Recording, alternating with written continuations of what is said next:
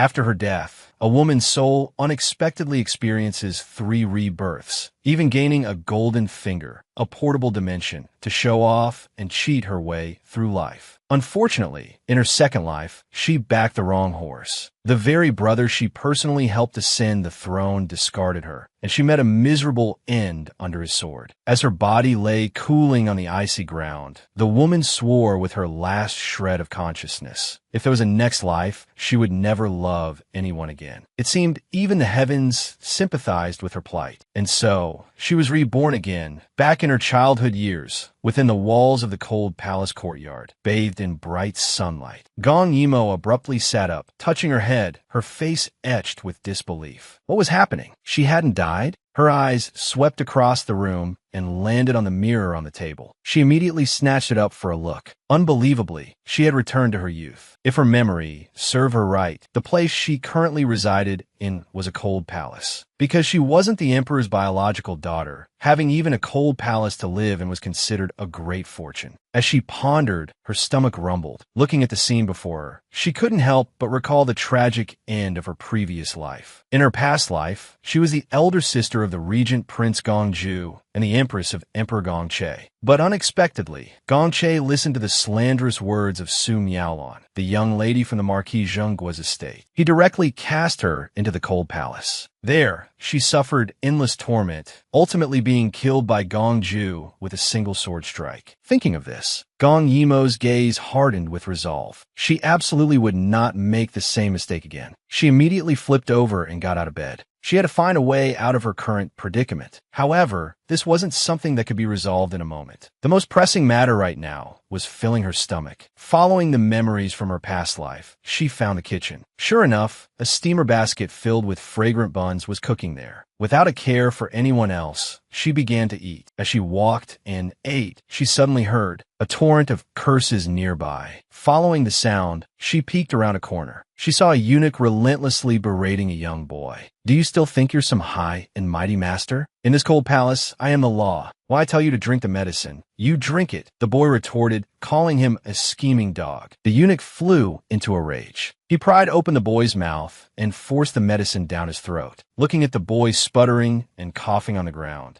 the eunuch slowly said, "Blame yourself for offending Consort Cien. Don't worry, that medicine won't kill you. It will only make you mute, a cripple for life." With that, he slammed the bowl onto the ground. Lifting his size 44 shoe sole, he aimed to stomp on the boy's body. But Gong Yimo, watching secretly from the side, couldn't bear it any longer. What kind of skill is bullying a child? The eunuch, who was just getting into his stride, suddenly felt a sharp pain on his head. Looking up, what the hell? Why were buns raining down from the sky in broad daylight? Clutching his head, he scrambled away. Meanwhile, Gong Yimo, perched on the wall, grinned. Then, with a swift movement, she leaped down. She approached the boy and asked if he was all right. The boy shook his head, asking haltingly, "Which imperial sister are you?" The moment Gong Yimo saw his face, she was stunned. It was actually Gongju. Her mind went blank. She had only intended to kindly save a child. How did she run into the nemesis from her previous life? Gongju found it strange that the sister who had just saved him was keeping such a distance. He immediately started walking towards her. But suddenly, his expression changed. His hand clutched tightly at his throat. In a trembling voice, he choked out, my throat. Then he collapsed onto the ground, writhing in agony. Gong Yimo, witnessing everything, understood. No wonder Gongju's voice was so unpleasant in the previous life. No wonder Gongju favored Su Miaolon, who often gave him loquat paste, and even helped her torment Gong Yimo. But now, Gong Yimo's heart was torn. Should she save him or not? Looking at Gongju's pitiful appearance, Gong Yimo's soft heart instantly shattered. Forget it, never mind. She stepped forward and pulled Gongju up. Then she helped pat his back, making him vomit out what he had just been forced to drink. With Gong Yimo's help, Gongju finally managed to spit out the medicinal concoction. Seeing his wretched state, Gong Yimo couldn't help but marvel. He endured such pain without even crying out. This child's mental fortitude was terrifyingly resilient. No wonder he would become so twisted later on. Once Gongju wasn't suffering as intensely, Gong Yimo helped him to a nearby support to rest for a moment. Gong Yimo wiped the sweat from her brow, thinking thankfully that her portable dimension hadn't vanished upon her rebirth. Otherwise, not even the gods could have saved him. To avoid revealing it to outsiders, Gong Yimo deliberately reached into her sleeve, pretending to retrieve something. A flash of red light emanated from the portable dimension on her middle finger, and Gong Yimo immediately withdrew a bottle of acute cough syrup from within. Gong Yimo's eyes shone as she twisted open the cap. Beside her, Gong Ju broke out into a cold sweat at this scene.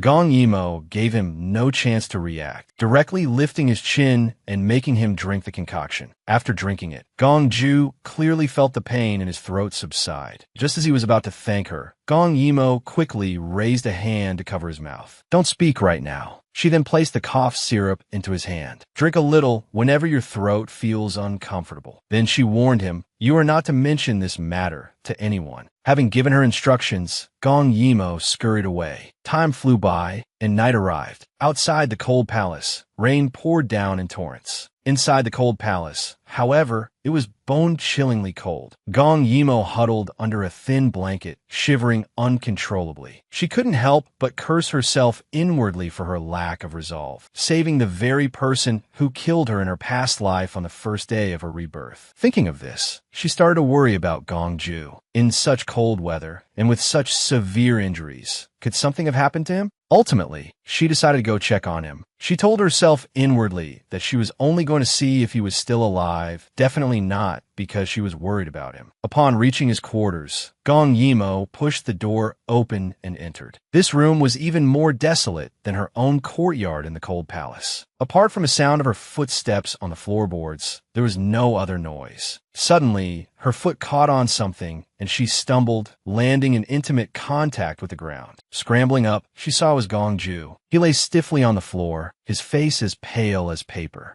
Gong Yimo touched his forehead. He was burning with fever. No wonder he had fainted. She immediately helped him onto the bed, then prepared a bowl of medicinal liquid for him. "Luckily for you, your imperial sister transmigrated from the modern era before this rebirth. I have plenty of modern medicine in my portable dimension. Otherwise, no one could have saved you today." She promptly fed the medicine to Gong Ju, who slowly fluttered his eyes open. Seeing him awake, Gong Yimo prepared to leave. But Gong Ju grabbed the sleeve of her robe. "Please wait." Gong Yimo turned her head, saying somewhat irritably, "Don't move around. Do you know how much effort it took me to move you onto the bed?" Gong Ju could only obediently shrink back onto the bed, murmuring softly that he just wanted to thank his imperial sister. Hearing this, Gong Yimo looked smug. She tossed the food and medicine to him and then left without a backward glance. Gong Ju couldn't help feeling a pang of sadness. "Imperial sister, I'm afraid even you don't want to be associated with someone as troublesome as me." By the next morning, Gong Yimo was sitting cross-legged on her bed. Fortunately, she still remembered the cultivation techniques from her past life. By circulating her energy for less than 4 hours, she managed to dispel the chill she had caught from being drenched in the rain last night. Just as she was feeling pleased, suddenly, the door was kicked open. The newcomer was the palace, made responsible for bringing her meals. Gong Yimo pretended she had just woken up. After entering, the palace maid slammed the bowl onto the table, spilling half of its contents. Then, she looked down condescendingly at Gong Yimo. "Get up and eat, you sickly ghost. You've been ill for 4 years and haven't died yet. Consider yourself lucky." Gong Yimo felt fortunate she had prepared in advance. Seeing the bloodstains on the handkerchief, Gong Yimo exclaimed in alarm, "Elder sister, could I have contracted consumption?" Seeing how severely ill she appeared, the palace maid feared catching the disease herself. She immediately turned and fled as if her life depended on it. Witnessing this, Gong Yimo couldn't help but smirk. Trying to challenge me with such meager tricks? Now, she could finally focus on her cultivation in peace. Spread by the words of the fleeing palace maid, the very next day, the Imperial Household Department sent people to seal off the cold palace courtyard. Inside, Gong Yimo remained completely oblivious to the events outside, wholeheartedly immersing herself in her cultivation. In the blink of an eye, 2 months passed. On this day, Gong Yimo stood in the courtyard, pinching a leaf between her fingers, aiming it toward a tree trunk on the side. With a thud, the tree shook violently, its leaves scattering and falling to the ground. Seeing this, Gong Yimo was overjoyed. Finally, a breakthrough.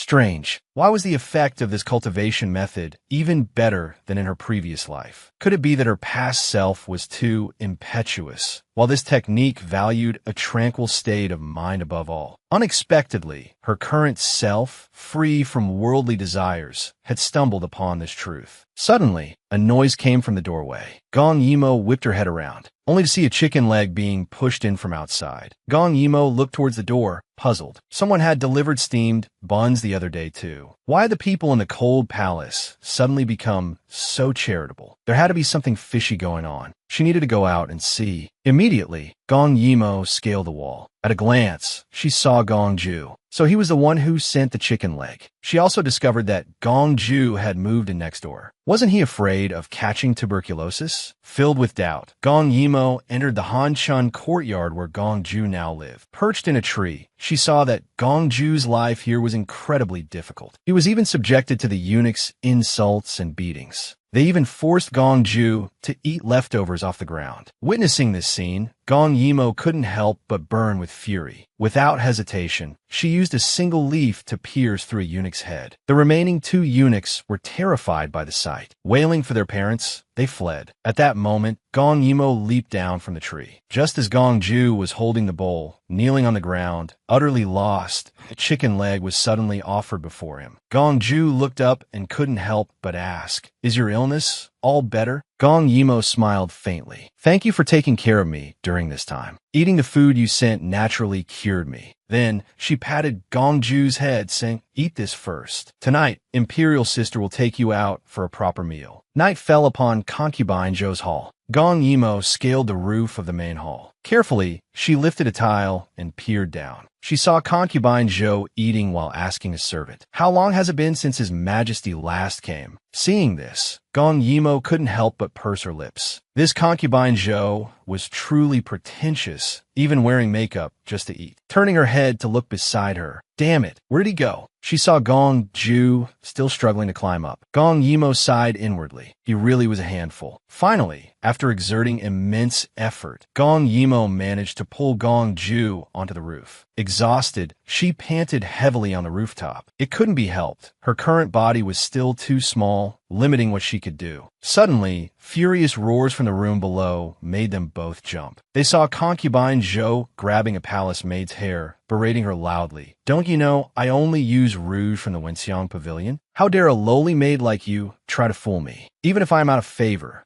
I am not someone a slave like you can bully." With that, she smashed the rouge the maid had bought onto the girl's head. The palace maid knelt, kowtowing repeatedly and admitting her mistake. But Concubine Zhou had no intention of letting her go. She immediately summoned several attendants. "Drag her out and chop off her hands." The maid desperately clung to Concubine Zhou's clothes, pleading tearfully, "No, Your Highness, I beg you, please spare this lowly one." Concubine Zhou, however, merely admired herself in the mirror. The harem has always been a place that devours people. "Spare you? In your dreams." Witnessing this, Gong Yimo clenched her fists tightly, infuriated. This is going too far. She was about to jump down and save the maid, but Gong Ju, behind her, grabbed her clothes. Gong Ju asked bewilderedly, "Imperial Sister, what are you doing?" "Saving her, of course. Let go quickly, or it'll be too late." But Gong Ju argued, "In the palace, masters inherently hold the power of life and death over servants. It's the right of those in power. Just like before. Back then, one of my mother consort trusted maids offended noble consort Xian. Out of consideration for their past master-servant bond, mother consort specifically went to Father Emperor to plead for mercy. But in the end, her wish was not granted." Hearing this, Gong Yimo glared at him. "According to you, does that mean you and I are also the upper class? The greatest power a true superior wields is not prejudice, but forgiveness." Gong Ju was stunned speechless by her words. By now, Gong Yimo had already jumped down. Gazing at Gong Yimo's retreating figure, Gong Ju looked utterly mesmerized. Imperial Sister is so cool. In less than half a quarter hour, Gong Yimo had beaten the eunuchs until they repeatedly begged for mercy. Then, she walked over to the palace maid. "I saved you. Fine if you don't say thank you, but why? Why are you crying even harder? Let me ask you one thing. Do you want to live or not?" The maid sobbed, saying of course she wanted to live, but her highness would never let her go. But Gong Yimo confidently stated that wasn't necessarily the case. She then instructed the palace maid, later, go and plead with the cold palace supervisor. Say you offended concubine Zhou and voluntarily wish to go to the cold palace to care for that sickly princess. If she dies, you'll handle her burial. The palace maid immediately stopped crying, asking, is that really possible? Gong Yimo assured her they would agree. Go quickly. Hearing this, the maid mustered her courage, deciding she would go right away. After all, who would choose death if there was a chance to live? After sending the maid off, Gong Yimo's gaze shifted to concubine Zhou's residence, the Luo Yun Hall. Since concubine Zhou arbitrarily beat and scolded the servants, she would give her a taste of her own medicine, letting her feel what it's like to be beaten. Shortly after, she pulled a sack over concubine Zhou's head and, wielding a stick, relentlessly struck her body. Concubine Zhou, beaten, begged for mercy repeatedly. Gong Yimo pressed down on her head, asking if she would ever dare to randomly beat and scold servants again. Concubine Zhou sobbed, saying, I wouldn't dare anymore. Please, Grandma, just let me go. Gong Yimo was quite satisfied with this outcome. After issuing a final warning, she grabbed the roasted chicken from the table and slipped away. Reaching the rooftop, Gong Yimo presented the roasted chicken to Gong Ju. Look what I brought you.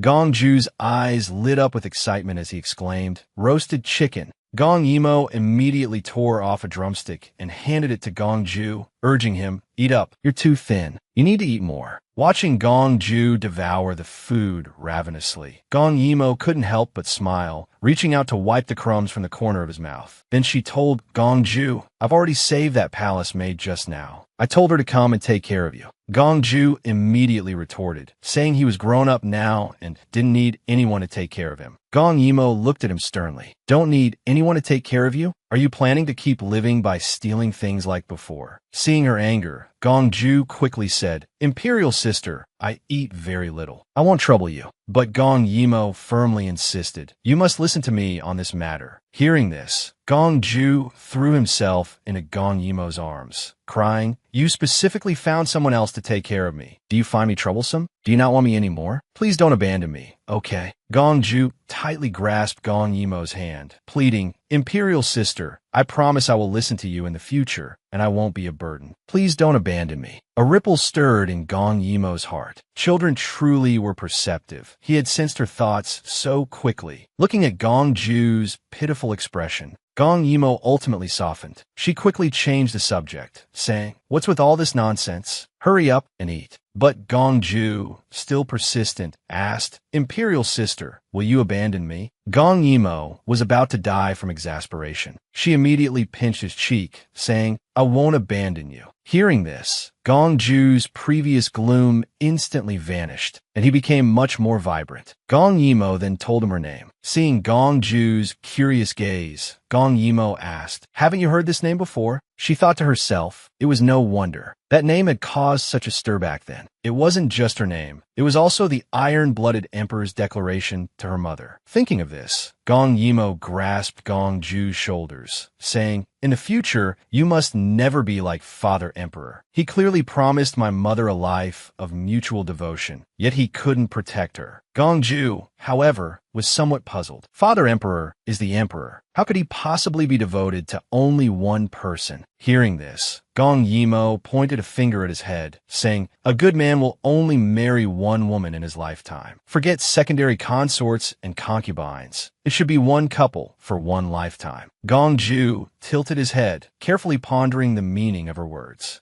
Suddenly, he seemed to understand something. He immediately took Gong Yimo's hand and placed it over his own chest. Imperial sister, then in the future, I will also marry only one person. Gong Yimo finally revealed a satisfied smile. Ruzi ke jiao ye, Ruzi ke jiao ye. This child is teachable. Then Gong Ju raised his hand and solemnly swore, by the heavens above, I swear that in this lifetime, I will definitely protect Imperial sister completely. Gong Yimo was moved to tears of joy. This kid wasn't raised in vain. Imperial sister believes you. Time flew by, and soon it was noon the next day. Gong Ju arrived as Gong Yimo had requested. Gong Yimo said, "No matter what I teach you, you must not tell anyone, understand?" After receiving Gong Ju's promise, Gong Yimo promptly placed a book titled Ideology and Morals on the table. "Starting today, you will begin learning from this book." Gong Ju opened it and repeatedly praised, "How exquisite!" Gong Yimo smiled, saying, "But of course, this is a classic text from your imperial sister's private collection. You must study it diligently." Inwardly, Gong Yimo sighed, hoping that after reading modern books, he wouldn't turn out warped like in the previous life. As soon as the words were spoken, Sheer entered the room, her face clouded with gloom. Sheer was precisely the palace maid Gong Yimo had saved before. Seeing her return, Gong Yimo found it strange. "Sheer, you're back. Why the long face? Didn't you go to fetch our meals? How come you've returned empty-handed?" Sheer explained aggrievedly, "Just now, when this servant went to get the food, they drove me back. They're truly bullying us too much." After comforting Sheer, Gong Yimo declared, "Since they won't let us fetch it, then we shall go over there and eat directly." Gong Ju, standing nearby, wanted to go along, wishing to protect his imperial sister. But Gong Yimo smiled and said, "There's no need. You'll have your chance to shine later. Go on, read your book. I'll be checking when I return." After waving goodbye to Gong Ju, Gong Yimo left with Sheer. Only Gong Ju remained, sulking alone. In the imperial kitchen of the rear palace courtyard, a woman was reclining on a chair, resting with her eyes closed. Suddenly, with a loud bang, the main door was violently kicked open by a foot. The woman jumped in fright, sitting bolt upright and shouting, "Who dares act so insolently here?" Gong Yimo, standing in the doorway, replied, "It is I." So, seeing who it was, the woman couldn't help but sneer inwardly. "Isn't this just an unfavored little lass?" she thought. Then, in a sarcastic tone, she drawled, "My, who could be throwing such a tantrum? So, it's the seventh princess residing in the cold palace. Has your highness recovered from consumption?" Gong Yimo felt anger surge at the sight of her. Pointing a finger, she demanded, "Was it you who bullied Sheer?" The woman replied nonchalantly, "So what if it was? The power is in my hands. I can bully whomever I wish." Hearing this, Gong Yimo laughed out of sheer fury. "Though I have been cast into the cold palace, my status as a princess has not been revoked. Treating me thus, aren't you afraid I might turn the tables and seek revenge in the future?" Cold sweat instantly beaded on the woman's forehead, rendering her speechless. Gong Yimo pressed on relentlessly. "Even the most unfavored princess has the option of being married off far away for a political alliance. When that time comes, you had better not regret today." The woman looked at the princess before her, inwardly alarmed. This seventh princess, so young yet possessing such methods, her mind so shrewd. She must be guarded against. Instantly, she rose and spoke humbly to Gong Yimo. "What is the princess saying?" "It's the servants below who are ignorant and neglected, your highness." Gong Yimo stated expressionlessly, "Are you saying I have wronged you?" The woman was choked up, unable to utter a word. Gong Yimo stood up, clapping her hands together. "You'd best watch yourself. This princess is hungry and won't disturb you further."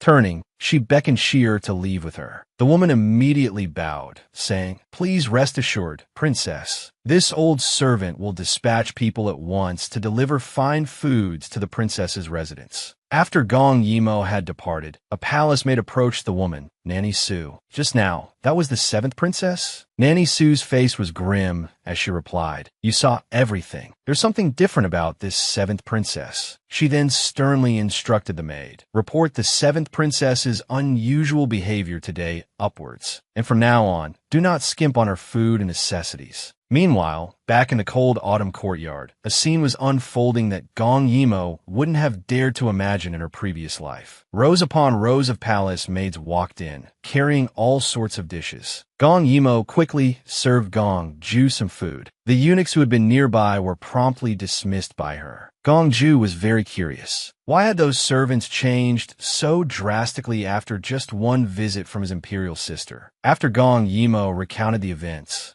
Gong Ju slammed his palm on the table in anger. "Servants like that? What's the point of reasoning with them? We should just let them know who's boss directly. If they refuse to submit, beat them until they do." Hearing this, Gong Yimo nearly sprayed out the food she had just eaten. She immediately tapped Gong Ju's head with her chopsticks. "Did you read the books I just gave you in vain? What good does acting on momentary anger do? Gong Ju pouted and fell silent. Looking at his expression, Gong Yimo thought inwardly with concern. So, this child has already formed such violent ideas at such a young age. If left unchecked, what will become of him in the future? Thus, Gong Yimo spoke earnestly. Child, listen to your imperial sister's advice. Not all problems can be solved with force. We are young and currently lack power. We must remain low-key and not reveal our trump cards too early. Gong Ju thought for a moment, then said, Imperial sister, I understand. You mean either we don't strike, or if we do, we must eradicate them completely, root and stem. Otherwise, if we reveal our hand, we'll be the ones who won't survive. Gong Yimo couldn't help but be dumbfounded. Is there something wrong with this child's comprehension? What did I ever mention eradicating anyone completely? Gong Ju, however, seemed to have made up his mind, telling Gong Yimo that he wanted to learn martial arts. Gong Yimo was instantly shocked. What? In her previous life, she had died at his hands precisely because she couldn't defeat him in combat. And now, he wanted to learn martial arts again? At this moment,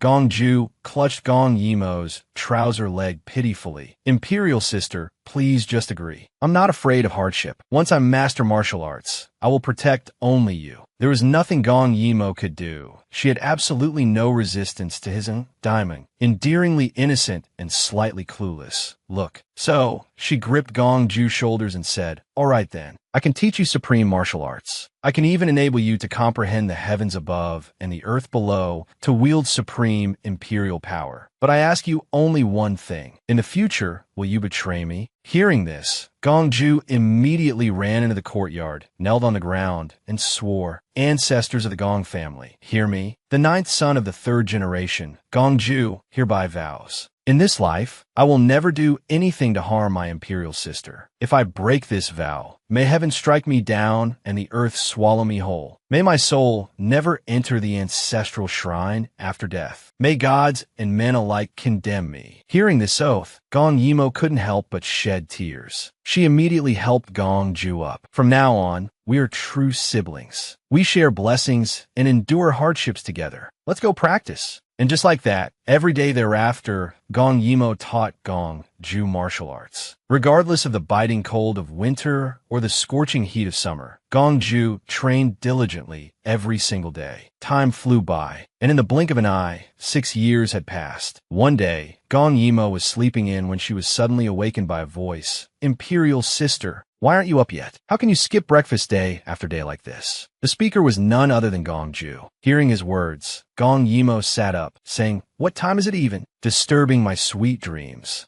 Annoying. She then beckoned Gong Ju closer with a finger. As Gong Ju leaned his head forward, Gong Yimo immediately grabbed his ear, ignoring his pleas for mercy. Who taught you to be so naggy these past few years? Even your cheeks don't feel as nice to pinch as before. Gong Ju, blushing, said aggrievedly, I'm already so old, yet Imperial Sister still loves pinching my face. You clearly promised not to treat me like a child anymore. He then stepped closer to Gong Yimo. Imperial Sister, you must keep your word. Besides, you clearly said you would teach me 2 new subjects today. You can't go back on your promise. Gong Yimo immediately lay back down flat, claiming she couldn't remember. It must be lack of sleep. I need to sleep a little longer. Seeing her like this, Gong Ju couldn't help but grin mischievously. Imperial Sister, if you insist on being like this, then don't blame me for being impolite. He instantly flipped onto the bed, directly pinning Gong Yimo beneath him. While Gong Yimo was still stunned, his hands began tickling her relentlessly. Gong Yimo instantly couldn't bear the tickling. With a swift turn, she flipped Gong Ju underneath her. Perhaps due to the vigorous movement earlier, Gong Yimo caught sight of the dense network of scars on Gong Ju's chest. While Gong Yimo was momentarily lost in thought, Gong Ju directly hoisted her onto his shoulder. Ignoring Gong Yimo's various threats, he started walking out. Watching the 2 siblings playfully fight, Shi-er in the courtyard wore a smile. The relationship between these 2 siblings is still as good as ever. After putting Gong Yimo down, Gong Ju said, If Imperial Sister demolishes my Han-shun courtyard, then I'll have no choice but to come here and squeeze onto one bed with Imperial Sister. Gong Yimo's face instantly flushed red. She crossed her arms and retorted, You come here then. Do you think that scares me? I was just thinking how sleeping while hugging a quilt lacks the right feel. Gongju couldn't help but shake his head, truly at a loss with her. Just as they were enjoying their breakfast in harmony, they were unaware that a major crisis was stealthily approaching them. Meanwhile, in the Empress's chambers, maids were reporting the latest news to the Empress. Reporting to Your Majesty, the Empress. The Grand Chancellor has sent word. King Jinshi has dispatched Li Changfeng this year to celebrate the Empress Dowager's birthday. Hearing this, the Empress couldn't help but smile faintly. Over these years, King Jinshi, that maternal grandfather, has indeed been quite thoughtful. If it weren't for the decree that King Jinshi cannot enter the capital without summons, the one arriving now wouldn't be his son. That virtuous consort has always seen Gongju as a thorn in her side. With King Jinshi's son entering the capital this time, I fear the virtuous consort won't be able to sit still. I wonder if that useless Gongju can escape this calamity. A nearby maid bowed and said, "Your servant will immediately send people to keep an eye on things." The Empress finally instructed, "Remember not to alert the enemy. Let the virtuous consort do whatever she wants." How could we refuse a gift delivered right to our doorstep? The next night, Gong Yimo was teaching Gongju's son Su's art of war. Suddenly, her attention was caught by the pastries before her. She immediately asked Shier, "What is this? It's so exquisite." Shier replied, "These are joy cakes. It's because the newly promoted consort Li in the palace gave birth. His Majesty was overjoyed and bestowed these rewards." Gongju couldn't help but feel a little resentful. We are all Father Emperor's children. Outside, it's bustling with prosperity, yet we are thrown into the cold palace to fend for ourselves.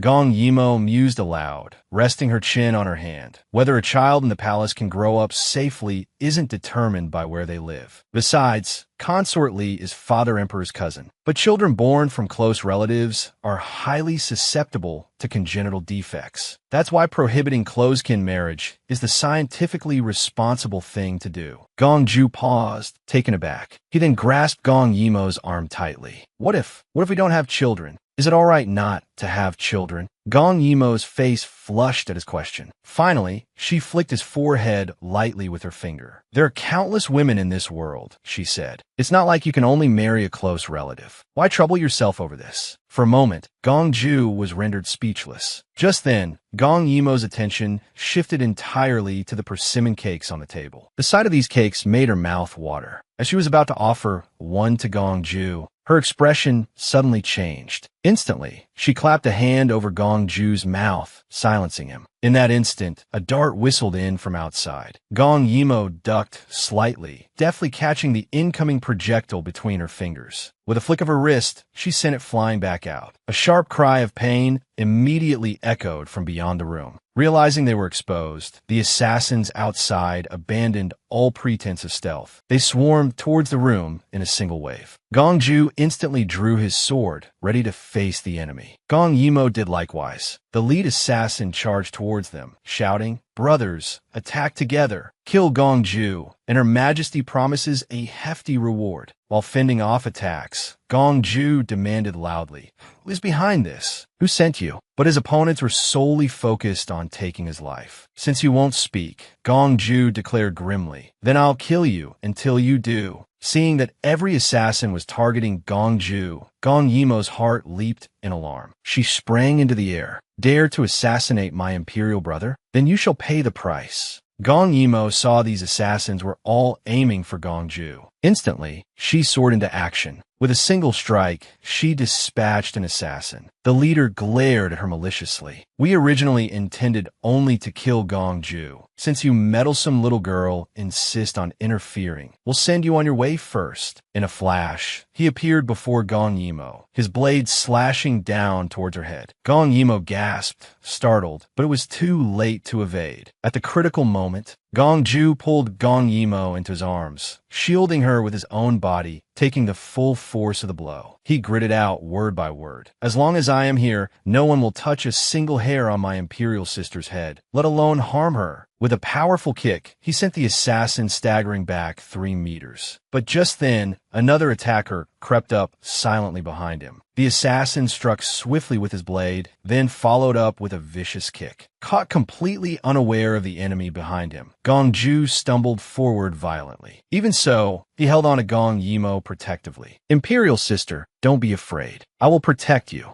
As the siblings clung to each other, the remaining enemies in the room surged towards them for the kill. Gong Yimo forcefully shoved Gong Ju aside. She thrust her own sword forward, blocking the assassin's deadly strikes and forcing them back. Gong Ju, go quickly, Gong Yimo urged. There are too many of them. We can't keep fighting like this. You must go find Father Emperor for help now. Otherwise, neither of us will survive. Gong Ju planted himself firmly in front of her. He decided he would hold them off here, allowing Gong Yimo to escape for help. Hearing this, Gong Yimo couldn't help but give a wry smile. Don't worry, your imperial sister will be fine. Before Gong Ju could react, Gong Yimo grabbed his hand and pulled him towards the window. With a final, decisive motion, she flung him out. Gong Ju scrambled to his feet, grief-stricken but resolute. He could only race towards the Emperor's location, praying desperately in his heart. Imperial sister, I will come back for you. You must wait for me. Meanwhile, inside the room, the assassins saw their primary target had escaped and immediately gave orders to pursue. Gong Yimo stood firm, sword in hand. So eager to chase? She said coldly. Are you trying to silence him or deliver a message? You'll have to get past me first. On the other side, Gong Ju landed after his leap and finally reached the Hanyu Gate, where the Emperor was currently residing. The guard stationed at the gate saw someone approaching and immediately issued a stern warning. Who goes there? How dare you trespass upon the palace gate? Gong Ju quickly announced. I am the 9th prince of the current emperor. I have urgent matters and seek an audience with Father Emperor. The guards replied resolutely. Without His Majesty's summons, no one is permitted entry. Gong Ju had no patience to waste arguing with them. He drew his sword, holding it ready. And what if I insist on entering? Seeing his stance, the guards immediately raised their spears to block him. Trespassers will be killed without mercy. With a mere wave of his hand, Gong Ju cut down several guards. Staring at the bodies on the ground, Gong Ju murmured to himself, since you all obstruct me, I can only eliminate these obstacles. So this is what it feels like to kill someone. It's truly intoxicating.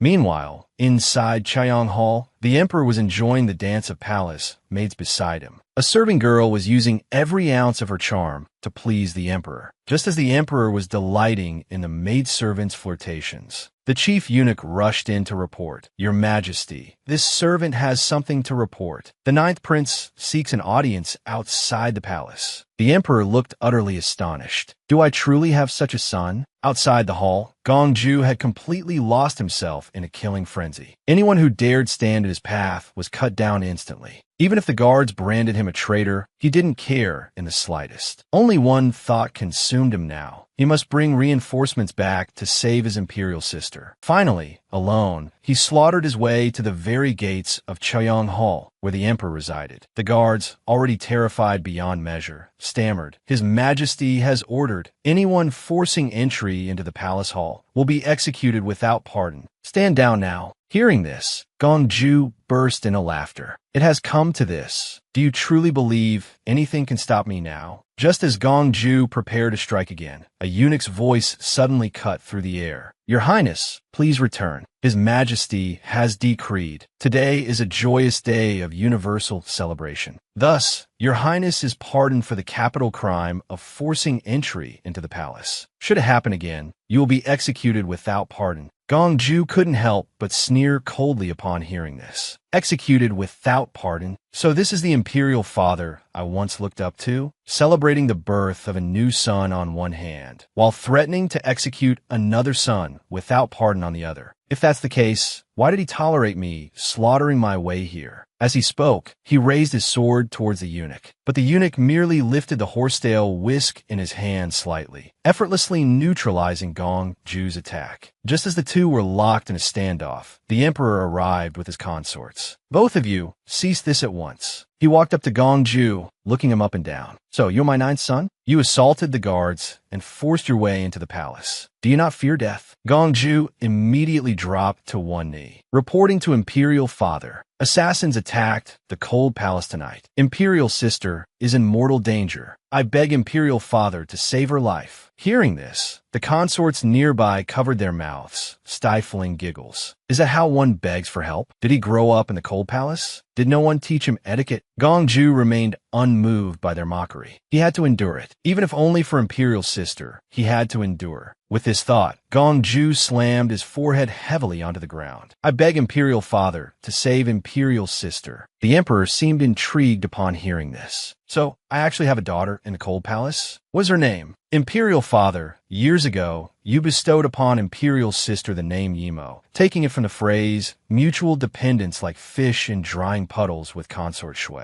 Now that consort Shui has passed away, have you forgotten even this name completely? Hearing this, the Emperor's brow furrowed tightly, and he remained silent. However, the Empress standing nearby instantly darkened her face upon hearing the words mutual dependence. An emperor sharing mutual dependence with another. Where did that leave her, the Empress? At this moment, the Emperor regained his composure, a flicker of interest in his eyes. Intriguing. I truly wish to know who dares to kill my children right under my nose. With that, he summoned the guards to accompany him to rescue her. Gongju's heart finally settled. Imperial Sister, I did it. I'm bringing people to save you now. You must wait for me. Back in the cold palace courtyard, Gong Yimo was still locked in a life-or-death struggle with the assassins. After the prolonged fight, her stamina was nearly depleted. Just as an assassin's blade lunged towards her throat, a sharp cry froze everyone present. His Majesty, the Emperor, arrives. You villains, surrender at once. Seeing this, the assassin leader couldn't help but curse inwardly. Gongju, how did that brat get here so quickly? Gong Yimo seized the opportunity, kicking him to the ground. It seems everyone who should and shouldn't be here has arrived. Why don't you see if your master is among them? Then, right in front of the Emperor, she questioned the assassin. I'll give you one more chance. Tell me, who was the mastermind behind this? But the assassin was tough. Even facing death, he refused to speak. At this moment, virtuous consort Lu rushed into the Emperor's embrace. Your Majesty, the 7th princess and 9th prince. So young, yet they suddenly possess martial arts. Tonight they killed so many people single-handedly. Could they be demons? Your concubine is terrified. The Empress watched, inwardly sneering, you bitch. You clearly sent these assassins yourself, yet you feign innocence. Today I will tear off this hypocritical mask of yours. She then walked up to Gong Yimo and said, this is the culprit. Princess, quickly hand him over to your Imperial Mother. Imperial Mother will certainly grant you justice. At this, the Emperor directly ordered the assassin to be seized for harsh interrogation.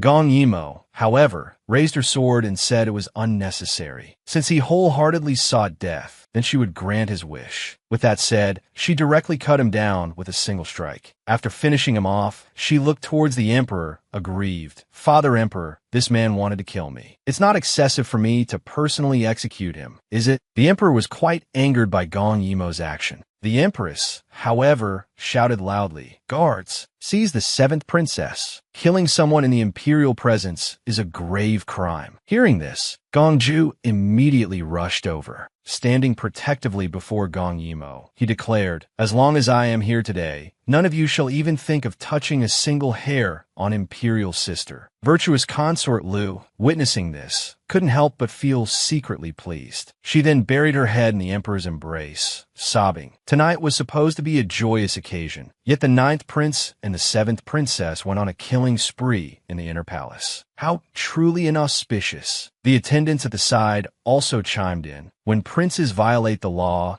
they face the same punishment as commoners. If they are not severely punished, it will be difficult to command respect. Listening to these words, Gongju could no longer suppress the fury in his heart. You malicious slanderers, trying to harm Imperial Sister. I will not spare a single one of you. Just as Gongju resolved to seek justice for his Imperial Sister himself, Gong Yimo suddenly embraced him tightly. Imperial Sister is here. Don't be afraid. The Emperor watched the two embracing, seeming to recall something. He then spoke. Where is the steward of the cold palace? A plump man was seen running over in a panic. The emperor looked down at the kneeling steward and spoke coldly. My child was attacked without reason. You were negligent in overseeing the cold palace. Guards, beat him to death on the spot. After dealing with the steward, the emperor turned his gaze towards Gong Yimo and Gongju. Killing someone in the imperial presence is a capital offense. Forcibly breaking into the palace is also a capital offense. What do you have to say for yourselves? Gongju hastily spoke up. I was the one who broke into the palace. It has nothing to do with imperial sister. Gong Yimo, unwilling to let Gongju take the blame, gently touched his head and said, It's all right. Leave this for me to handle. She then turned to face the emperor. Father Emperor, your words are mistaken. As Father Emperor's daughter, upon seeing foreign enemies invade, I neither showed weakness nor fled. I directly took down the opponent. This act fully demonstrates Father Emperor's awe-inspiring might. What crime is there in that? As for the matter of forcibly breaking into the palace, someone was attempting to murder your children right under your nose, treating imperial authority as nothing. Your daughter could not bear to see Father Emperor deceived by treacherous individuals. Thus I risked death to enter and report. What crime is there in that? Hearing her explanation, a faint smile touched the emperor's lips. If that is the case, then what do you propose I should do? Gong Yimo replied, Father Emperor should reward me. At this, the empress could no longer sit still. This is sheer sophistry. Your Majesty, if you truly let her go, what becomes of the royal law? How will you uphold justice according to the law in the future? Gong Yimo quickly interjected, Father Emperor, you are the royal law. The emperor couldn't help but laugh heartily. You are right. I'm the royal law. I shall reward whomever I wish. He immediately instructed a nearby eunuch. Transmit my decree. Confer upon the 7th princess the title Princess Chiang and grant her Wuji Hall. Grant the 9th prince Taiya Hall. They are to move out of the cold palace effective immediately. Seeing everything resolved satisfactorily, Gong Yimo finally could not hold on any longer and collapsed. Seeing this, the emperor immediately summoned the imperial physician, adding, If anyone delays the princess's treatment, drag them all out for immediate execution. When the imperial physician prepared to apply medicine to the wound on Gong Yimo's back, Gongju roughly pushed him aside. Clumsy hands, get back. Then, he carefully began applying the medicinal powder for Gong Yimo himself. A nearby eunuch worriedly said, Your Highness, your own wounds also require immediate bandaging. Gongju retorted that until he saw imperial sister awaken, he would absolutely not leave her side for even half a step. And the emperor, looking at the wounds on the young girl lying on the bed, couldn't help but be moved. This girl, she's even more stubborn and strong-willed than her mother was back then. Truly a child that makes one's heart ache. It's just a pity she is not my own flesh and blood. Meanwhile, in the empress's chambers, the empress was furiously smashing everything in sight. It's bad enough that Wild Seed's mother received favor. By what right does she, who isn't even His Majesty's biological child, also receive such partiality? Princess Chaoyang, my own legitimate daughter, is only titled Qingza. I refuse to accept this. Just then, a voice came from outside the door. Mother Empress, why are you so furious? The person who entered was precisely the crown prince of Dayu, Gongche. After dismissing the servants, Gongche asked, Mother Empress, are you perhaps angry because of 9th brother? The Empress scoffed coldly. Mother Empress is angry about that Wild Seed. By what right does she alone receive such favor? Gongche didn't react for a moment. What Wild Seed? Mother Empress, what are you talking about? Only then did the Empress realize she had let it slip, instantly breaking out in a cold sweat. Currently, fewer than 5 people in the palace knew that Gong Yimo was not His Majesty's biological child. If His Majesty were to find out that someone had leaked this information, the consequences would be unimaginable. Thus, she quickly changed her tune. It's nothing. You misheard. Your Mother Empress is merely angry. Who could be so audacious as to dare assassinate a princess and a prince? After Gongche chatted about some everyday matters with his Mother Empress, he rose and took his leave. Upon returning to his own sleeping quarters, Gongche asked his attendant, Has there been any news from Taiji Hall these past few days? The attendant respectfully replied, Your Highness the Crown Prince, it is said that Princess Choyang's injuries are very severe. It's feared there won't be any news for the next day or two. Hearing this, the Crown Prince had the attendant send that bottle of life-generating, scar-dispelling selling imperial beauty ointment to Taiji Hall. After all, scars on a young lady's body were a serious matter. Gongju was preparing to attend his lessons, but was instead humiliated by others regarding his relationship with Gong Yimo. Finally, he even sought out consort Xian, demanding an explanation, only to unexpectedly learn from her what had happened between his own mother consort and Gong Yimo's mother consort back then. A tempest raged in Gongju's heart, but what concerned him even more was, if Gong Yimo learned the truth of the matter, would she still treat him as she always had? After the assassination attempt that night, Gong Yimo remained unconscious in bed for 10 days. On this day, Gong Yimo finally awoke. As soon as she sat up, she saw Gongju asleep beside her, keeping watch. Gong Yimo gently touched Gongju's head, her heart aching slightly for him. Gongju sensed the movement and snapped his eyes open. Seeing that Gong Yimo was awake, he was instantly overjoyed. He grabbed her hand excitedly. "Imperial sister, you're finally awake. I was so afraid you would just leave me like this and never return." Gong Yimo pinched his cheek and chuckled. "Nonsense, what are you saying? How could I possibly leave you? Silly boy, quickly get me something to eat. Not eating for so many days has left me starving." Hearing this, Gongju immediately turned and ran outside. "Imperial sister, I'll go have someone bring the food right away." In no time at all, dishes filled the entire table. Gong Yimo ate with ravenous gusto. After putting down her bowl and chopsticks, she couldn't help but sigh. Now this is living. Compared to this, what on earth was that stuff we used to eat in the cold palace? She immediately scooped up a full bowl of food and brought it towards Gongju's mouth. "Didn't I tell you to eat more? Children need to eat plenty to be adorable." Gongju ate as he spoke. "As long as I can be with Imperial sister, I'm content. Even the finest delicacies in the world can't compare in my heart to that chicken drumstick back then." After the meal, Gongju said, "Imperial sister, Father Emperor has ordered me to attend classes at the Imperial Academy from now on. You must take good care of yourself while I'm not here. Once you've recovered a bit more in a while, we can go to class together." Gong Yimo quickly urged him out. All right, I know. Why are you still so long-winded even after leaving the cold palace?" After sending Gongju off, Exner, who was beside her, smiled. "It seems both the princess and his highness are recovering well." Gong Yimo teased. "Aren't you the clever one? Go on, what is it?" Only then did Exner say, "It was His Highness the Crown Prince who specifically pleaded with His Majesty for permission to see you." Hearing this, Gong Yimo froze for a moment. Gong Che wanted to see her?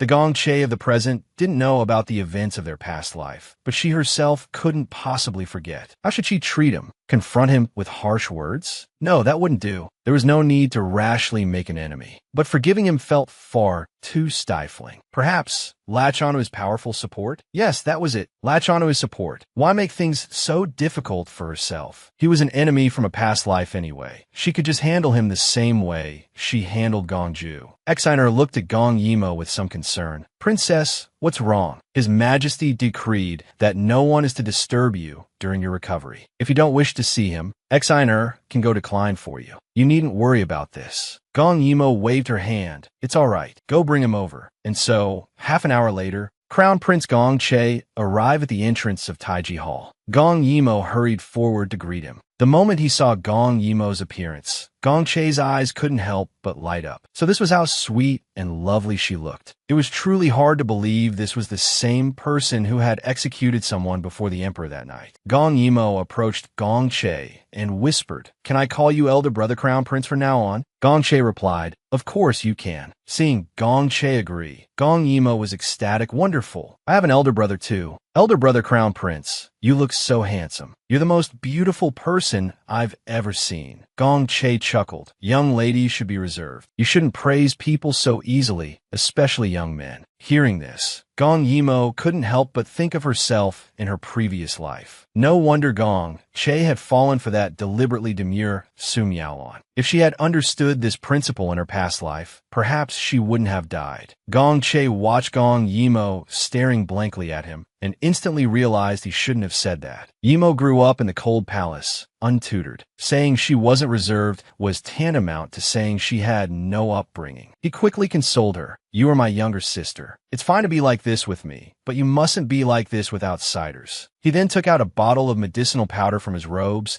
and handed it to Gong Yimo, explaining that this was jade dew ointment, remarkably effective for healing and scar removal. Gong Yimo accepted it, her heart filled with complex emotions. This Gong Che, giving me something so precious right after meeting. It seems he truly cherishes me as a younger sister. She immediately turned and ran towards Taiji Hall, glancing back at Gong Che to say, "Thank you, elder brother Crown Prince. I'll go apply the medicine right away." Once inside her room, Gong Yimo quickly hid herself on the bed. Exine was completely bewildered by this behavior, hastily asking, "Princess, what are you doing?" Gong Yimo peeked her head out, asking, "Has the Crown Prince left?" Exine couldn't help but find the situation both amusing and exasperating. His Highness the Crown Prince left long ago. You left him standing there alone. How could he not realize you were trying to send him away? Gong Yimo let out a sigh of relief. It's good that he's gone. I've built up some goodwill, got the item. If I didn't send him away quickly, Gong Ju would definitely cling to me if he saw him. Meanwhile, Gong Ju, attending his lessons elsewhere, was completely unaware that metaphorical storm clouds were gathering over his head. After applying Gong Che's medicine, Gong Yimo took an afternoon nap. She didn't know how long she had slept when she suddenly sensed someone approaching. Her eyes snapped open, and she struck out towards the newcomer. However, her hand was firmly caught. The visitor was none other than Gong Ju. Gong Ju asked with some curiosity, "Royal sister, did someone come by this morning?" Gong Yimo instantly relaxed. "Oh, it's you. You scare me to death. The Crown Prince came earlier. He brought me the jade dew ointment." Hearing that the Crown Prince had visited, Gong Ju froze for a moment. He then leaned closer to Gong Yimo, his tone slightly sour. "Royal sister's injuries already had medicine applied by Father Emperor. They won't leave a scar at all. Why did you accept elder brother Crown Prince's medicine?" Gong Yimo lifted his chin with her hand, smiling. "So you're jealous, aren't you?" She then placed the jade dew ointment into his hand. "Of course, I know I don't need it. That's why I accepted it, for you to use." Gong Ju stared blankly at the medicine bottle. Only 3 bottles of this could be produced a year. Royal sister had actually given him the last remaining bottle in the palace. He abruptly pulled Gong Yimo into his embrace. "Royal sister, you were always thinking of me, weren't you?" Gong Yimo stroked his head, saying, "I knew you'd cling to me over this. Such a little jealous pot. Who else would I think of if not you?" At this point, Gong Yimo urged Gong Ju to take off his clothes so she could apply the medicine for him. This jade dew ointment not only heals and removes scars, but also revitalizes the skin, making it radiant. Gong Ju suddenly became rather embarrassed, shrinking into a corner and refusing to be touched. Gong Yimo stood with her hands on her hips, pointing at him. "Look at you, so pale, and you don't gain weight no matter how much you eat. Don't think I don't know. Your injuries haven't actually healed yet." Gong Ju hunched over, trying to edge toward the door. "Royal sister, how could I trouble you personally with such a small matter? I'll go back and have the palace maids help me apply the medicine." Gong Yimo immediately grabbed his hand. "Don't ask anyone else. The people in this inner palace are dangerous. You'd better listen obediently. It won't be good if you force me to use coercion." Seeing no escape, Gong Ju could only start removing his outer robe. Gong Yimo, noticing how slowly he undressed, urged him to hurry up. "My hand holding the medicine bottle is getting sore." Gong Ju had no choice but to comply. Gong Yimo looked at Gong Ju's wounds and asked him if it hurt. Gong Ju insisted he didn't feel any pain at all. Gong Yimo then began applying the medicine for him. Feeling Gong Yimo's hand gliding across his chest, Gong Ju suddenly grabbed her hand tightly. Just as he was about to speak the words in his heart, Gong Yimo flicked him on the forehead. "Behave yourself. Let me apply the medicine properly." Gong Ju thought helplessly, why does Royal Sister never seem bothered by this kind of physical closeness? It seems like I'm the only one who cares. Royal Sister, you're truly going to be the death of me. As Gong Yimo applied the medicine, she grumbled, "Those people who hurt you are so detestable. It's also my fault for not protecting you well, letting you suffer so many injuries." Gong Ju replied, "These are just minor wounds. It's nothing. By the way, Royal Sister, today the Grand Tutor even praised my unconventional perspective and insightful views." and Father Emperor. He originally thought I knew nothing and specifically tested me. Upon hearing this, Gong Yimo immediately threw cold water on his enthusiasm. Have you forgotten everything I've told you? Before our wings are fully fledged, we must maintain a low profile. We cannot leave others with the impression that we are too calculating. Gong Ju quickly raised his hand, insisting he had absolutely followed Royal Sister's instructions, neither standing out nor falling behind. But this time was truly just an accident. Gong Yimo gave a final warning. If there's a next time, watch how I deal with you. We can't even protect ourselves yet. Try not to attract unnecessary attention, understand? Gong Ju hastily promised, I'll definitely be careful in the future. Please don't be angry. After receiving Gong Ju's assurance, Gong Yimo continued applying the medicine for him. Seeing his shy expression, Gong Yimo couldn't resist teasing him. Is my dear highness feeling bashful? So, my highness is quite innocent after all. At this age, when feelings first blossom, it's easiest to be led astray by other women. In the future, if any other women approach you, be careful not to let them take advantage of you, all right? Gong Ju hastily replied that only Imperial Sister could get close to him. There couldn't possibly be anyone else. Hearing this, Gong Yimo suddenly turned serious. What nonsense are you talking about? You'll need to marry a wife in the future. If you won't even touch your wife, do you still want descendants? Gong Ju, however, said that having children didn't matter. Imperial Sister is the person who treats me best. As long as I have Imperial Sister, I am content. Gong Yimo couldn't help but shed tears moved. What a sensible and filial child. In this life, I must find a good girl for you. Time flew by, and a month passed in the blink of an eye. On this day, Gong Ju went to the Imperial Academy to study, as usual. But as he walked through the corridor in the Imperial Garden, the hushed whispers of some palace maids made him pause. Isn't that the 9th prince? A useless prince who only knows how to hide behind his Imperial Sister. Without her, he probably couldn't even survive. Listening to these words, Gong Ju couldn't help but clench his fists. If Imperial Sister hadn't given strict orders not to act rashly before gaining enough strength, I would definitely teach you all a lesson. Just as Gong Ju was about to leave, he heard someone call him from behind. He turned around and asked, "Is there something you need?" The person who approached was the 6th prince, Gong Qi. "Oh, nothing much," Gong Qi said sneeringly. "I just wanted to see what a prince who relies on a woman to live looks like. Now that I see you, you truly are prettier than any of the maids in my palace."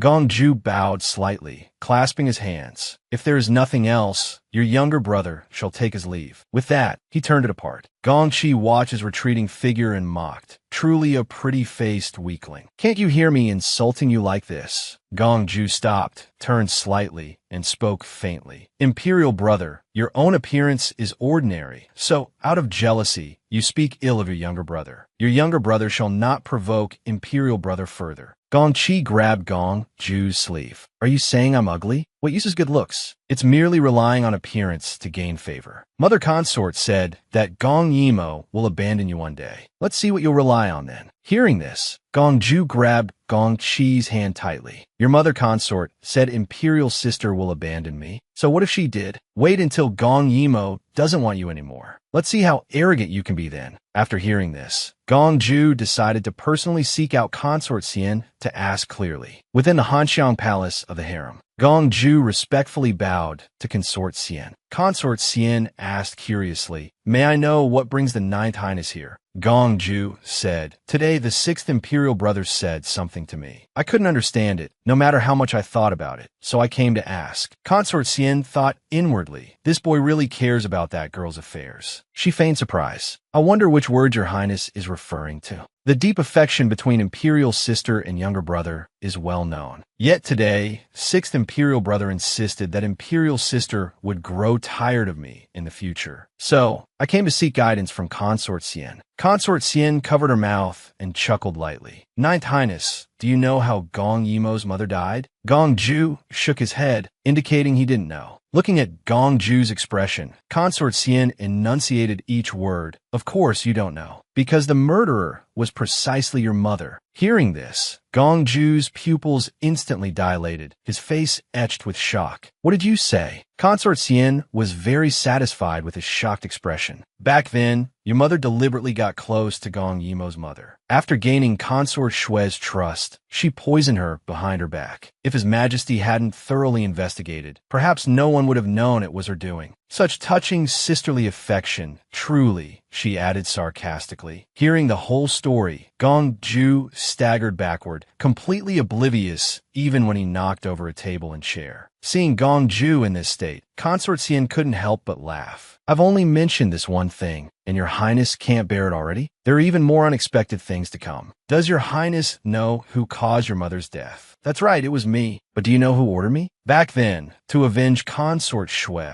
His Majesty ordered a thorough investigation. After learning the truth, he was furious and personally ordered your mother to be executed. I was merely a blade in His Majesty's hand. At this moment, Consort Xian laughed wildly in her heart. Gongju lost his mother at a young age, and is even seen as a thorn in the emperor's side. His current situation is all because of Consort Shue, that woman. After the truth about his mother's murder is revealed, I want to see how the two of you can maintain your deep sibling bond. A week passed in the blink of an eye. On this day, Gong Yimo was reading a document when she asked Exiner beside her, "How long has it been since Gongju came to Taiji Hall?" Exiner replied, "It has been 5 days." Gong Yimo pondered carefully. Something isn't right. Could something have happened to that boy? Just as she was worrying about Gongju, a guard rushed over frantically, shouting, "Seventh princess!" Terrible news. The 9th prince injured the 14th prince at the Imperial Academy. His Majesty is questioning him now. Gong Yimo was instantly stunned, unable to comprehend why he would dare do such a thing. Hadn't she instructed him to keep a low profile? But anger was one thing. She still had to go rescue him. The moment Gong Yimo stepped through the gates of the Imperial Academy Hall, a wooden carved doll was thrown towards her. After dodging it with a turn of her head, Gong Yimo heard the Emperor roaring at her. "Look at the fine younger brother you protect. Not only does he dare talk back to us, but he also heavily injured his younger brother." Gongju, kneeling on the ground, quickly interjected, "This matter has nothing to do with Imperial sister." Gong Yimo immediately cut him off, telling him not to speak further. Hearing this, the Emperor grew even angrier. "Now you've seen it with your own eyes. What else do you have to say?" Gong Yimo immediately stepped forward, clinging to the Emperor's arm coaxingly. "Imperial father, calm your anger. They are just children who don't know better. Let me help you sit down first. Please calm down. Your daughter's servant will vent your anger for you right now." She then pointed to an attendant nearby, instructing him to explain the cause of the incident. The attendant respectfully reported, "Yes. Today, the 14th prince saw the 9th prince carving a wooden figure. The figure bore a strong resemblance to the princess. The 14th prince made a few jokes, but unexpectedly, the 9th prince flew into a rage out of shame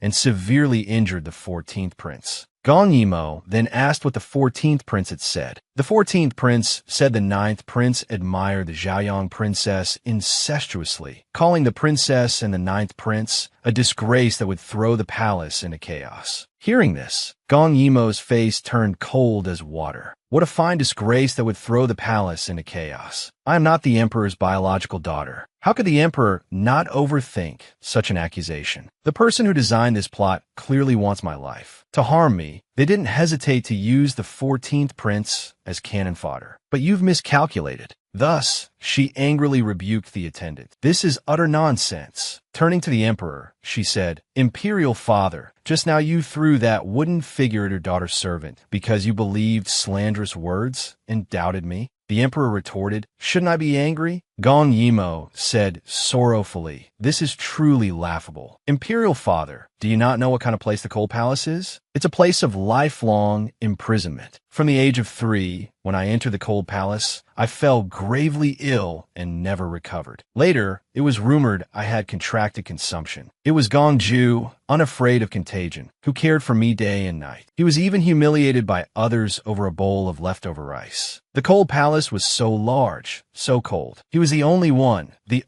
who was kind to me all those years. Later, it was by chance that I found an internal energy cultivation manual, and only then did we gain the power to protect ourselves, preventing constant bullying in the Cold Palace. So, to me, Gongju is not just a younger brother and family. He's also a friend, a confidant. We have bathed together, used the same handkerchief to wipe our faces, and even squeezed onto the same bed to sleep. Does Imperial Father still intend to have us drowned in pig cages? The Emperor was momentarily struck speechless. Gong Yimo turned and picked up the wooden carving from the floor. This carving was meant to be Gong Ju's birthday gift to me. Yet such deep affection has been deliberately twisted. Then I would like to ask Imperial Father, who sent me to the Cold Palace? Who caused me to be without a mother consort? The only person by my side all these years has been Gong Ju. What is wrong with me valuing him? Today, never mind that Gong Ju merely hit someone. Even if he had killed the 14th prince, I would still stand by his side. Gong Ju, slandered by villains and trapped in peril, trusted Gong Yimo to turn misfortune into good fortune with her eloquence. In the end, Gong Yimo even proposed a plan to the emperor. Let Gong Ju temporarily leave the palace, this place of right and wrong. This would also allow her and Gong Ju's own plans to proceed smoothly. Imperial Father, never mind that Gong Ju merely hit someone today. Even if he had killed the 14th prince, I would still stand by his side. If Imperial Father still suspects us of any improper relations, then please send me back to the Cold Palace. I only hope Imperial Father can be a little merciful towards Gong Ju and allow him to stay. Hearing his Imperial sister speak thus, Gong Ju hastily hugged her legs, crying, "Wherever Imperial sister is, I will be. I don't want to be separated from you." Watching this scene of deep sibling affection, the Emperor felt a headache coming on. When did we ever say we suspected anything? We are furious that he injured his younger brother and refuses to admit his mistake. Gong Yimo immediately knelt down, saying, "In that case, this matter arose because of me. It was my failure to discipline my younger brother properly. If Imperial Father must punish someone, then punish me." Hearing this, the Emperor flew into a rage. "Since you protect him so fiercely, go kneel outside the Imperial Academy gates. You are not allowed to rise until 3 full hours have passed." Gong Yimo immediately stood up and walked outside. The Emperor watched her retreating figure, unable to help but rub his forehead. This girl is truly too much of a headache. If Consort Schwebak then had possessed even half of her daughter's determination, she wouldn't have met such an end. Outside the main entrance of the Imperial Academy Hall, Gong Yimo knelt down with a thud beneath the osmanthus tree. Seeing this, Gong Ju also knelt beside her.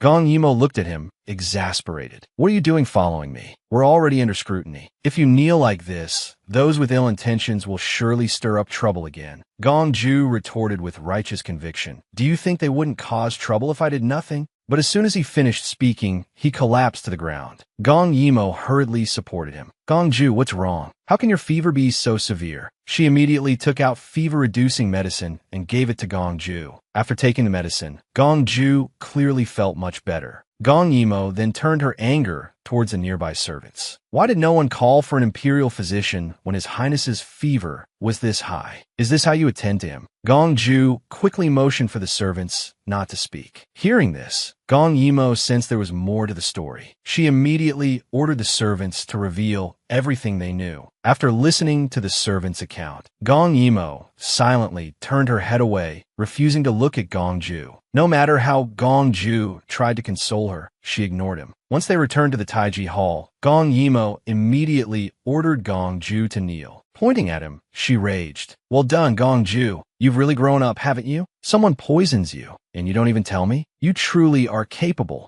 Gong Ju defended himself, saying it wasn't a fatal poison. Hearing this, Gong Yimo became even angrier. Pointing at his head, she exclaimed, "An aphrodisiac is still poison. How old are you? How dare that palace maid give you such a thing? And you actually went to soak yourself in cold water, torturing yourself like that? For a whole night. How could your small frame endure it? Besides, since that woman was so forward, why didn't you just accommodate her? You could have sought revenge later. Why torment yourself?" Gong Ju replied that he always remembered what Imperial Sister had said. A good man should only marry one woman in his lifetime. Gong Yimo couldn't help but curse him inwardly, calling him a fool. She then asked him, "Why didn't you come to the Taiji Hall for 5 consecutive days?" But Gong Ju avoided answering this question. Left with no choice, Gong Yimo could only ask the servants beside her. The servants reported that after finishing his lessons 5 days ago, the ninth prince had gone to consort Xian Lu's Hanxiang palace. Hearing this, Gong Yimo looked at him with disappointment, as if scolding him for failing to meet expectations. You're truly foolish. How could you believe her words? She wishes you dead, don't you know? Sheer, go fetch my sword. Shortly after, Sheer respectfully presented the sword. Gong Yimo grasped the sword and ordered Gong Ju to extend his hand. Hearing this, Gong Ju could only obey. Smack! The flat of the sword struck heavily onto his palm. Gong Yimo looked at Gong Ju, her heart aching. I never thought you'd be so easily provoked by others. What exactly did she say to you? To make you distance yourself from me like this? You've truly broken my heart. Gong Ju quickly hugged Gong Yimo's legs, pleading with her not to be upset. He then recounted his entire conversation with consort Xian. After listening to Gong Ju's explanation,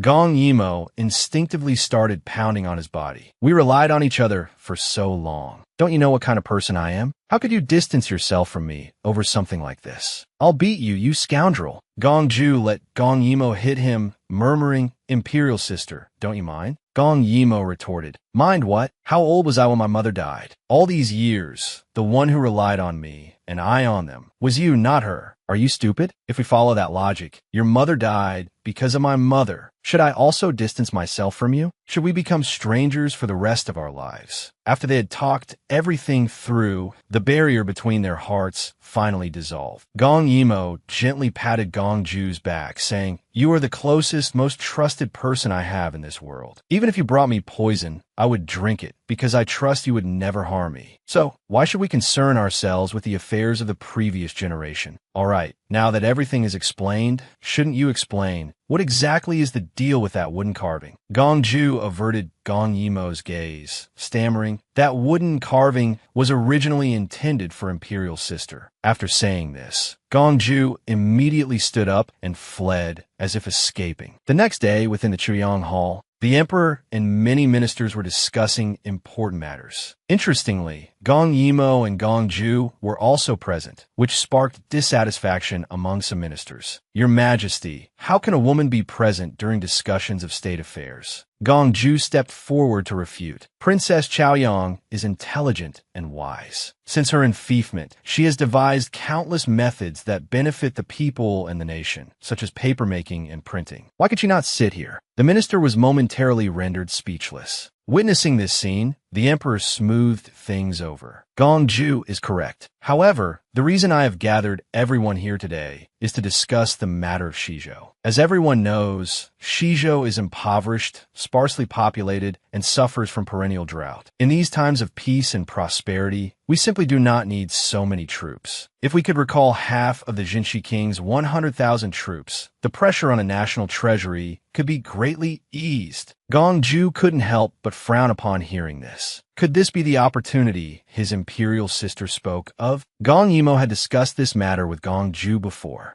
The Jinshi King is your maternal grandfather, Gong Ju. Over these years, various powers have obstructed you, preventing contact. But Shizhou, guarded by your grandfather, has always been a thorn in the imperial court side. One day, someone will come to seize the military authority from your grandfather's hands. Yet for you, that will be a rare and invaluable opportunity. At this moment, the left chancellor stepped forward, saying, Your Majesty, the Jinshi King has rendered meritorious service guarding Shizhou. Besides, he is advanced in years. It is time for him to return to the capital to enjoy his retirement. Gong Ju sneered inwardly. How righteous it sounded, ostensibly calling him back to retire, but in reality, seizing his military power. Without military authority, the Jinshi King would be fortunate just to avoid disaster, let alone protect his family. However, the emperor turned to Gong Yimo, who was sleeping soundly beside him. Royal daughter, what do you think of this matter? Hearing someone call her name, Gong Yimo immediately woke up, asking groggily, Father Emperor, what is it? The emperor stroked her head, saying, The left chancellor believes the Jinshi King is getting old and wishes for us to bring him back to the capital for retirement, incidentally reclaiming half of his troops. Gong Yimo instantly shook her head. Your child believes the person who said this should be the one going home to retire. It is utterly thoughtless. The left chancellor then remarked, It seems the princess has some profound insights. Gong Yimo retorted without reservation. Profound insights? I wouldn't dare claim that. Compared to you, left chancellor, I am still far behind. Bring paper and brush. Immediately, Gong Yimo began drawing on the paper, explaining to the assembled officials as she did. Shizhou is flanked by snow-capped mountains. The mountain snowmelt is initially a good water source, but due to the hot climate, the meltwater quickly dries up, leading to perennial drought in Shizhou. However, if the sun could be blocked, and underground channels were used to connect reservoirs. But as soon as this suggestion was voiced, it met with skepticism from the officials. In their understanding, water channels of such construction simply did not exist. Gong Yimo paid them no mind, instead going directly before the emperor. She explained simply by digging vertical shafts at appropriate locations halfway up the mountain, connecting these shafts underground to reservoirs, and also digging the reservoirs deeper into a curved shape, wide at the bottom and narrow at the top. This way, whenever the snow melts, the water will flow entirely into the vertical shafts and then into the reservoirs. By then, whether for human use or irrigation, it should surely be sufficient. But this project is immense. Yet, once completed, it will solve the problem once and for all. Even if I were given 100,000 troops, I would still find it insufficient. How could anyone consider withdrawing troops? She then turned back to the emperor. The Jinshi king has guarded the border for years. Having him coordinate and supervise the construction is most suitable. Father Emperor, am I right? The emperor affectionately ruffled Gong Yimo's hair. Whatever my royal daughter says is right. Let this matter be settled thus. Royal daughter has contributed meritorious counsel. We shall reward Gong. Yimo threw herself into the emperor's embrace, saying happily, If you truly wish to bestow a reward, Father Emperor, why not let me serve as an imperial commissioner for once? Personally going to Shizhou to supervise the construction. Now, that would be interesting. The emperor immediately rejected the proposal. The northwest region is so cold and harsh. How could Father Emperor bear to let you go? Gong Yimo, still unwilling to give up, said, Then Father Emperor should send Gong Ju. Everything I know, he knows too. That should be suitable now, right? The emperor pondered carefully. Gong Ju, this child, though not outstanding, had committed no faults. Very well, let Gong Ju go. Gong Ju felt deeply moved. Imperial sister, rest assured, I will certainly not fail your careful planning. After returning to Taiji Hall, Gong Yimo rummaged through her belongings, retrieving the gold thread soft armor previously gifted to her by the emperor. She handed it to Gong Ju, telling him to wear it when he went to Shizhou. She then found a sturdy dagger from her bed and had Gong Ju take that as well. However, because she had searched too vigorously, she accidentally unearthed a book. Gong Ju curiously picked it up and saw it was actually Jin Ping Mei. He then asked Gong Yimo why she was reading such a book.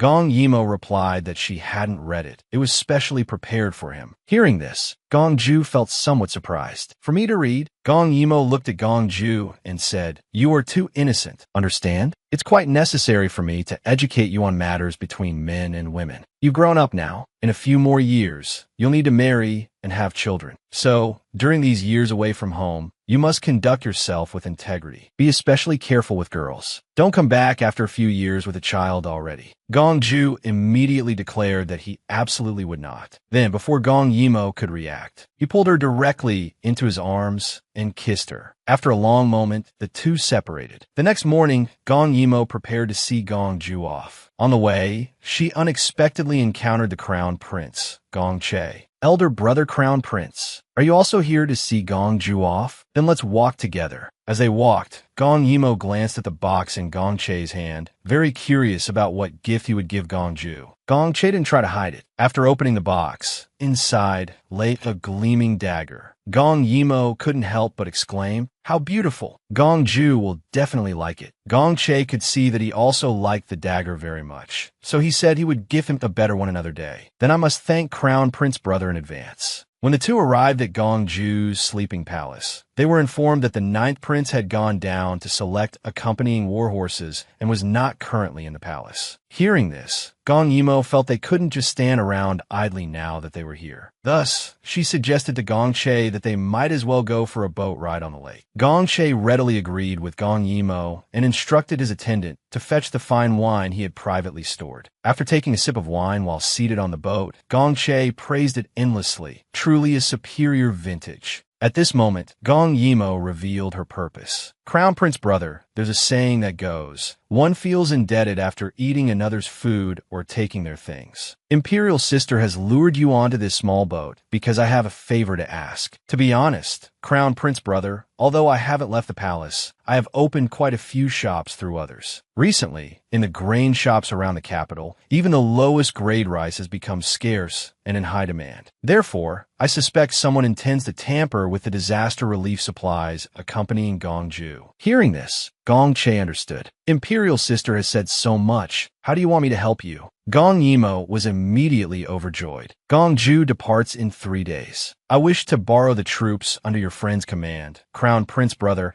to help me escort the grain supplies from the south gate. Gong Che patted her head, indicating it was no problem. But suddenly, his expression changed drastically. He immediately ordered the boat to dock. Just as he prepared to stand up and disembark, his body swayed unsteadily, and he collapsed directly onto the floor. Seeing this, Gong Yimo rushed forward to support him, but Gong Che turned his head and looked at her coldly. He knew that an imperial prince with a physical ailment could never become the crown prince. Anyone who saw him in this state had to die. Instantly, a box containing a mechanism slid into his palm. Just as he was about to act, suddenly, a soft hand rested on his arm. Gong Che was momentarily taken aback, somewhat unsure how to react. Gong Yimo then said, "It's all right. I will save you. Actually, I've known about Crown Prince Brother's secret for a long time, but I haven't told anyone, including Gongju. Please try to trust me this once."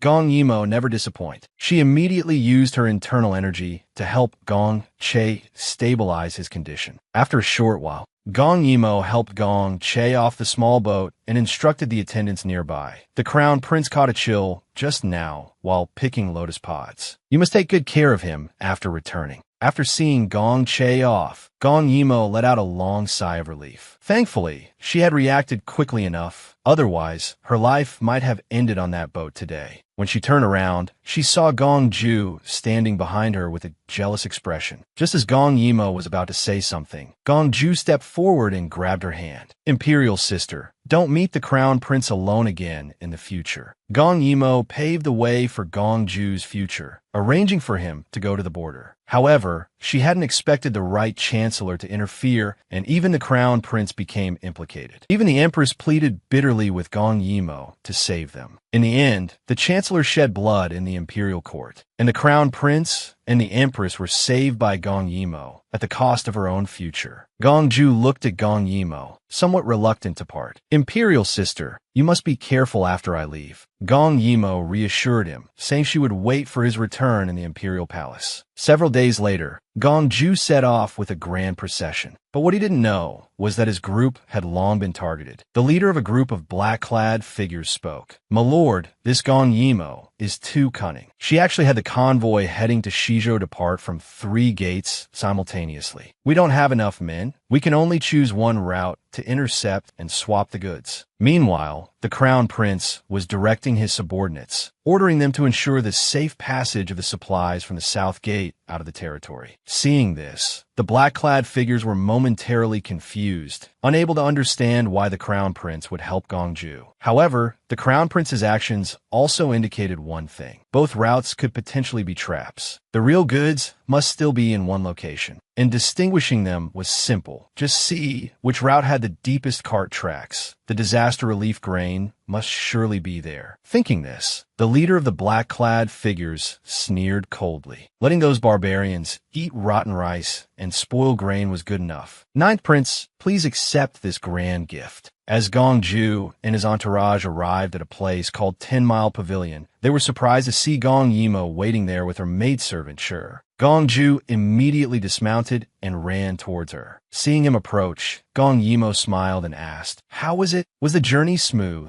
Gong Ju replied, with imperial sister strategy, of course. It was smooth. I tied willow branches all over the carriage beams and cleared away the wheel tracks. No one could possibly tell that the carriage leaving the south gate was carrying anything. Then, Gong Ju poured a cup of tea for Gong Yimo. Since there's no farewell wine, I'll toast Imperial Sister with tea instead. Thank you, Imperial Sister, for planning for me all these years. I will remember all the hardships and difficulties. So, this first cup is for Imperial Sister. Thank you for giving me a new lease on life. This second cup is for Imperial Sister, for giving your all for me over the years. And this third cup is still for Imperial Sister. I've imagined countless times, if I hadn't met you in the cold palace back then, what would I be like today? So this cup is a toast. Thank you for existing in my life. Gong Yimo couldn't help but feel a little dazed. Time had passed so quickly. The child who couldn't get enough to eat back then was now ready to spread his wings and fly high. After finishing the tea toast, Gong Ju stood up,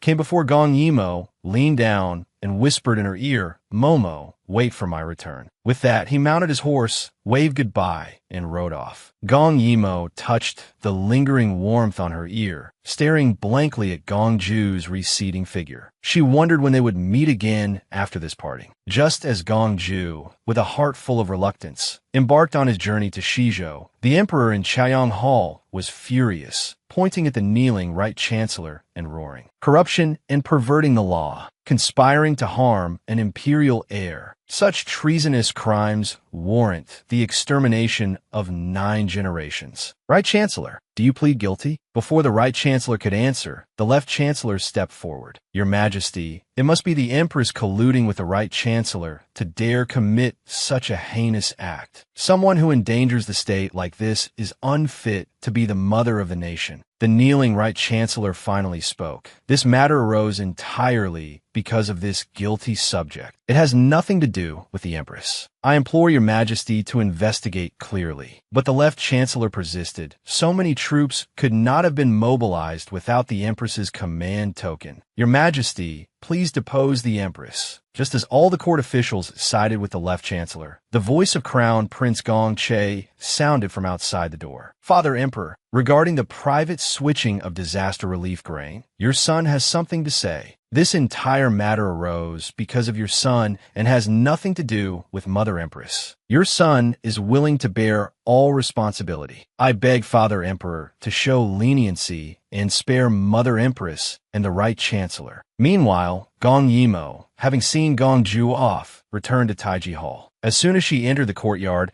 she was stopped by the anxious-looking Empress, who immediately knelt before her, begging Gong Yimo, for Gong Che's sake, to save him this time. Gong Yimo said helplessly, "Your Majesty, let's not mince words. I am not Father Emperor's biological child. How much weight do you think my words carry?" The Empress quickly grabbed Gong Yimo's hand, pleading with her, "For the sake of Gong Che, who usually looks after you, and for the dozens of innocent lives in the Liu family facing execution, you must help this time." Seeing Gong Yimo's hesitation, the Empress immediately kowtowed to her. "Seventh Princess, you can definitely do it. Please save them." Gong Yimo felt uneasy witnessing this scene. She then said, "I can promise you I will do my utmost to protect the Crown Prince. However, your father's crimes are punishable by death. I am powerless there. Furthermore, helping you this time might implicate me as well. So, regardless of success or failure, you must agree to one condition." Hearing this, the Empress hastily nodded in agreement. "As long as you can save Chaeir, I am willing to pay any price, even my life." Meanwhile, in Chaoyang Hall, the Left Chancellor spoke passionately. "Since the Crown Prince believes this matter is entirely his fault, then your Majesty should depose the Crown Prince and appoint a new heir." Just as his words fell, a clear female voice came from outside the door. "Why is it so noisy today? I could hear it from far away." The Emperor looked at the newcomer sternly. "Momo, this is the court discussing important matters. No mischief allowed." Gong Yimo walked up to the Emperor and said, "I'm not making mischief. I came to lodge a complaint. It was the Right Chancellor who framed Gong Ju, intending to switch the disaster relief grain. Fortunately, Crown Prince Brother acted selflessly and helped out. Otherwise, Gong Ju probably wouldn't wouldn't have even made it out of the city. The empress, too, because she failed to restrain her father, wanted to atone with her life. Luckily, your subject arrived just in time to save Mother Empress. Hearing that his mother had nearly died, Gong Che, standing aside, turned pale with shock. Gong Yimo then walked up to the Right Chancellor. Even Crown Prince Brother, to protect the Empress's dignity, was willing to take the blame for you. Are you still unrepentant? Do you really want to harm both mother and son? She then shot him a meaningful glance. The Right Chancellor saw it and suddenly understood. This was a strategy to sacrifice the pawn to save the king. Instantly, he lunged towards a nearby pillar. In the next second, blood splattered like an arrow. Everyone in the court was stunned by the scene. The chief eunuch nearby immediately stepped forward to check. A quick check for breath revealed no sign of life. Turning back to the emperor, he reported, "Your Majesty, the Right Chancellor is dead." Hearing this outcome, Gong Che collapsed to the ground with a thud. The emperor himself hadn't fully processed it yet, but the left chancellor continued his address. "Your Majesty, the Right Chancellor must have committed suicide out of fear of punishment. Did he think that by dying, he could absolve the crown prince of his crimes and save the entire Liu family?" Gong Yimo, however, spoke up. "The Right Chancellor has already paid with his life. Although the others from the Liu family were accomplices, they didn't succeed in swapping the grain supplies. Moreover, if it weren't for the Crown Prince's help this time, I wouldn't have foreseen the plot and learned that someone intended to tamper with the provisions. Therefore, Father Emperor, please spare the Crown Prince and the other innocent members of the Liu family this time." The Emperor, clearly troubled by the whole affair, decreed, "The Crown Prince has redeemed himself through meritorious service and is without fault. Escort the Crown Prince back to his palace." With a trembling voice, the Crown Prince asked, "What about the rest of the Liu family?" The Emperor retorted, "This concerns the dignity of the imperial family. How can you be so insensible? The Right Chancellor is pardoned, but the others of the Liu family cannot escape punishment. They shall be executed." He then ordered the guards to escort the Crown Prince back to his palace. Just then, a hand stretched out before Gong Che. Gong Yimo stood protectively in front of him, pleading, "Father Emperor, since the Liu family's plot failed and the Right Chancellor has paid with his life, please grant the innocent members of the Liu family a chance to live." The Emperor erupted in fury. "Silence. It seems I have spoiled you too much, making you so lawless as to question my decisions. What benefits did the Liu family promise you that makes you defy me repeatedly? Father Emperor, the Liu family offered me no benefits. Your daughter merely wishes to make a trade with Father Emperor. Over the past 2 years, your daughter has made countless contributions. I wish to use these merits to exchange for Father Emperor sparing the Liu family." The Emperor slammed his hand on the table and raged. "Fine, then you shall bear the Liu family's crimes." Gong Yimo has repeatedly defied her superiors. As a woman, she has interfered in court affairs. Effective immediately, she is stripped of her title and demoted to a commoner. Seeing the decision was final, Gong Yimo bowed respectfully. "Your daughter accepts the decree." As a commoner, Gong Yimo straightened up and walked out of the imperial palace. Once on the streets, she found the secret contact she had previously arranged, instructing him to rush to the western Zhou border to inform Jin Cheng of the events. She emphasized that he must keep Gong Ju in the dark, ensuring he never learned of her demotion. Just as Gong Yimo finished giving her instructions and was about to head back to the inn, she was startled by a horseman and fell to the ground. The rider was none other than the heir apparent of Prince Ping. Shun Shirya looked down at the fallen Gong Yimo and mocked. "Isn't this Princess Chaoyang? Oh, almost forgot. There's no Princess Chaoyang anymore. Just a commoner." Gong Yimo stood up, brushed the dust off her clothes, ignored him, and turned to leave. Seeing this, Shun Shirya immediately shouted, "Stop! Did I say you could leave?" Gong Yimo turned back to look at him. Could this be the heir apparent of Prince Ping, who had never shown his face at court? If she remembered correctly, in her past life, this heir apparent was killed by his stepmother at the age of 18. She stepped forward and asked his age. Shun Shirya replied, 18. Suddenly, he realized and said sternly, "Wait, why should I tell you?" Gong Yimo heard this and shook her head inwardly. So, he was nearing his end. She wouldn't hold a grudge against him then. Changing the subject, she asked, "What business does Shun Shirya have with me?" Shun Shirya instantly grew furious, raising the horsewhip in his hand to strike Gong Yimo. "I just don't like the look of you."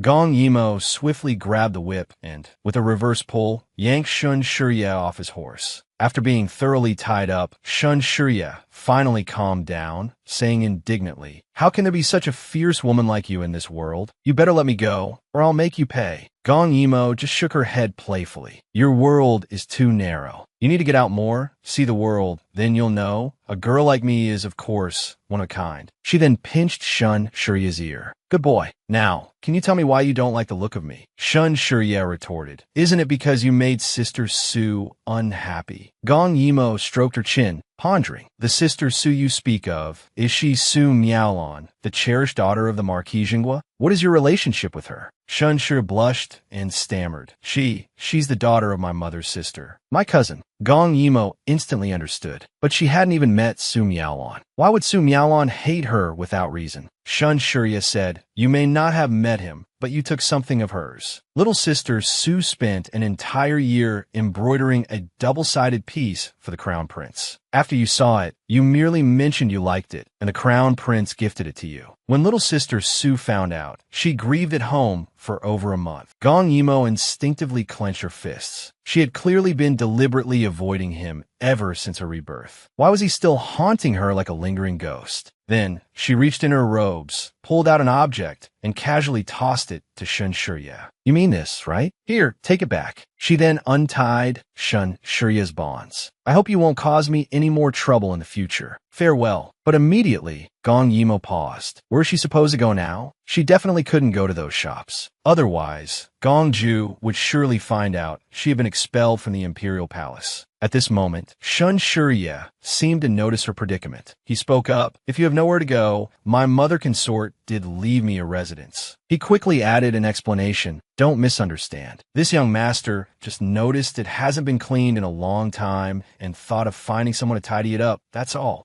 Gong Yimo found this heir apparent of Prince Ping rather amusing. He wanted to help her, but couldn't bring himself to say it directly. So, she smiled at Shun Shurya and said, "Since that's the case, thank you very much, Your Highness the heir apparent." Meanwhile, 1,000 miles away on the western Zhou border, Gong Ju was leading a troop inspecting the frontier. At this moment, his thoughts turned again to Gong Yimo. Gong Yimo had thought that after her demotion to a commoner, Gong Che and the Empress would be safe. Unexpectedly, the Empress was directly placed under house arrest, and Gong Che was effectively deposed. In the end, Gong Yimo managed to secure a chance for Gong Che to make a desperate comeback, leave the capital, and head south. Gong Yimo was worrying about finding a good place to settle down. Unexpectedly, the heir apparent of Prince Ping, Shun Shurya, presented himself. After Shun Shurya escorted Gong Yimo to her new residence, he went straight to the Jingua Marquis Manor. Seeing Shun Shurya arrive, Su Miaolon wasn't surprised, murmuring shyly, "Brother Shun, what brings you here?" Shun Shurya handed her the object in his hand. "Look, isn't this yours?" Su Miaolon took it and looked quite astonished. "Isn't this the double-sided embroidery I made? Didn't this embroidery end up in Princess Chaoyang's hands? How do you have it? Could it be you've met Gong Yimo?" Shun Shurya nodded. "I exchanged this handkerchief for something from her. She was kicked out of the Imperial Palace and had nowhere to stay. Coincidentally, I have a vacant residence." Hearing this, Su Miaolon couldn't help but curve her lips into a smile. "Hearing you say it like that, Princess Chaoyang is quite pitiful. Coincidentally, I'm hosting a tea party this afternoon. Why don't you bring her over to relax?" Shun Shurya immediately agreed. Watching Shun Shurya's departing figure, a meaningful smile touched the corners of Su Miaolon's lips. Sure enough, in the afternoon, Gong Yimo arrived punctually at the Jingua Marquis Manor for the gathering. Seeing the 3 words, Jingua Marquis Manor, she frowned slightly. If Shun Shurya hadn't pleaded so earnestly with her, like hell she would have come. Owing favors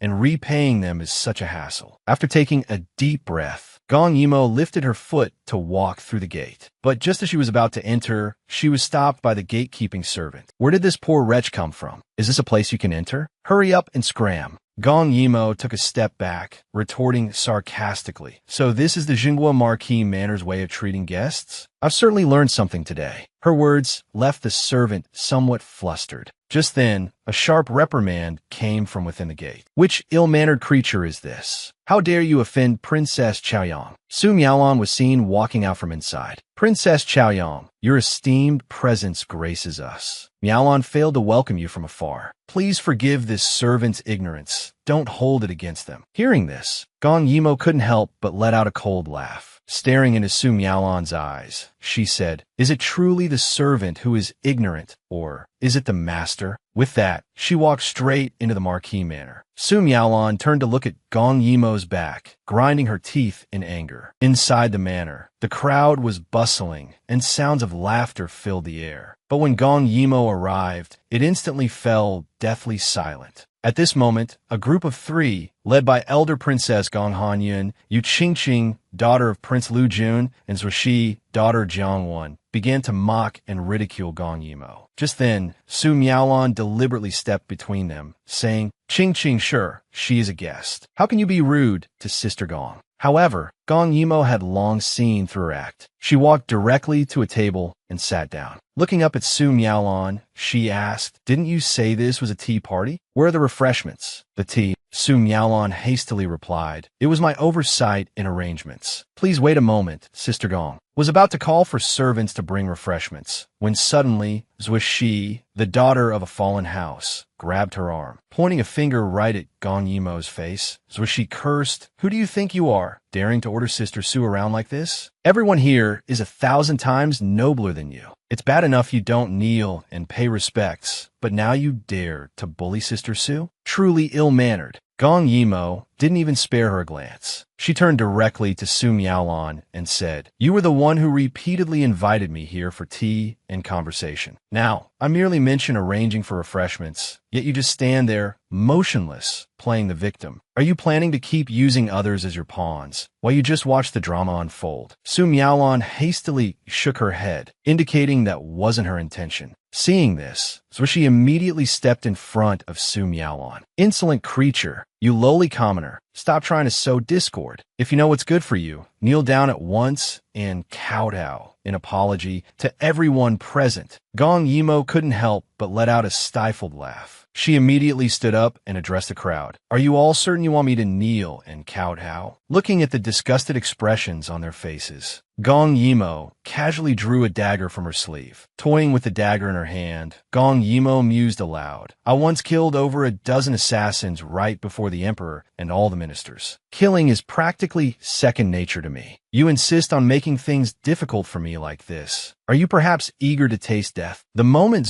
she saw Gong Yimo draw the dagger, she collapsed to the ground in terror. Gong Yimo looked quite pleased with her reaction. "I just love it when people like you despise me, but can't do a thing about it." But suddenly, the elder princess pushed through the crowd. "She may not have the authority, but surely I do. It seems you've forgotten you are no longer a princess, but a mere commoner. Now hurry up, crawl over here and kneel. Do you intend to defy imperial authority?" Beside them, Su Miaolan rejoiced inwardly. Good thing she had arranged a backup plan and invited the elder princess as well. "Let's see how you escape this time, Gong Yimo." Gong Yimo faced the elder princess and stated, neither servile nor overbearing. "Has the elder princess perhaps forgotten? His Majesty may have stripped me of my title and status, but His Majesty also decreed that I have the privilege of meeting anyone without needing to bow or curtsy." "What? Has His Majesty revoked this privilege as well?" The elder princess snorted coldly. "However, you spoke insolently before me, this princess. I still retain the right to punish you." "Guards, Gong Yimo has behaved improperly and spoken rudely in public. This princess orders you to throw her out." Gong Yimo almost laughed aloud at her antics. "Your Highness, the elder princess, have your male companions drained not only your body, but also your mind?" The elder princess shrieked in fury. "Gong Yimo, shut your mouth. I do not keep male companions. What are you standing around for? Hurry up and kill her for me." In the next instant, several servants charged towards Gong Yimo. Just then, Shun Shurye stepped in front of Gong Yimo. "I am the heir apparent of Prince Ping. Let's see who dares to harm her. As long as I am here, no one will touch a single hair on her head." Su Miaolan was greatly surprised by Shun Shurye's sudden appearance. She quickly spoke up, "Brother Shun, what are you doing interfering? This is a matter between members of the imperial family. How can we possibly get involved?" Meanwhile, Gong Yimo stepped out from behind Shun Shurye.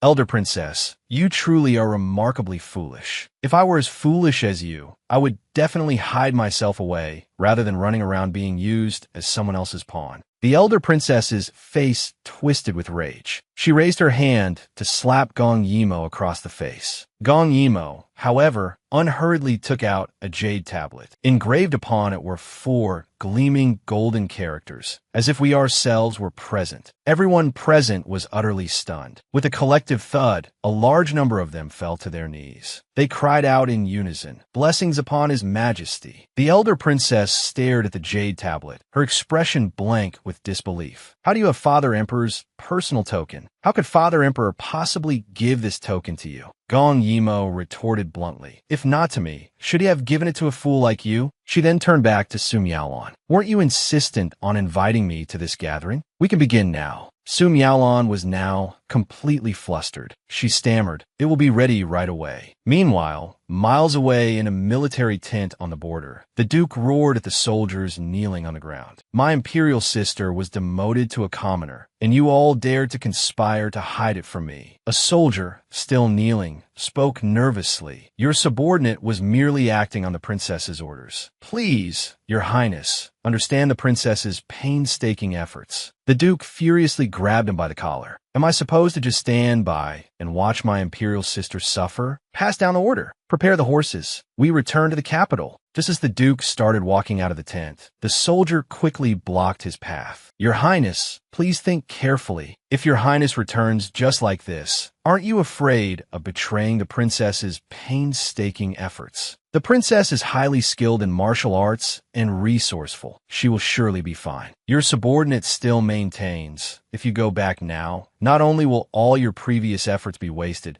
but think how disappointed the princess will be with you." Hearing this, the Duke halted his steps. She would be disappointed. He would never let her be disappointed. Meanwhile, in the capital city, late at night, Shun Shurye supported the intoxicated Gong Yimo, escorting her back. Looking at Gong Yimo's state, Shun Shurye couldn't help but remark, "Seeing how bold you were before, I didn't expect you to get drunk after just a few cups." Gong Yimo grabbed his collar, insisting she wasn't drunk. Seeing her like this, Shun Shurye changed the subject. "Seeing you drunk reminds me of my late mother. When she drank, she also liked to be difficult like this." Gong Yimo pulled away from Shun Shurye's support. "What nonsense are you talking about? Who's being difficult? And don't wear such a long face. Your mother would surely want you to live happily." Then, she began to dance by herself, momentarily dazzling Shun Shurye.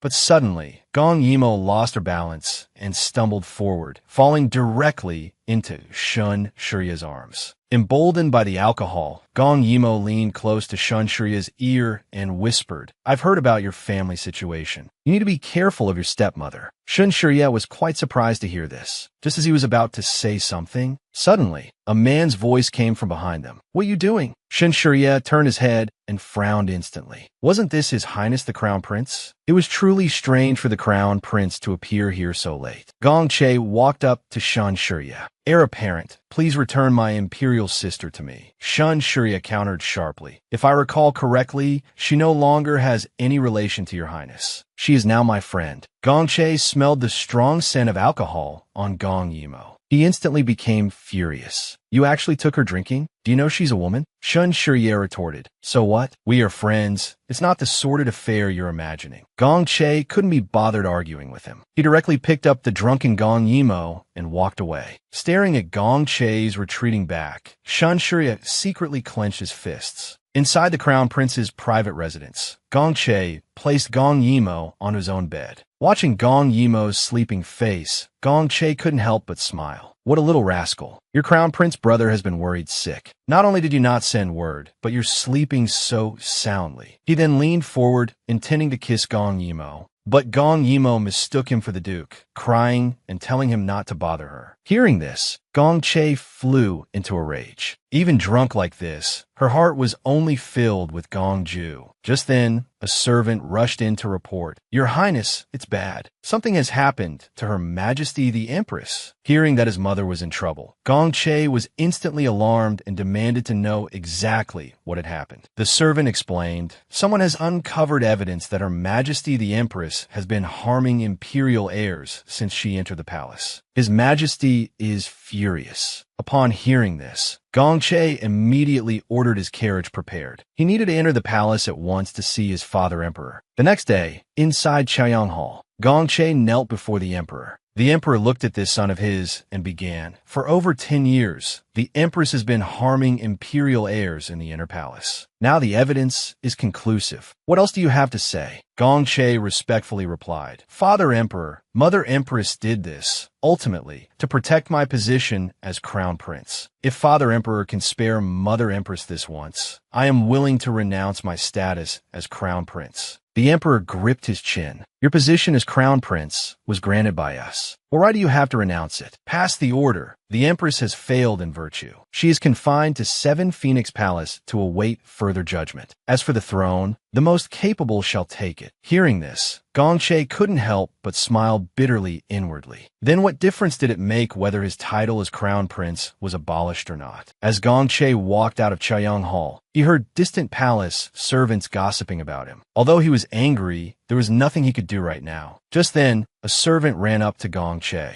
Your Highness, Her Majesty the Empress heard His Majesty's decree just now. Unable to accept it, she tried to commit suicide. Please hurry and persuade Her Majesty. Gongche immediately rushed towards 7 Phoenix Palace. As soon as he entered, he saw his mother holding a knife. Gongche snatched the knife away at once, supporting his mother and saying, Your son begs Mother Empress not to do anything foolish. Didn't Father Emperor say the throne belongs to the most capable? Please, Mother Empress, believe in your son one more time. The Empress said through tears, My child, can't you see the reality? In this situation, we truly have no chance of turning things around. After Gongche managed to calm the Empress down, he returned to his own residence. Upon entering the room, Gongche embraced Gong Yimo, confessing how tired he was. He didn't want to be the crown prince anymore. After speaking, he buried his head in Gong Yimo's embrace. Gong Yimo looked upon Gongche's current state, her heart softening despite herself. Thus, she said to him, Crown Prince brother, the only solution now is for the Empress to surrender the Phoenix Seal, while you must leave the capital. Father Emperor stated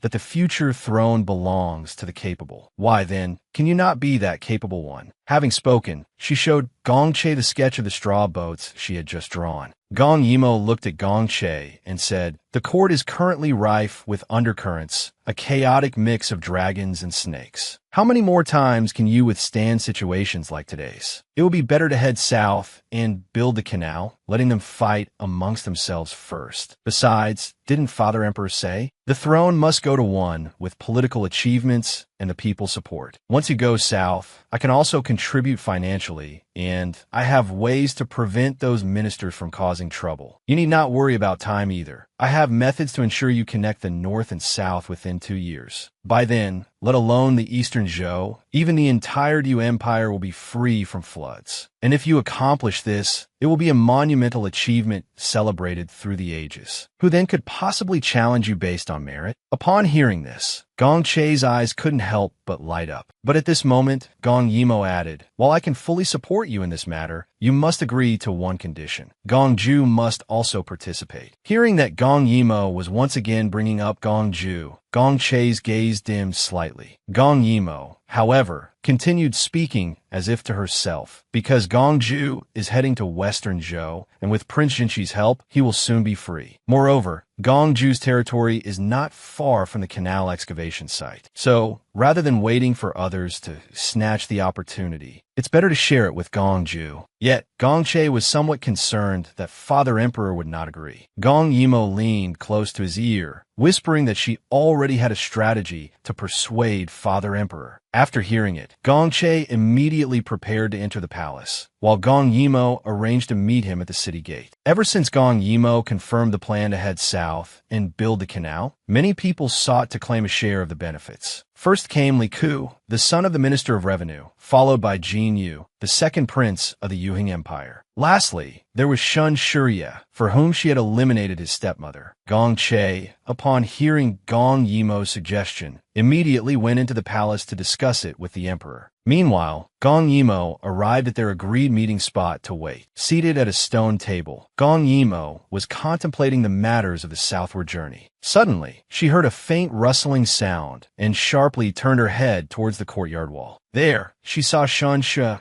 furtively peering over. Gong Yimo couldn't help but tease. Isn't this the heir apparent? Why resort to climbing walls instead of using the main gate? Shunsha immediately gestured for her to keep her voice down, explaining, "Isn't it because of your deranged crown prince forbidding anyone from visiting you? Otherwise, why would this young master climb a wall?" He then added that he had found an interesting place and invited Gong Yimo to go out and have fun together. Hearing there was fun to be had, Gong Yimo readily agreed. But upon arriving at the location, Gong Yimo was dumbfounded. The fun place this fellow spoke of was actually a brothel. Watching the endless stream of people around them, Gong Yimo asked Shun Shurya, "This is the fun place you mentioned?" Shun Shurya calmly replied, "Have a little patience, will you? The fun part will start soon. Let's talk business first. The few of us, we all drank together at Sister Sue's tea party." Before he could finish, his mouth was covered by a youth dressed in green, standing beside him. This green-clad youth was also of significant background. He was the son of the current Minister of Revenue, named Li Ku. Li Ku looked at Gong Yimo somewhat sheepishly, saying, "Your Highness Princess, we indeed have matters to discuss this time. We wish to follow you and the Crown Prince south to build the canal and earn some merit." Gong Yimo was momentarily speechless. "You caused such a commotion just for this. I might not be able to help you at other times, but this matter is manageable." Seeing Gong Yimo agree, the group immediately cheered aloud. Gong Yimo looked towards Shun Shurya at the side. "Aren't you going?" A youth dressed in black spoke up. "He is the heir apparent. How could his father let him join us in digging a river?" Just then, a sudden uproar erupted from the crowd downstairs. It turned out the number one beauty under heaven was about to make her appearance. Amidst waves of red silk gauze, a woman of devastating beauty slowly emerged. The woman, named Jin Yun, though residing in a brothel, was a virtuous performer who remained chaste. At this moment, the brothel's madam addressed the crowd with a smile. "Since so many esteemed gentlemen have graced us with their presence today, Miss Jin Yun wishes to find the youngest gentleman present to perform a duet with her. We hope you will all understand." Upon hearing this, the entire crowd instantly erupted, clamoring, "Choose me, choose me." The madam scanned the upper floor, her gaze circling before pointing directly at Gong Yimo. "This young gentleman looks the most handsome.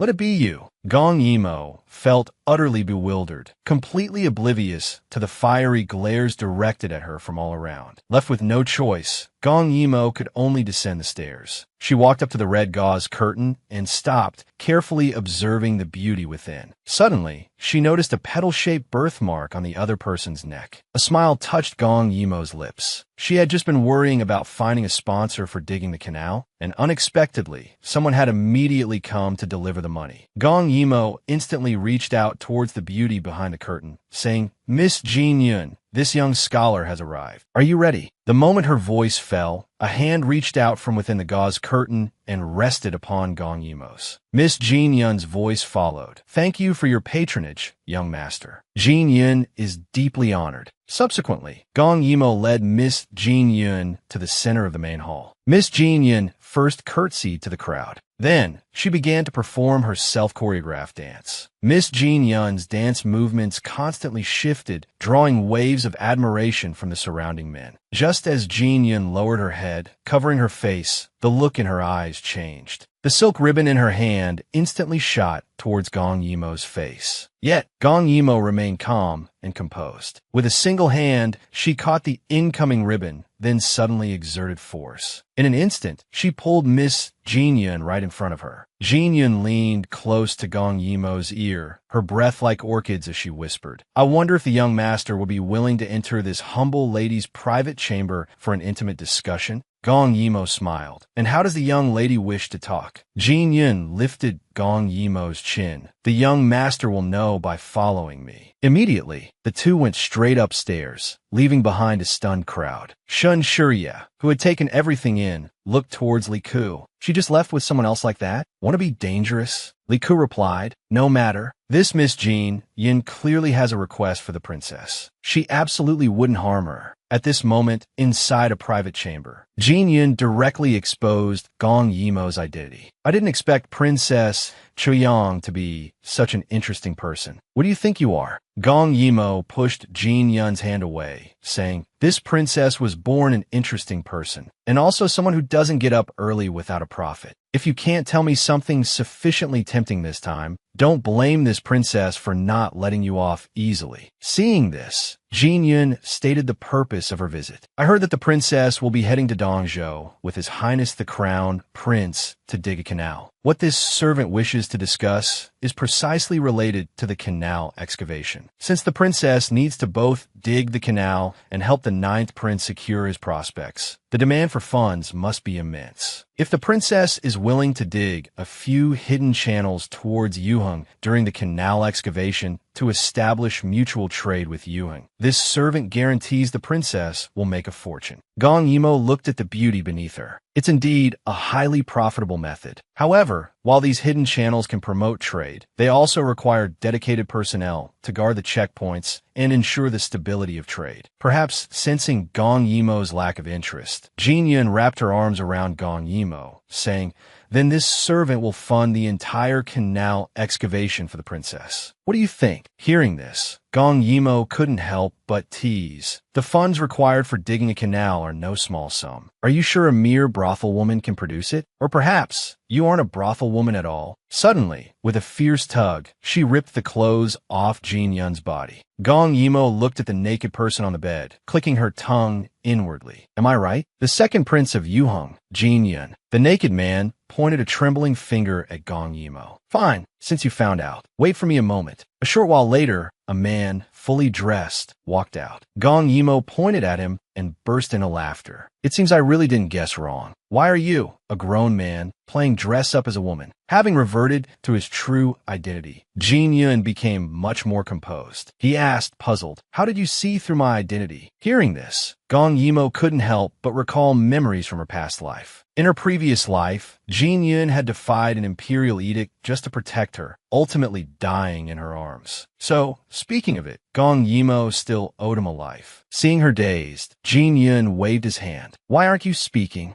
Gong Yimo abruptly snapped back to reality, saying she had changed her mind. "We'll do as you said, and I don't want your benefits either." Jin Yun was quite surprised by her words. "Why have you suddenly become so indifferent?" Gong Yimo said, "My goal was never these petty gains before me. Naturally, I look down on those benefits of yours. One day, I will have the gates of the foreign nations thrown open, accommodating trade from all directions." After Gong Yimo and Jin Yun finalized their plan, she went straight back to the Crown Prince's residence. As soon as she entered the room, a servant came to relay a message from His Highness, the Crown Prince. His Highness asked this servant to inform the princess that you can leave the capital in 3 days. Gong Yimo felt somewhat curious. Why didn't he tell me himself? But what she didn't know was that Gong Che was standing just outside the door at that very moment. The reason he had a servant relay the message was because he had realized he was falling in love with Gong Yimo. He was shocked by this thought, that he, her brother, harbored such improper feelings for his own sister. This realization made him deliberately avoid Gong Yimo. Meanwhile, inside the room, Gong Yimo remained oblivious to Gong Che's inner turmoil. As she prepared to rest, she suddenly heard a strange noise outside her window. Instantly grabbing her sword, she rushed out. Taking a closer look, she saw it was Shun Shurye. At this moment, Shun Shurye was covered in injuries. Gong Yimo hurried forward, asking what had happened. Shun Shurye explained that his stepmother was trying to kill him. "You said before that I could trust you," he pleaded. "So please, don't hand me over." Just as Gong Yimo was helping Shun Shurye up, she heard the sound of many footsteps approaching from the courtyard. Shun Shurye looked at Gong Yimo and said, "Her people are out in full force this time. You can't fight them all. Just hide me somewhere safe." Gong Yimo immediately told him to stop talking. She also fed him a medicinal pill before swiftly lifting Shun Shurye into her arms. Shun Shurye was somewhat bewildered. "Where are you taking me?" Gong Yimo had already leaped into the air. "Where else?" "To Prince Ping's mansion to crash their party. Remember to repay me well in the future, okay?" Meanwhile, inside Prince Ping's mansion, the princess consort was listening to a servant's report. She slapped the servant across the face. "You couldn't even catch one injured person? What are you doing back here?" Get out and keep searching. Seeing her mistress so enraged, a nearby maid quickly tried to soothe her. Please calm your anger, your highness. His lordship said that even if he truly escaped, there's no need to worry. He has his ways to ensure that little beast meets his end. Hearing this, the princess consort gritted her teeth, even more furious. Killing his mother brought me no satisfaction at all. Just let me get my hands on that little beast. I swear I'll torture him to death. Before she could finish her sentence, Gong Yimo, carrying Shan Shurya, leaped down from the rooftop. The princess consort's face instantly changed. She immediately ordered her guards, "Seize them."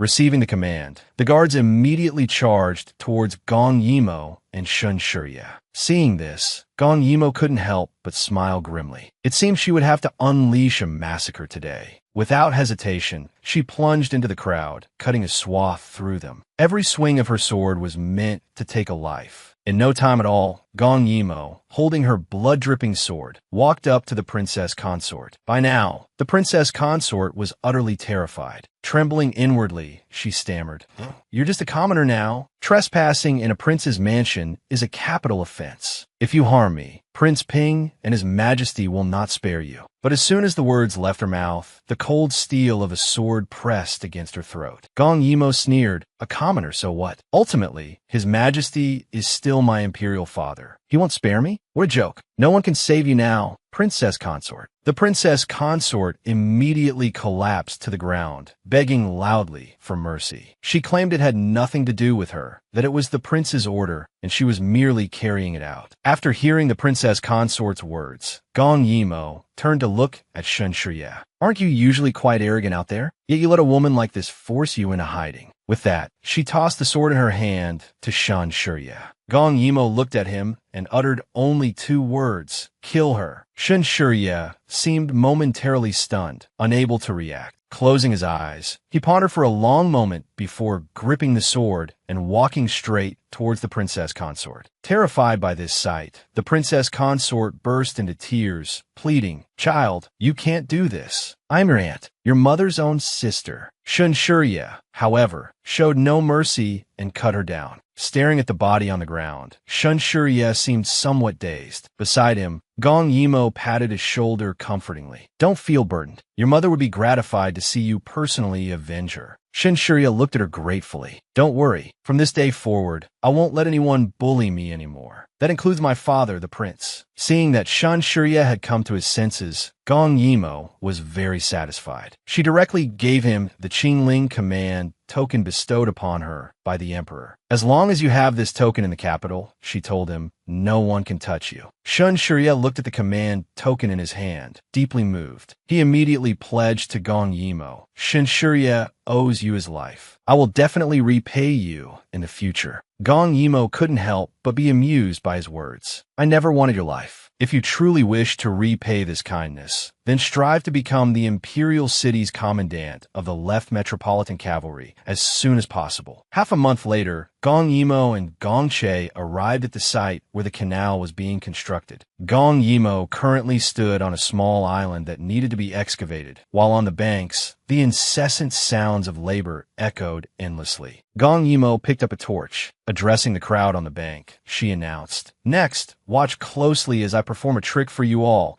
and raise this small island to the ground." With that, she ignited a fuse lying on the ground. After a short while, a deafening explosion roared. Shattered rocks flew like festival fireworks, scattering in all directions. The onlookers on the bank were startled by the sudden blast, stumbling backward repeatedly. Once the smoke from the explosion cleared, the small island that had stood in the lake was gone. As far as the eye could see, there was only the rippling blue water of the lake. The people on the bank exclaimed that it was a divine miracle, hailing Gong Yimo as a goddess sent down from the heavens to the mortal world. Gong Che, however, sharply sensed something was amiss, because Gong Yimo had vanished. Previously, Gong Yimo had successfully excavated the canal, turning a project originally estimated to take 2 years into one nearly completed in just a few months. She herself had become deeply beloved by the common people. Subsequently, Gongju had defended Shizhou against Lui and even personally slain the enemy commander. This thwarted Lui's ambition to invade Dayu. Seeing Gongju achieve merit while Yimo disappeared from the lake's surface, Gongche instantly panicked. He hastily jumped into the water, shouting Gong Yimo's name. But only the boundless lake water answered him. Just as Gongche's heart sank to the depths, Gong Yimo suddenly leaped out from beneath the water. Gongche tightly embraced Gong Yimo, his voice trembling. "Yimo, it's wonderful that you're all right." Gong Yimo rested on Gongche's shoulder, saying playfully, "Scared you, didn't I? Serves you right for ignoring me for so long." Hearing this, Gongche said angrily, "Are you mad? Why would you scare me like that?" "Why?" Seeing Gongche was genuinely angry, Gong Yimo quickly explained, "I didn't mean to scare you. I just said that to provoke you." He then pulled Gong Yimo ashore. The common folk on the bank, seeing the princess safe and sound, instantly cheered. Then they asked the princess, "Why did such a large island disappear in an instant? How was that done?"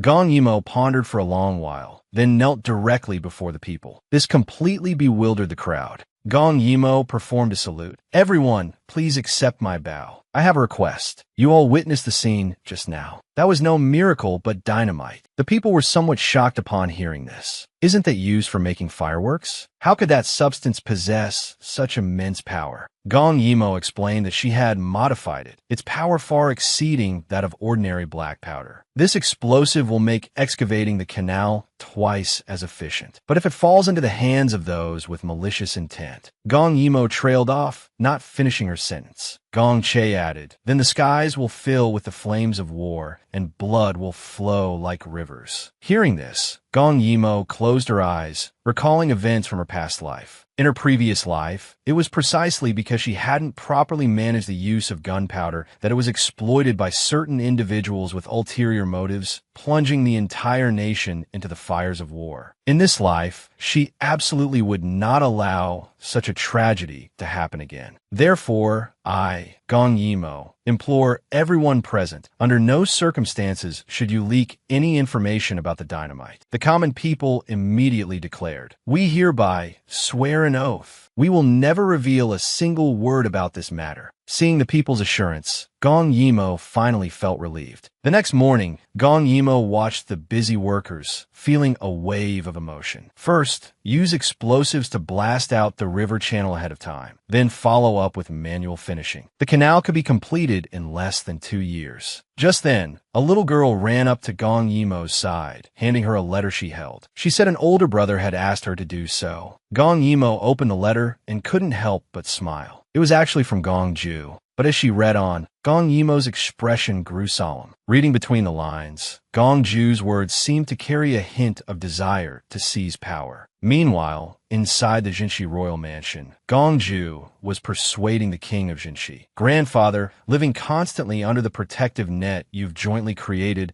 what kind of respectable achievements can I possibly build? What can I use to protect Imperial Sister? I must establish a legacy admired by all. Only then will I have sufficient standing to be worthy of Imperial Sister." The king of Jinshi spoke earnestly. "Even so, you cannot break your Imperial Sister's heart. I won't stop you from reclaiming control over all your power bases, but no matter what, you should inform the princess." A faint smile appeared on Gong Ju's lips. "Rest assured, grandfather. Imperial Sister will agree." After leaving the Jinshi royal mansion, Gong Ju walked along streets crowded with disaster victims. Seeing Gong Ju arrive, the victims quickly knelt in salute. Gong Ju hurriedly helped them up, indicating that there was no need for such formalities. After getting up, the disaster victims praised Gong Ju one after another. If his lordship hadn't arrived in time, bringing us food and medicine, none of us would have survived until today. Actually, there was a reason the victims respected Gong Ju so much. Since his arrival in Western Zhou, he had already become one with the common people here. Normally, he not only handled military affairs, but also personally visited severely affected areas to care for the victims. Even many children affectionately called him Big Brother. However, he sometimes faced skepticism from some who believed he was merely putting on a show using his common folk. Hearing this, Gongju immediately pointed to the sky and swore an oath. Heaven bears witness. I, Gongju,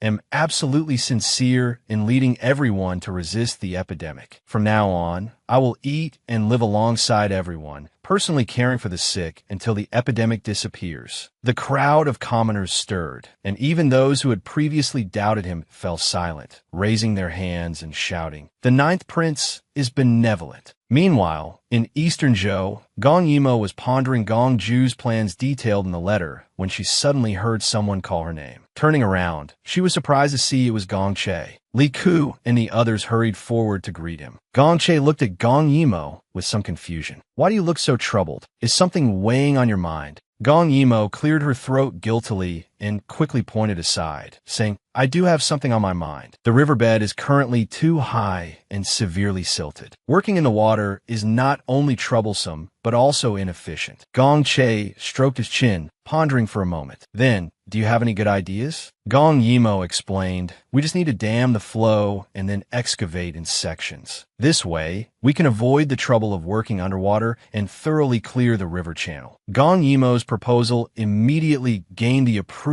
of the common people. Gong Yimo promptly said to Gong Che, "Crown Prince Brother, you can issue the orders now." Gong Che immediately commanded Su Yuan to head to the Huai River, Yu Ziqing to go to Hengze Lake, and Li Ku to excavate the stagnant water near Niliu. He himself would work with Yimo to clear the main channel of the Yulong River. They immediately accepted their orders. Watching the departing figures, Gong Che sighed to Gong Yimo. "Yimo, you truly are a lucky star." Gong Yimo smiled and replied, "Crown Prince Brother, you flatter me." But just then, a passerby accidentally bumped into Gong Yimo and slipped a note into her hand. Gong Yimo opened the note and read it. It clearly stated, "Tonight at midnight, let's meet." Gong Yimo arrived punctually for the appointment. The person who invited her was indeed Jin Yin. Seeing Gong Yimo had truly come, he couldn't help but smile. "Long time no see, Princess Zhaoyang." Gong Yimo got straight to the point. "You sought me out at this time, presumably because the river channel excavation on Yuheng's side is almost ready, and you wish to discuss the subsequent shipbuilding matters with me?" Jin Yin couldn't help but shake his head with a wry smile. It seems the princess's mind is as sharp as ever. He then took a letter from his robes and handed it to Gong Yimo. "This is the deed to a shipyard I own by Hengze Lake. Consider it a token of sincerity for our cooperation." Gong Yimo accepted it directly and said, "You didn't come looking for me today just for this, did you?" Jin Yin looked at Gong Yimo and smiled. "I know you care deeply about that young man from Western Zhou. According to reports from Yuheng's spies, Lui has been frequently active near the Western Zhou border recently. Although they can't stir up major trouble, it's enough to keep that young man busy for a while." Hearing this, Gong Yimo's brow furrowed instantly, somewhat worried about Gong Ju's safety at the border. Meanwhile, inside the Jinshi royal mansion in Western Zhou, a guard urgently reported, "Your Majesty, Your Highness, Lui has suddenly stationed a large number of troops at the border. Their intentions are unclear." The king of Jinshi was immediately alarmed. Gong Ju spoke up, "Grandfather, their arrival is too peculiar. Should I lead some men to investigate?" The king of Jinshi patted Gong Ju's shoulder. "No need to be nervous. Even if Liu Yi truly dares to invade with a large army, the forces of RDU are not to be trifled with. Just have everyone remain vigilant and keep an eye on their movements." With that, he stood up and left. A nearby guard asked Gong Ju, "Are we really going to remain passive?" Gong Ju replied, "Absolutely not. Liu Ye's troop deployment this time is quite sudden. They will definitely try to launch a surprise attack while we are unprepared. Moreover, once war breaks out, tens of thousands of civilians at the border will suffer. Who knows how many will die tragically under the enemy's blades. Therefore, I will absolutely not stand by and ignore Liu Ye's movements." relay my command. Secretly assemble a small team of elites. Tonight, they will accompany me to scout the enemy's situation. At this moment, Liu Ye's army had already encamped 20 li from the border. Soldiers in the tents were warming themselves by the fire, warding off the severe cold. Taking all this in, Gong Ju immediately ordered someone to quickly return and report, telling his grandfather to prepare for defense. He also had several men infiltrate the enemy camp separately to gather intelligence. However, they were discovered almost as soon as they slipped in. Liu Yi's soldiers immediately shouted, "Enemy spies in the camp! Quick, catch the spy!" Instantly, the camp erupted into chaos. Gong Ju and his men seized the opportunity, stealthily approaching the central command tent. As they drew near, he heard the sound of a woman crying from within. Inside the tent, a man struck a woman hard across the face. After hitting her, he stormed out angrily. Once the man had left, Gong Ju slipped inside. His sudden appearance startled the woman inside, who was about to scream. Fortunately, Gong Ju lunged forward in a swift motion and covered her mouth. But just outside the tent, soldiers swarmed, looking as if they might burst in to inspect at any moment. In this critical situation, Gong Ju whispered to the woman, "Let's make a deal." Before he could finish, soldiers outside the tent entered. Taking a quick look,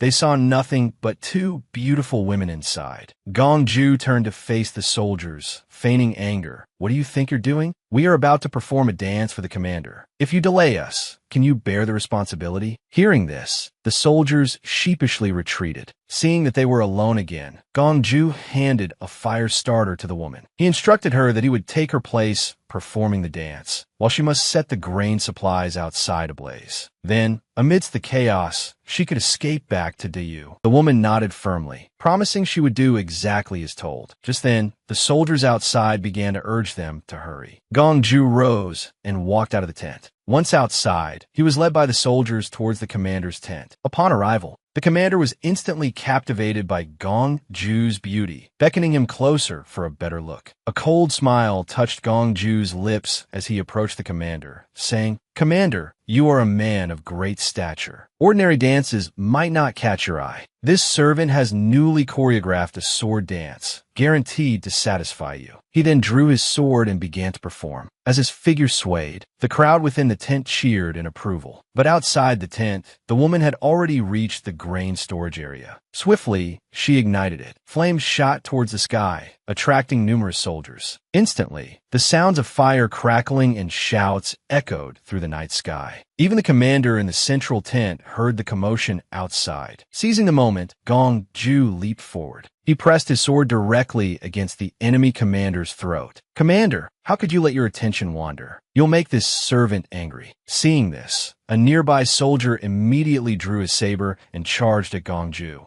Gong Ju blocked with his sword, and in the next second, cut the soldier down. Glancing at the fallen body, Gong Ju sneered, "Did you think your blade could stop me?" Before long, Gong Ju had eliminated numerous high-ranking officers, including the commander. However, he found himself surrounded by enemy troops. In the end, at the cost of sustaining heavy injuries himself, Gong Ju fought his way out. Meanwhile, far away in eastern Zhou, Gong Yimo remained completely unaware of these events. At this time, Gong Che was troubled by the lack of available ships after the canal's opening. Just as he was racking his brains, Gong Yimo walked in. Seeing his expression, Gong Yimo asked puzzledly, "Crown Prince brother, why the long face? Could be you're worried about finding ships?" Seeing Gong Che's reaction, Gong Yimo knew she had guessed correctly. She then said that she had actually made preparations in advance, telling him not to worry. Gong Che still looked a bit skeptical. Gong Yimo took his hand and explained, "Actually, right when the canal digging started, I acquired a shipyard nearby. We've been working hard building ships all this time. Crown Prince brother, why don't you guess how many ships your little sister has now?" Gong Che shook his head with a wry smile, admitting he really couldn't guess. Gong Yimo stopped teasing, held up 2 fingers, and said, "There are already 20. However, they aren't large vessels, but 20 medium-sized cargo ships." Hearing this number, Gong Che was utterly astonished and immediately asked how she had managed it. Gong Yimo didn't answer the question, adding that she had more good news. She then led Gong Che to the docks. After removing the hands covering Gong Che's eyes, Gong Che was so stunned by the sight before him that he was speechless. Moored in the lake was a large, majestic dragon-headed ship, radiating an imposing aura. Gong Yimo explained that this was something she had meticulously crafted. Her imperial father's birthday was approaching, she said. When the time came, they would present it to him as a celebratory gift. Gong Yimo could never have dreamed that the very tool in her hands, meant for excavating the canal, would actually attract the covetous attention of her own father. And just then, the crown prince was ambushed by assassins, his life hanging precariously in the balance. The emperor dispatched messengers with 2 consecutive imperial edicts demanding their return to the capital, completely disregarding the life-or-death situation of his own son. He was even willing to use Gong Ju's life as leverage to obtain the weapon. Just as Gong Yimo was preparing to send the exquisitely crafted dragon ship to her imperial father,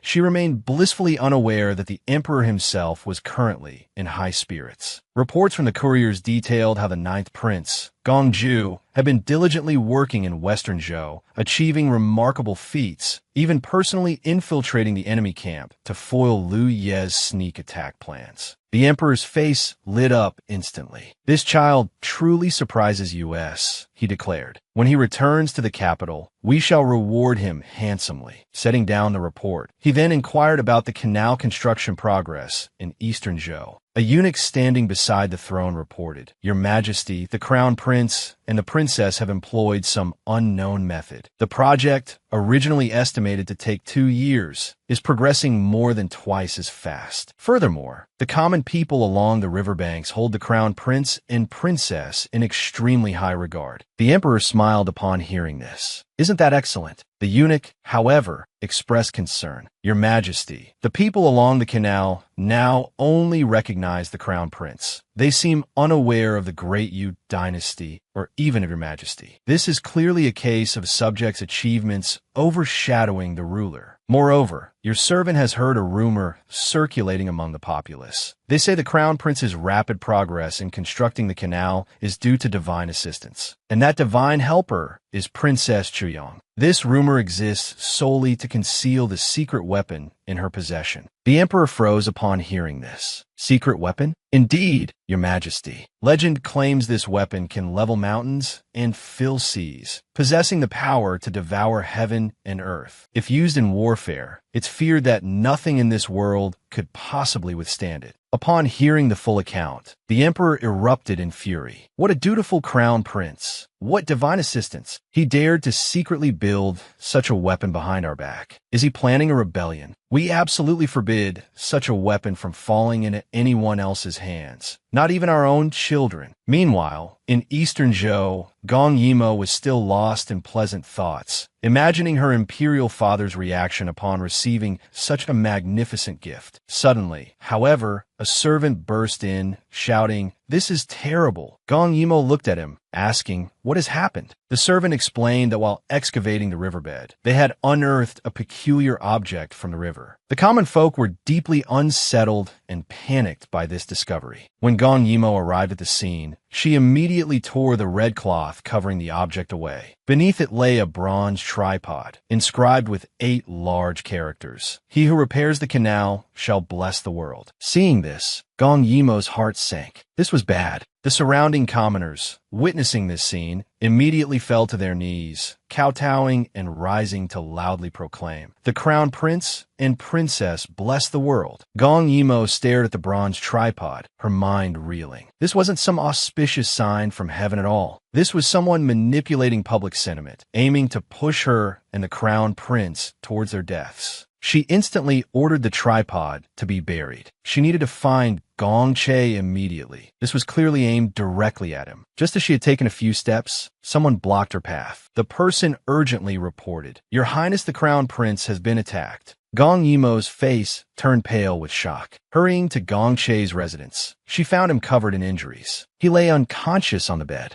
Gong Yimo anxiously asked the physician, "How is he?" The physician reported gravely, "The situation is dire. The assassin's sword pierced the crown prince's lung. If not for the timely administration of a great recovery pill to preserve his life, I fear he wouldn't have lasted this long. He must rest now and absolutely cannot continue traveling with the excavation team. Gong Yimo mulled over the situation. Her crown prince brother had been inspecting the riverbanks, surrounded by his trusted guards. Who could have possibly leaked his movements? And who planted that so-called auspicious omen in the riverbed? Everything fit together too perfectly. There had to be a traitor within. With this realization, Gong Yimo immediately stood up. She had to dispatch someone to report this to her imperial father at once. Any further delay, and even 100 mouths wouldn't be enough to clear their names. But just then, a servant rushed in again. "Princess, it's bad. His Majesty's imperial edict has arrived." As his words fell, 3 eunuchs walked straight in. Unfurling the imperial edict, one announced, "The crown prince is summoned to receive the decree." Gong Yimo countered, "My crown prince brother was attacked and lies unconscious. I shall receive the edict on his behalf." The lead eunuch immediately snapped back. "Insolence! How can His Majesty's sacred edict be received by proxy? This is contempt for imperial authority. By law, it is punishable by death." Gong Yimo pointed towards the unconscious Gong Che on the bed. "The crown prince's life hangs by a thread. How can he possibly receive the edict? If I am showing contempt for imperial authority, then what crime are you committing by disregarding the crown prince's life?" Looking at the unconscious crown prince, the eunuch was momentarily speechless. Left with no alternative, he had to permit Gong Yimo to receive the edict in his stead. "We have heard today that the crown prince intends to let the dragon rule the world. We do not comprehend his meaning and wish to hear his explanation in person. Order the crown prince to return to the capital immediately." Upon hearing this, Gong Yimo's heart went cold. This wasn't about hearing her crown prince brother explain. This was clearly summoning the crown prince back to the capital to face punishment. After listening, the physician stated that the crown prince was currently severely injured and simply could not withstand the jolting journey back. The eunuch, however, wore an expression of sheer arrogance. "So, according to you, we must wait until the canal is open for the crown prince to travel back to the capital by boat? When will that be? In the year of the monkey and the month of the horse." At this moment, Gong Yimo stood up. "Who said anything about waiting? I will clear the main north-south channel of the canal within 1 day. Then, we will naturally return to the capital by boat." Hearing this, the eunuch sneered, "Very well then. We shall wait for you for 1 day. If the canal isn't finished after 1 day, you could just wait to lose your head." After dealing with these eunuchs, Gong Yimo immediately mounted her horse and rushed towards the main channel. She had only one thought now: dig the canal. Upon arriving at the location, Gong Yimo directly retrieved a type of explosive from her interdimensional space. "Who says one person cannot dig a canal? For my crown prince brother, I'll risk everything." Then, she buried the explosives in the areas that needed excavation. In the early morning of the next day, the common people were still lost in their dreams. Suddenly, they were jolted awake by a deafening explosion. Hurriedly, they ran to the riverbank to see. They discovered that a section of the riverbed, which had previously blocked the water surface, had been blasted apart, sending rubble flying everywhere. The people excitedly cried out, "Heaven has shown its power. It must be the crown prince's benevolence that moved heaven. This is simply a miracle." Gong Yimo also rushed over at this time. Seeing the flowing water before her, she thought inwardly, "The canal is finally open. But I fear the matter of the explosives can no longer be hidden." Thus, she turned to the people and said, "I wonder if you all have heard a saying? He who repairs the canal lets the dragon rule the world." The commoners looked at each other, their faces filled with confusion. Yimo looked at the crowd. "This phrase is inscribed upon the bronze ding unearthed during the excavation. This was originally an auspicious sign. It was heaven, through the crown prince's hand, praising the emperor for undertaking the grand project of the canal, letting the dragon rule the world. Unfortunately, the crown prince was falsely accused because of this, slandered as having treacherous intentions, and even assassinated. That is why heaven became furious and sent down this thunderclap today. Therefore, the crown prince is innocent. Fortunately, heaven has eyes. It sent down a thunderclap to clear the way. Today, let us board the dragon boats together and return to the capital." Immediately, she shouted loudly, "Heave ho!" As she finished speaking, two enormous dragon boats came cutting through the waves. Immediately, Gong Yimo began ushering the common people onto the boats to head towards the capital city. Just then, Eunuch Chang Shi rushed over. "Princess, His Majesty has decreed, by the mandate of heaven," the emperor proclaims. "Crown Prince Gong Che has defied the imperial edict and delayed his return to the capital. Effective immediately, he is temporarily stripped of his title as imperial prince, deprived of his military command, and is to be escorted back to the capital under arrest. Depart at once, without delay." Therefore, Eunuch Chang Shi looked at Gong Yimo and said, "The emperor was already furious upon learning you delayed by one day. If the crown prince now travels back to the capital by boat, it will take even longer. I fear His Majesty will become even angrier then. It is best to follow His Majesty's decree and travel by carriage." Hearing this, Gong Yimo was instantly enraged. Crown Prince brother is severely injured. How can he endure the bumps and jolts of the road? This is clearly an attempt on my Crown Prince brother's life. If Father Emperor insists on this, then I can only defy the edict. Chang, she shook his head. "Princess, you think only of the Crown Prince. Do you not care about the Ninth Prince's life or death?" The Ninth Prince saw through Liu Ye's conspiracy. Single-handedly, he killed the enemy commander, burned their grain supplies, and turned a sneak attack into nothing, achieving a world-shaking merit. Unfortunately, Liu Ye's main army arrived ahead of schedule. Although His Highness managed to escape, he became lost in the desolate plains. Those desolate plains are a place of death. Even a mist contains deadly poison. The Ninth Prince has been lost within for 7 or 8 days now. His Majesty's meaning is clear. If the princess hands over the item that blasted open the river channel, His Majesty will immediately dispatch the most elite cavalry to rescue His Highness. Gong Yimo could hardly believe her ears. What merit threatening the ruler? Immediate return to the capital. These were all just bargaining chips he used to demand I hand over the explosives. His goal was always the explosives. And I even painstakingly crafted a birthday gift for you.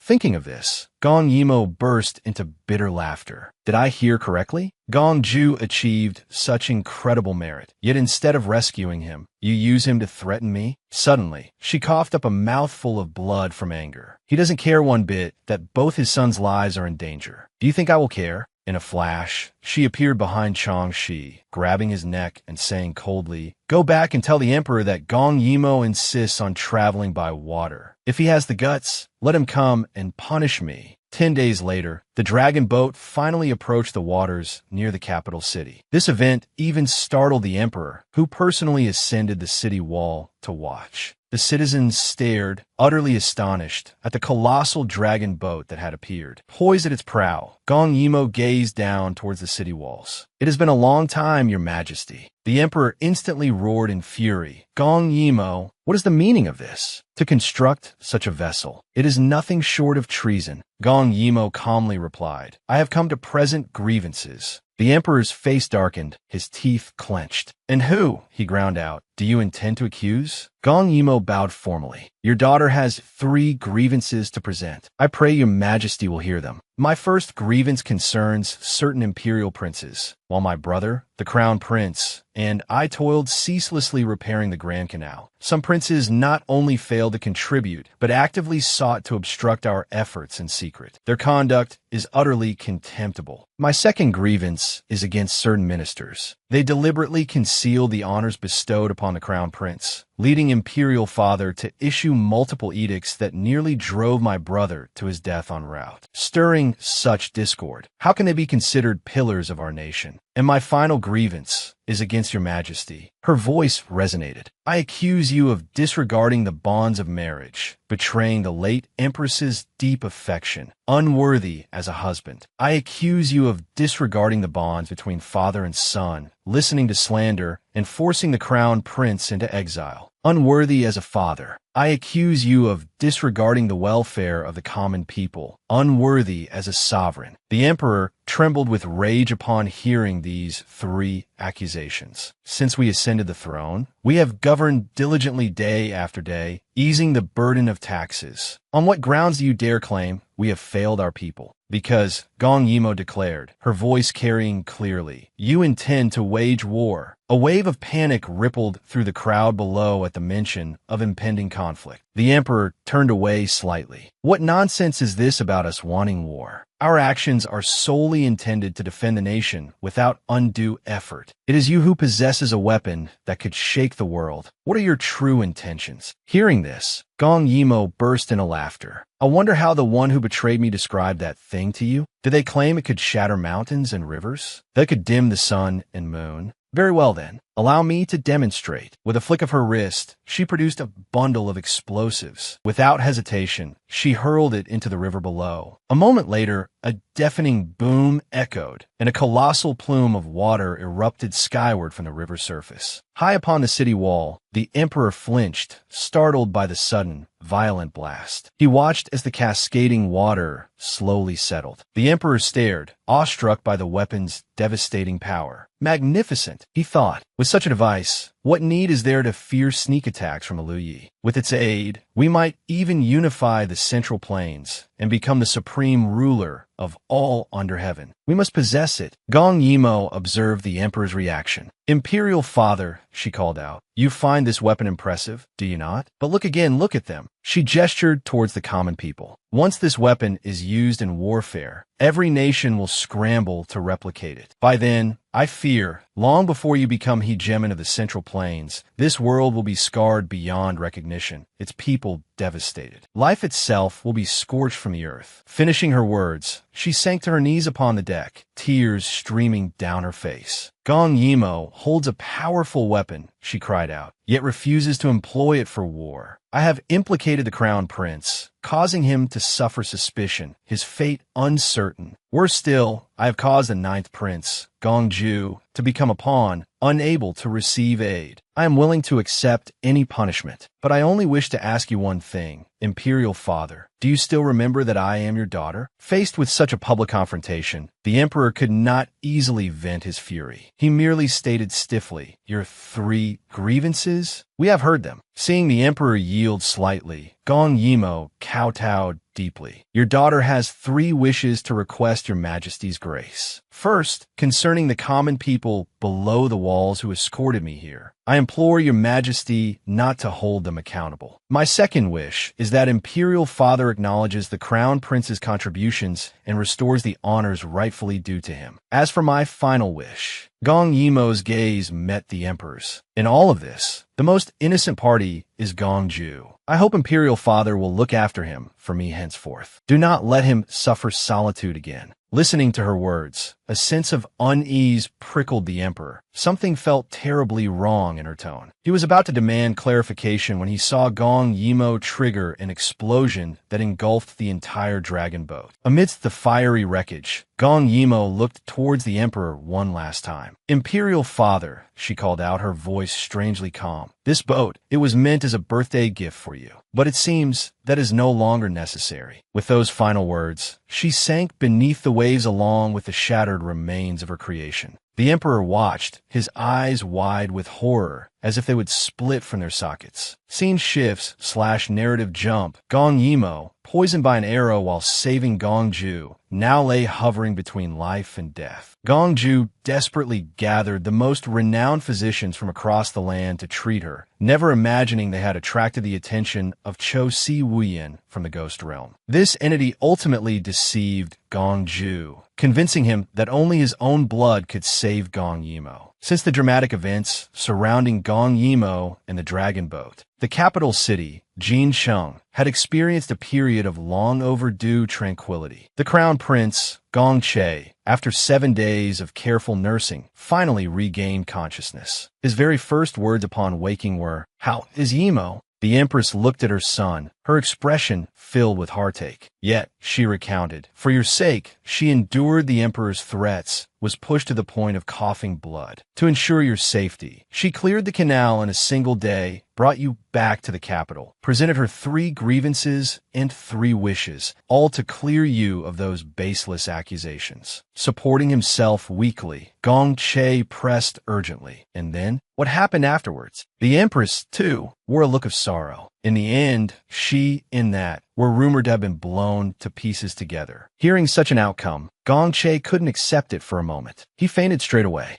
Meanwhile, within Prince Ping's residence, Shenshria looked at the person on the boat and said, "You're finally awake." The person on the bed was none other than Gong Yimo. Gong Yimo sat up and asked how long she had been unconscious. Shenshria stretched lazily, saying, "About 7 days." Gong Yimo was instantly alarmed and hurried to get out of bed. Seeing this, Shenshria quickly stopped her. "What are you doing? It took me over 1,000 men to find you. You've just woken up. What trouble are you trying to stir now?" Gong Yimo explained that Gong Ju was trapped in danger in Shizhou and she had to go save him. Shenshria gripped her shoulders. "Do you know how badly injured you are? Going to save someone like this? You're clearly going to your death." Gong Yimo completely ignored his persuasion. After getting dressed, she spoke, "Thank you for saving me, Your Highness. I will repay you when I return. If there's a chance, please let the Crown Prince know I'm safe." Hearing this, Shenshria couldn't help but feel puzzled. "I say, Gong Yimo, you just came back from the gates of hell, and now you're rushing off to save Gong Ju and even sending word to Gong Che. Don't you have any space for yourself in your heart?" Gong Yimo smiled wryly. "Isn't that why I still have you to care about me? Speaking of which, you mobilized over 1,000 men to find me. That's not the number of people Prince Ping's residence can command. You must have become the left commander of the Imperial Guard, haven't you? Congratulations." With that said, she quickly ran out of the residence. Meanwhile, in the desolate plains of Shizhou, heavy goose-feather snow had begun to fall. Gong Ju hid behind a large boulder, evading the pursuit of the Lui people. At this moment, Gong Ju also knew clearly that being found was only a matter of time. His only option was to find life in death's embrace. Thus, he deliberately hung the corpse of a Lui man onto a tree. This move successfully attracted the attention of the Lui people. By the time they arrived, they realized they had fallen into a trap, but was already too late. Gong Ju leaped down fiercely, cutting down a swath of them. Looking at the corpses on the ground, he sneered, "Trying to catch me with just this? Your movements are too slow." But suddenly, his expression changed. He actually saw Gong Yimo here.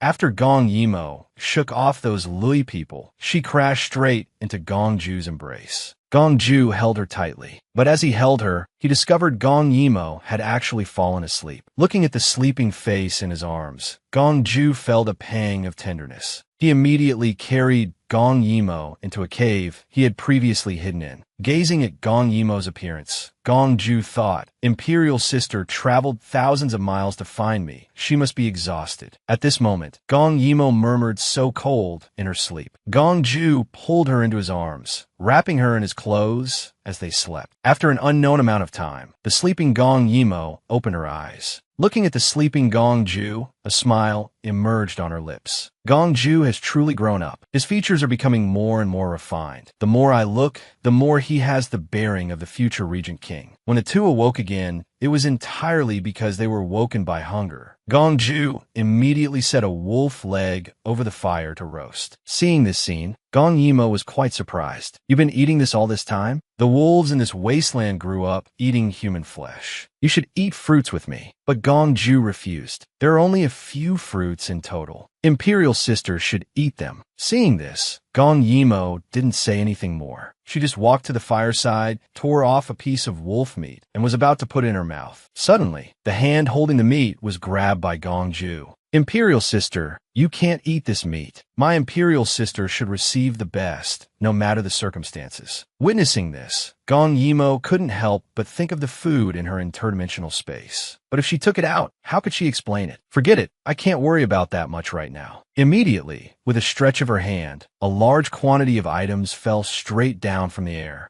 This scene left Gong Ju dumbfounded, exclaiming that Imperial sister was truly no ordinary mortal. Gong Yimo scratched her head. "Actually, it's nothing much. It just allows me to store things." Gong Ju knew his Imperial sister was quite extraordinary. Thus, he spoke up, "Imperial sister, will you leave me one day?" Gong Yimo seemed unprepared for Gong Ju to ask this question and froze on the spot. After coming back to her senses, she turned away. While rummaging through the items, she said, "This is my home. Why would I leave?" Suddenly, Gong Yimo found something, overjoyed. "I didn't expect there to be a bottle of good wine." She immediately turned her head to Gong Ju. "Stop letting your imagination run wild. It's afternoon now, and it's snowing heavily again. Let's rest first. We'll move tonight. An hour later, Gong Yimo leaned on Gong Ju's shoulder, sighing, "The snow in Shizhou is so beautiful." Gong Ju looked at the tipsy Gong Yimo, feeling quite helpless. "Imperial sister, sleep well. I'm here."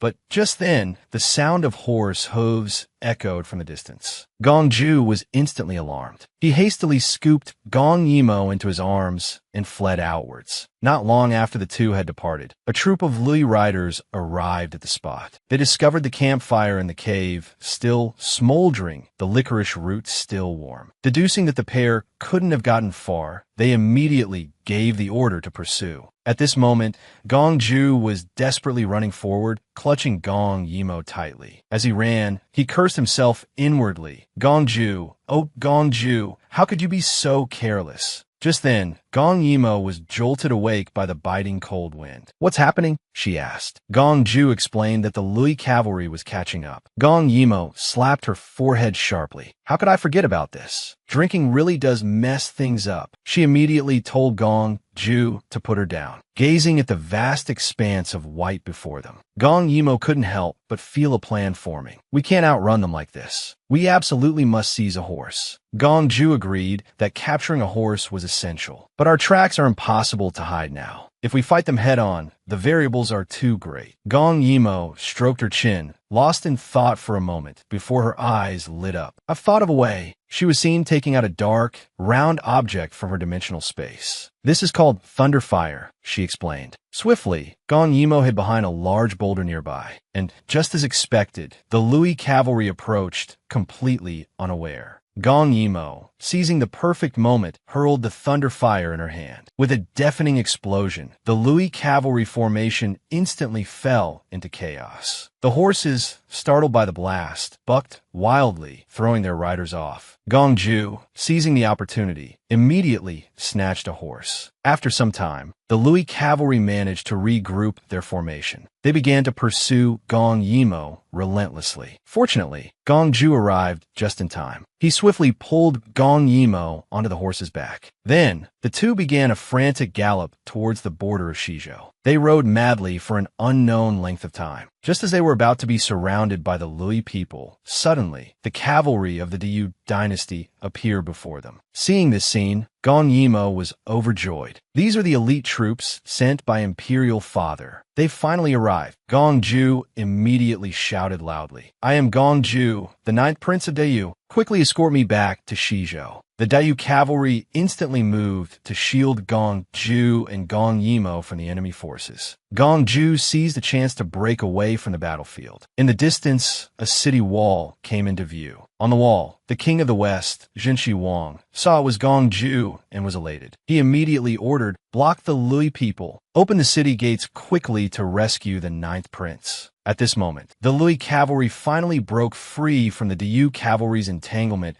and closed in on Gong Ju and Gong Yimo from both sides, unleashing a dense volley of arrows. Seeing the dire situation, Gong Ju immediately abandoned the horse, pulling Gong Yimo with him to escape on foot. Instantly, the two were surrounded by the Lui soldiers. They fought their way through, bathed in blood. Finally, they reached the city gate. Just as they began to relax, an arrowhead emerged from the tall grass behind them. The next second, an arrow shot towards Gong Ju's back. Seeing the arrow, Gong Yimo instantly threw her own body in front of Gong Ju. The moment the arrow pierced flesh, blood spurted like a fountain. Gong Ju turned, his eyes wide with fury and grief. Clutching the heavily wounded Gong Yimo, he roared, "Quick, open the city gate." Once the gate opened, Gong Ju sprinted into the city, shouting, "Where is the doctor?" A city guard pointed towards a building ahead. "The doctor is in the clinic." Hearing this, Gong Ju charged straight into the clinic. Upon entering, he grabbed the doctor by the collar. "Save her quickly." After examining Gong Yimo's injuries, the doctor shook his head gravely. "Her condition, it doesn't look good." Hearing this, Gong Ju erupted in fury. "You must save her. Otherwise, I'll have your entire family buried with her." The doctor, terrified, pleaded repeatedly for mercy. Just then, the king of the West arrived. Witnessing the scene, he quickly told Gong Ju to stop. He then turned and ordered the arriving imperial physicians to treat the princess. However, these imperial physicians seemed intimidated by Gong Ju's earlier actions, hesitating to step forward. Gong Ju's gaze turned icy. "Come here and save her. Otavais D." Hearing this, the imperial physicians hurriedly stepped forward. Watching the imperial physicians treating Gong Yimo, Gong Ju felt extremely worried. The king of the West patted his shoulder. "Don't be anxious. The princess will surely be all right." After the imperial physicians examined her, they reported to the king of the West, "Your Highness, the situation is dire. We initially thought it was an external wound, but who knew the arrow was poisoned? The princess's internal injuries were already severe, and now, with excessive blood loss compounded by poison, we fear she is beyond saving." Upon hearing this, Gong Ju's expression changed drastically, and he was immediately ready to execute this incompetent physician. Fortunately, the king of the West stopped him. "Your Highness, do not be hasty. I've already posted notices summoning renowned physicians from far and wide. The princess will surely be all right." Indeed, the notices posted by the king attracted many people. The reward for successful treatment started at 5,000 taels and steadily rose to 100,000 taels of gold. And this notice also caught the attention of a man dressed in red within the crowd. He immediately tore the notice down. "Cure her for 100,000 gold taels? Interesting." At this moment, inside the king of the West residence, Gong Ju held the unconscious Gong Yimo, his eyes filled with worry. Suddenly, a man's voice sounded from behind him. "I can save her." Gong Ju walked towards the man in red. "You say you can save her? State your name." "Iam Si Wuyan."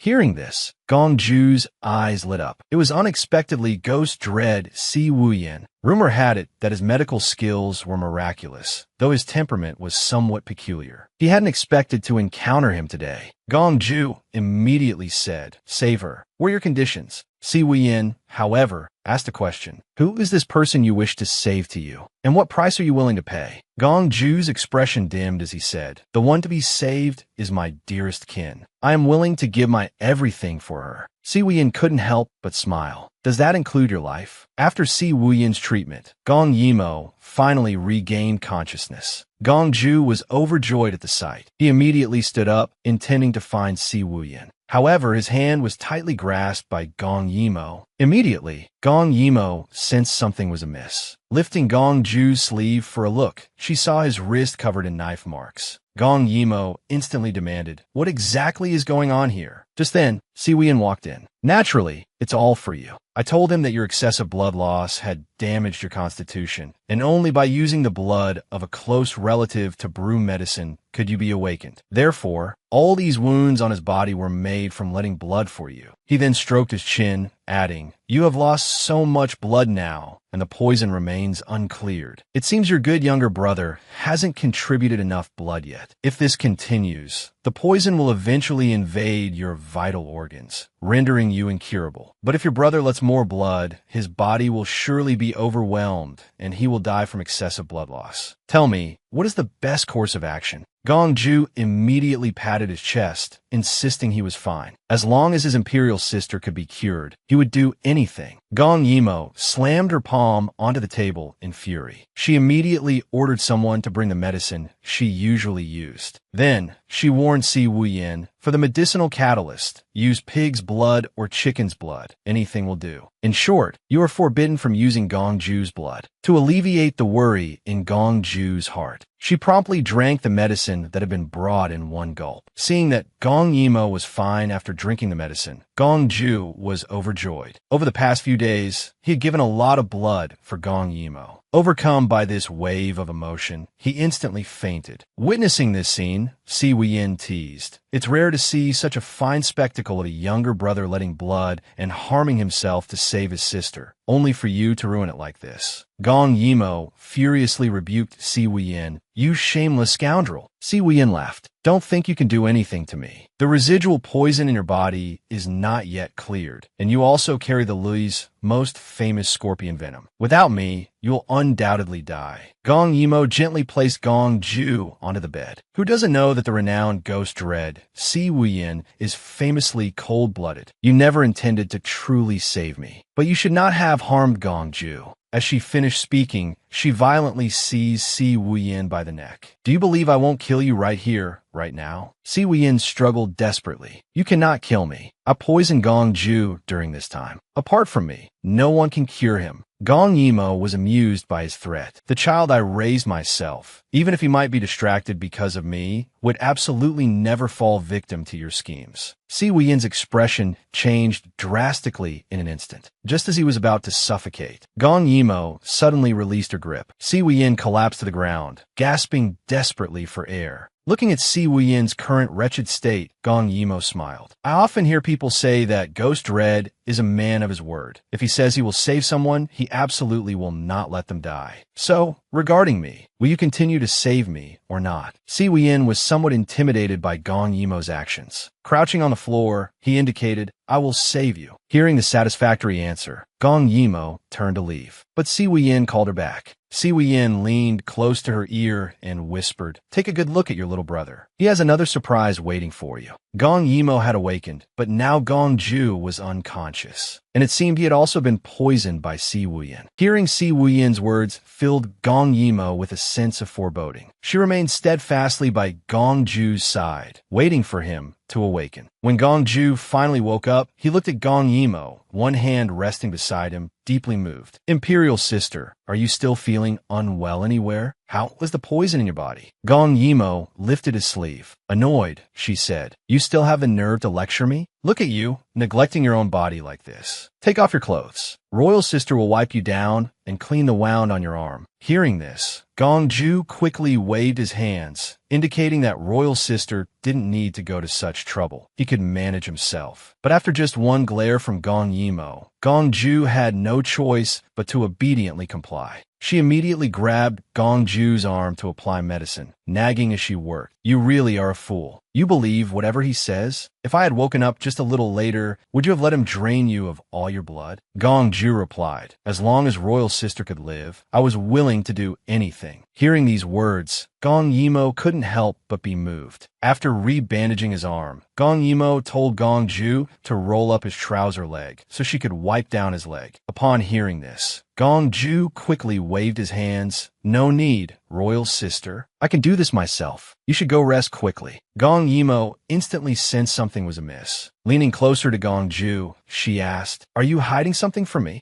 Gong Ju immediately shook his head, denying it. But before he could react, Gong Yimo grabbed his trouser leg and pulled it up. A wound wrapped in bandages was starkly revealed, still oozing blood. Gong Yimo was stunned by the sight. Could this be the secret Si Wuyin mentioned about Gong Ju? Regaining her composure, she asked in a trembling voice, "What happened here? Why is your leg injured like this?" Gong Ju explained, "It's because Si Wuyin needed blood and flesh as a catalyst. That's why it's like this. But it's all right, Royal Sister. Look, it's almost scabbed over." Hearing this, Gong Yimo's eyes reddened, tears streaming down uncontrollably. "Are you stupid? Why did you just obediently do whatever he asked? What if he asked you to die? Would you have gone then too?" Gong Ju gently wiped the tears from Gong Yimo's face. "As long as he said it could save you, I would do it, even if it cost my life. So, Royal Sister, I don't regret this." After Gong Yimo applied medicine to the wound on Gong Ju's leg, she immediately ran back to her own room, frantically rummaging through the items in her interdimensional space. But after searching for a long time, she couldn't find a single useful ointment. Suddenly, she thought of something. Since that Si Wuyin was known as Ghost Fright, he must have plenty of potent medicines on him. She immediately went to Si Wuyin's bedchamber. Seeing his visitor, Si Wuyin's mouth twitched. "What are you doing here?" Gong Yimo tilted her head and said, "I just want to know, with the renowned Ghost Fright supporting you, when will you be able to completely cure the poison in my body?" Si Wuyin confirmed she wasn't there to attack him, and the stone in his heart finally dropped. He promptly poured himself a cup of tea, saying, "Rest assured, with me here, you won't die." Gong Yimo leaned closer to Si Wuyin. "Saving one is saving saving too is also saving. If you're willing to contribute some medicine, I won't pursue what you did to Gongju earlier. Si Weyin replied nonchalantly. You're so close to me. Aren't you afraid I'll poison you? Who knew that Gong Yimo's next sentence would make Si Weyin spit out the tea he had just sipped? If you dare to poison me, I'll chop off your fingers one by one. How about that? Don't think I don't know your background. Although you were the puppet emperor of the Yuqi dynasty, you were also raised by the Yuqi Empress Dowager herself. Would she really begrudge you even this little bit? Si Weyin immediately retorted, claiming he had no idea what she was talking about. Gong Yimo's lips curled slightly. You don't know? How about this then? The weather is nice today. Let's go for a ride outside the city. Subsequently, the two rode out of the city. On the way, Si Weyin asked Gong Yimo, how did you guess my identity? Gong Yimo replied dismissively, if you could figure out my identity, why couldn't I figure out yours? Gong Yimo asked Si Weyin with some curiosity, what reason made you want to target me in Gongju? I know you made Gongju give blood and cut his flesh because you couldn't get close enough to harm him directly. So you wanted to use this method to weaken him. Then you would seize the opportunity to kill him. And you saved me, yet didn't clear the residual poison from my body in order to continue controlling his siblings. But these excuses about the poison being difficult to cure are truly laughable. Your mother is the world's foremost expert in poisons. How could mere scorpion venom possibly stump you? After hearing this, Si Weyin's face turned grim. So what if you know? Right now, I'm the only one who can save you. Do you dare to threaten me? Gong Yimo burst into laughter. Why wouldn't I dare? If I expose your identity as the Yuqi Emperor right now, adding the crime of plotting against the ninth prince, do you think you can keep your life? Si Weyin immediately rebuked Gong Yimo angrily. Don't think I wouldn't dare kill you. Try provoking me again. Gong Yimo retorted, save it. If you really had that kind of ruthlessness, how could you still be a puppet emperor? Why don't we make a deal? As long as you leave behind the antidote and the miraculous medicine that can regenerate flesh and bone, I promise to keep your secret. Upon hearing this, Si Weyin chuckled and retrieved a porcelain bottle from within his robes. It seems you came quite prepared. But even if I give you the medicine, do you dare to take it? Gong Yimo snatched it directly from his hand. Why wouldn't I dare? In the next second, she poured the entire contents in her mouth. The moment she swallowed, a wave of dizziness washed over her, and shortly after, she coughed up a mouthful of blood. But just then, the horse beneath Si Weyin whinnied sharply, as if startled. Gong Yimo wiped the blood from the corner of her mouth and said, I forgot to tell you, the horse I picked for you has a peculiar aversion to blood. Si Weyin's face turned pale with shock. Gong Yimo had calculated correctly. Instantly, the horse beneath him bolted, carrying him away at a full gallop. Cold sweat beaded on Si Weyin's face as he cursed inwardly. This time, he had truly lifted a stone only to drop it on his own foot. Behind him, Gong Yimo spurred her horse onward, charging after Si Weyin. Si Weyin glanced back over his shoulder and was startled. He hadn't expected Gong Yimo's first words upon catching up to be, this horse, affected by the blood, will keep running forward relentlessly. Not far ahead lies the territory of the Lui people. Don't say I didn't give you a chance. Jump down quickly. I will definitely catch you. Si Weyin's heart was in turmoil. He had given Gong Yimo Fen San, heart-burning powder. The moment she circulated her internal energy, it would feel like 10,000 arrows piercing her heart. He never imagined this seemingly delicate woman possessed such endurance. Seeing his hesitation, Gong Yimo extended her hand. Since you know my identity, you should have heard of my deeds. Gong Yimo, never disappoint. After a moment's consideration, Si Weyin pushed off from his saddle and leaped towards Gong Yimo. Although Gong Yimo caught him, the momentum was too great, sending them tumbling across the ground for more than a dozen rotations before finally coming to a stop. Once they steadied themselves, Si Weyin quickly administered the antidote to Gong Yimo. When she had recovered somewhat, Si Weyin gripped her shoulders, demanding, Gong Yimo, why did you do that? I was trying to poison you. Why did you still save me? Gong Yimo simply replied, why couldn't I? Si Weyin lowered his head, his voice heavy. Because people like you shouldn't exist in this world. I envy Gongju for having such a wonderful relative like you.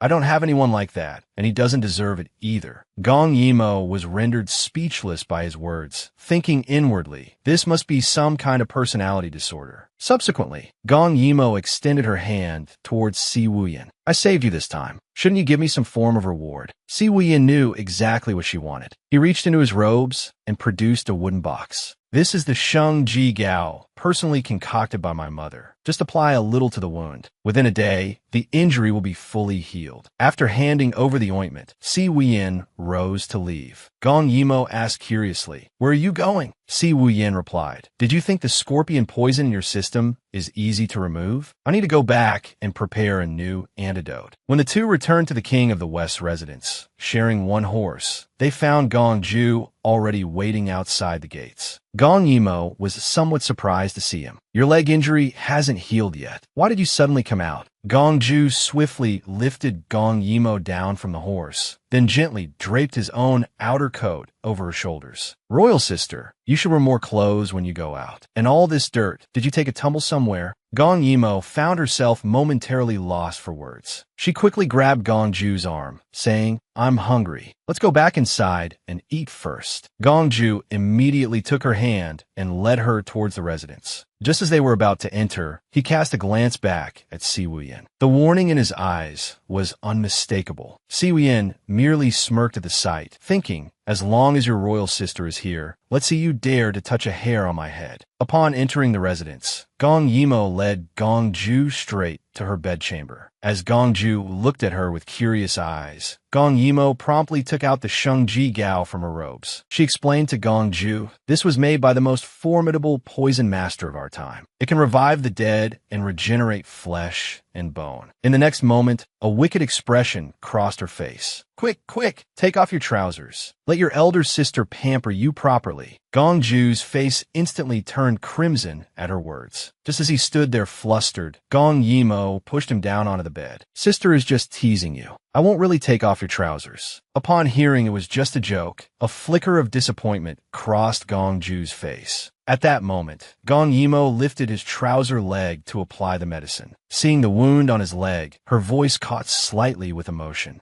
Gong Ju comforted her. "Royal sister, you don't need to be like this, because everything I have is yours." Later, deep in the night, a knock sounded on the door of Gong Yimo's bedchamber. Opening the door, she found none other than Si Wuyin standing there. He casually waved the wine bottle in his hand. "Care to find a place for a drink?" Immediately, the two arrived at Kaishiku, the place of the execution platform. Gong Yimo was instantly speechless. Why would it be an execution ground? Beside her, Si Wuyin spoke. "Since you know my identity, do you look down on me like those others?" Gong Yimo quickly shook her head, indicating she had no such thoughts. Si Wuyin then began to speak of his past. "I am the adopted son of a Yuchi Empress Dowager. Although I inherited her true teachings, becoming unmatched in both medicine and poison, she never trusted me. To prevent me from seizing power, she crippled all the meridians in my body. What's even more laughable is that she found my looks pleasing and wanted me to be her male favorite. A puppet emperor and the Empress Dowager's pet. Isn't that the greatest joke?" Gong Yimo then voiced her own view of Si Wuyin. "Actually, I think you are a good emperor. Your desire to kill me and Gong Ju stems merely from the fear that we might eventually endanger your country. So you decided to strike first, didn't you?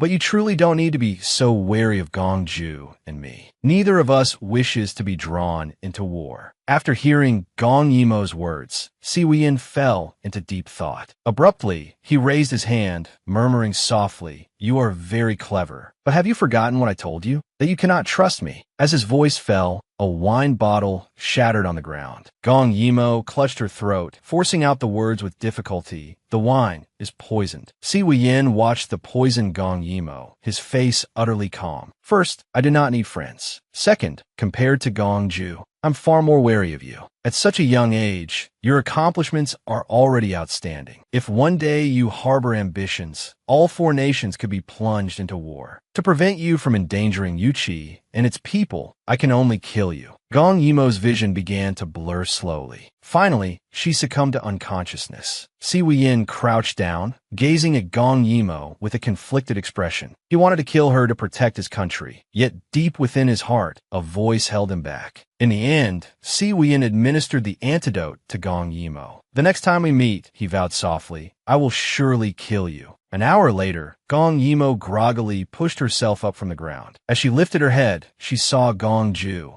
Gong Ju's merits in pacifying the Lui were immense. The emperor had specifically ordered him to return to the capital to report on his duties. He had also been in theft as Prince Shi and granted command of 50,000 imperial guards stationed within the imperial city. Gong Yimo opened her eyes and saw Gong Ju right before her. Gong Ju leaned down, asking with concern what had happened to Gong Yimo. She didn't speak, however. Instead, she sat cross-legged and began to circulate her internal energy, looking inward. She discovered, to her surprise, that the residual poison within her had been completely cleared. Gong Ju directly swept Gong Yimo into his arms, preparing to return to their residence. After carrying Gong Yimo back to her bedchamber, just as Gong Ju was about to rise and leave, Gong Yimo suddenly grabbed his arm. "How did you know I was at Kaishiku today? Did you have someone follow me?" Gong Ju pressed down on Gong Yimo's hand, saying, "Someone saw you leave with him. I was worried, so I came out to look." Hearing this, Gong Yimo understood.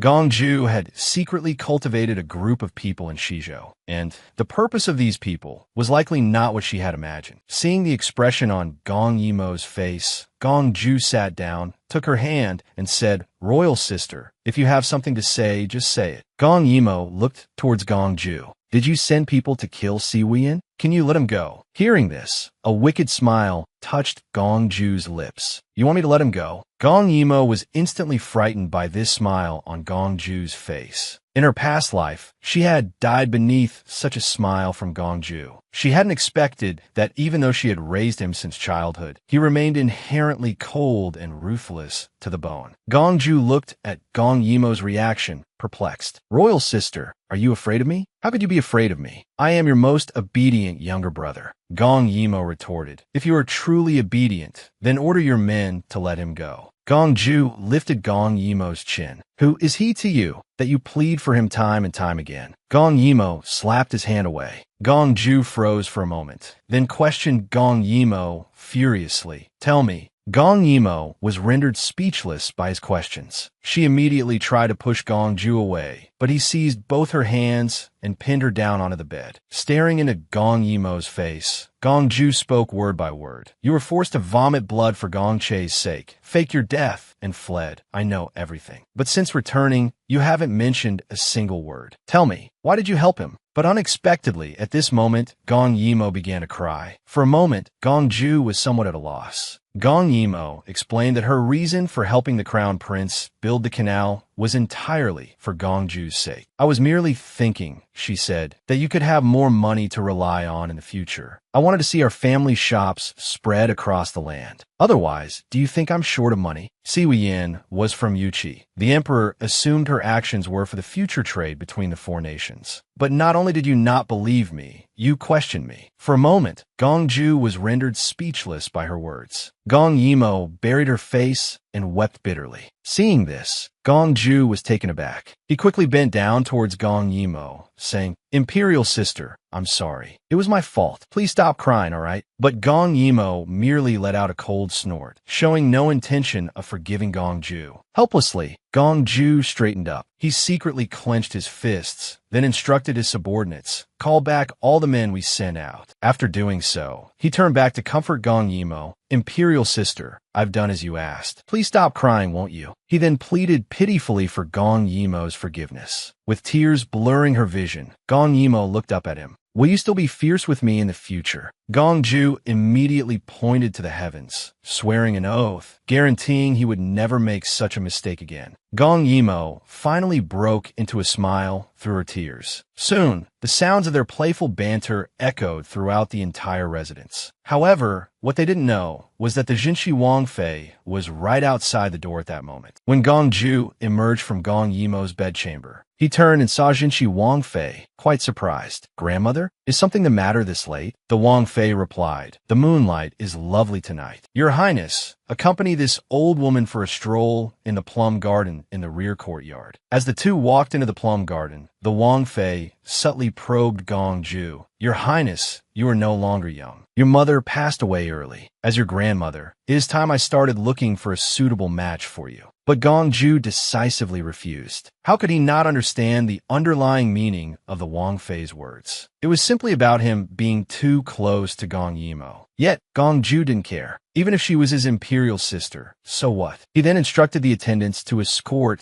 the Wang Fei back to rest. The next morning, a carriage stopped before the residence's main gate. Gongju was bidding farewell to the Jinshi Wang, as he had to return to the capital to report for duty. Although reluctant to see him go, the Jinshi Wang still reminded Gongju, "Be careful on your return to the capital this time." Sitting inside the carriage, Gong Yimo also felt a faint sense of unease, a premonition that something significant would happen on this trip back to the capital. After bidding farewell to the Wang Ye, the group set off towards the capital. After 2 days of travel, they arrived at Hezhou City. Gong Yimo pulled Gongju along to wander through the night market. In that moment, it felt as though she had returned to her childhood, to those carefree days. Suddenly, she held up a stick of candied hawthorns and presented it to Gongju. "Happy birthday. There are no candles or birthday cake this year, but let's not be particular. Just make a wish to this river god." Gongju immediately clasped his hands together and silently prayed in his heart. "If the heavens have spirits that listen to earnest pleas, I, Gongju, in this life and forevermore, ask only to spend my days together with Gong Yimo." After making his wish, Gong Yimo personally put a gift on Gongju. Gongju gently touched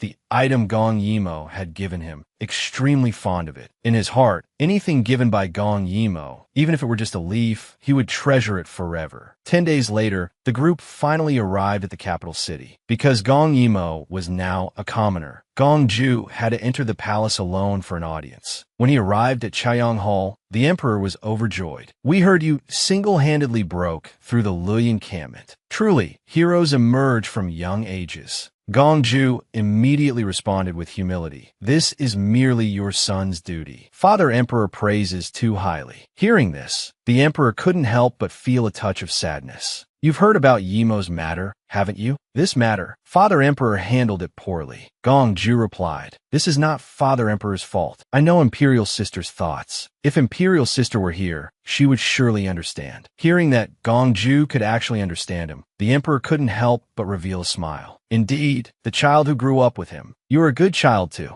You have achieved great merit this time. We shall reward you handsomely. Go back and rest first. Tomorrow's morning court will be the day of your rise." Emerging from Chaiyang Hall, Gongju felt somewhat preoccupied. He had intended to go find Gong Yimo directly, but there were too many matters to handle. Tonight, he could only stay in his own residence. Suddenly, a figure appearing ahead made him stop in his tracks. "It's been a long time. Ninth brother, I trust you've been well." The person approaching was none other than the Crown Prince, Gongche. Gongju clasped his hands in salute. "Greetings, Crown Prince. I'm heading to pay respects to Imperial Grandmother, so I won't keep you company for long." Gongche replied, "I am also heading there. Let's walk together then." Walking ahead, Gongche thought to himself, "Gongju has achieved such merit at such a young age. After tomorrow, I fear everyone in the capital will know of his existence." He then turned his head and asked Gongju, "Is Mo doing well?" A smile touched Gongju's lips. "Whether she is well or not, what concern is it of yours?" Gongche abruptly grabbed Gongju by the collar. "Where exactly is she now? Is she here in the capital?" Gongju retorted, "What right do you have? You trample upon the years she spent doing so much for you, even being forced to suicide by the emperor in the end because of you. And what did you do? What right do you have to trample? Since you couldn't protect her, then I asked the Crown Prince not to bring her trouble. After all, she now holds something everyone desires. Imperial Sister has me, and that is enough. I implore your Highness the Crown Prince to mind your own affairs." With that said, he bypassed Gongche and proceeded to leave. In truth, within Gongju's heart, anyone in the world who dared to snatch Imperial Sister from him would not be allowed to live. Meanwhile, in the Empress's chambers, the Empress pulled Gongche into the main hall. Pointing to the portraits on the table, she said, "Now that you are about to leave the capital for the Huai River, we must settle your marriage before then. These young women are all daughters of esteemed, scholarly families. Their backgrounds, appearances, and temperaments are all exceptionally outstanding." Yet, Gongche refused without hesitation.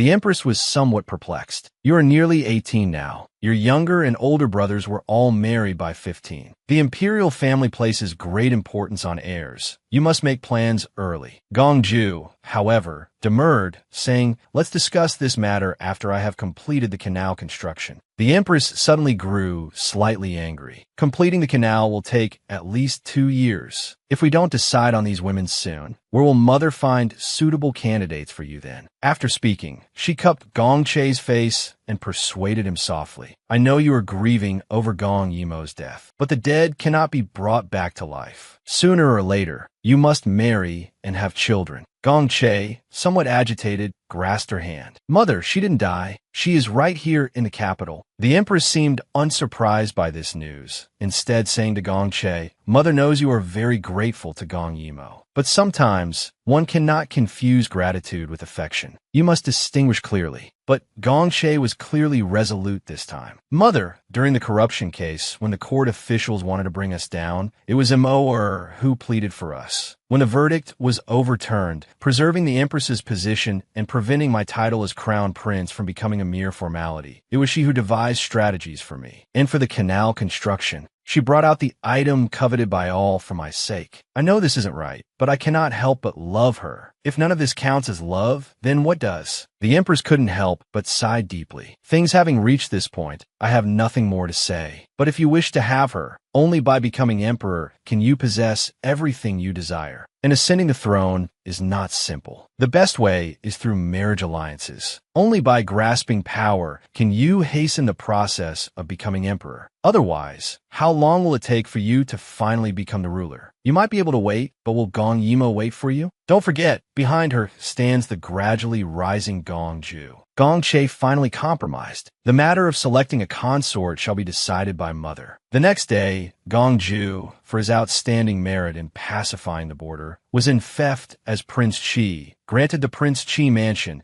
and given command of 50,000 imperial guards responsible for the capital's security. Gongju didn't particularly care about these rewards, but he was still very happy. He and Gong Yimo finally had a home. As soon as Gong Yimo entered the Prince Qi mansion, she pulled Gongju along, running everywhere. Looking here, peeking there. What delighted her most was that there was actually a hot spring inside. Gongju also smiled and teased. If I ever get tired someday, Imperial Sister must allow me to come over for a soak. After familiarizing herself with the mansion, Gong Yimo lay down on a lounge chair, leisurely enjoying snacks. Even when Xi'er arrived, Gong Yimo didn't feel like getting up. Xi'er couldn't help but remark, the princess's disposition is truly carefree. At this moment, Gong Yimo was also soaking in the hot spring. Feeling the warmth, Gong Yimo couldn't help but sigh with emotion. Ah, this is the life. She casually picked up the wine beside her and drank it down in one go. Life is short. It's best to live as one pleases. By the way, isn't the emperor celebrating Gong Ju's achievements tomorrow? I really want to go have fun. There will surely be many ladies present then. It should be time to scout some prospects for Gong Ju. But suddenly, someone speaking from behind startled Gong Yimo. Turning her head, she saw it was Gong Ju. Gong Yimo was somewhat puzzled. Weren't you busy attending the banquet? How did you return so early? Gongju lay languidly beside the hot spring, saying, because those people were utterly boring. He casually gathered a lock of Gong Yimo's fine hair and held it to his nose. Imperial Sister's hair smells so fragrant.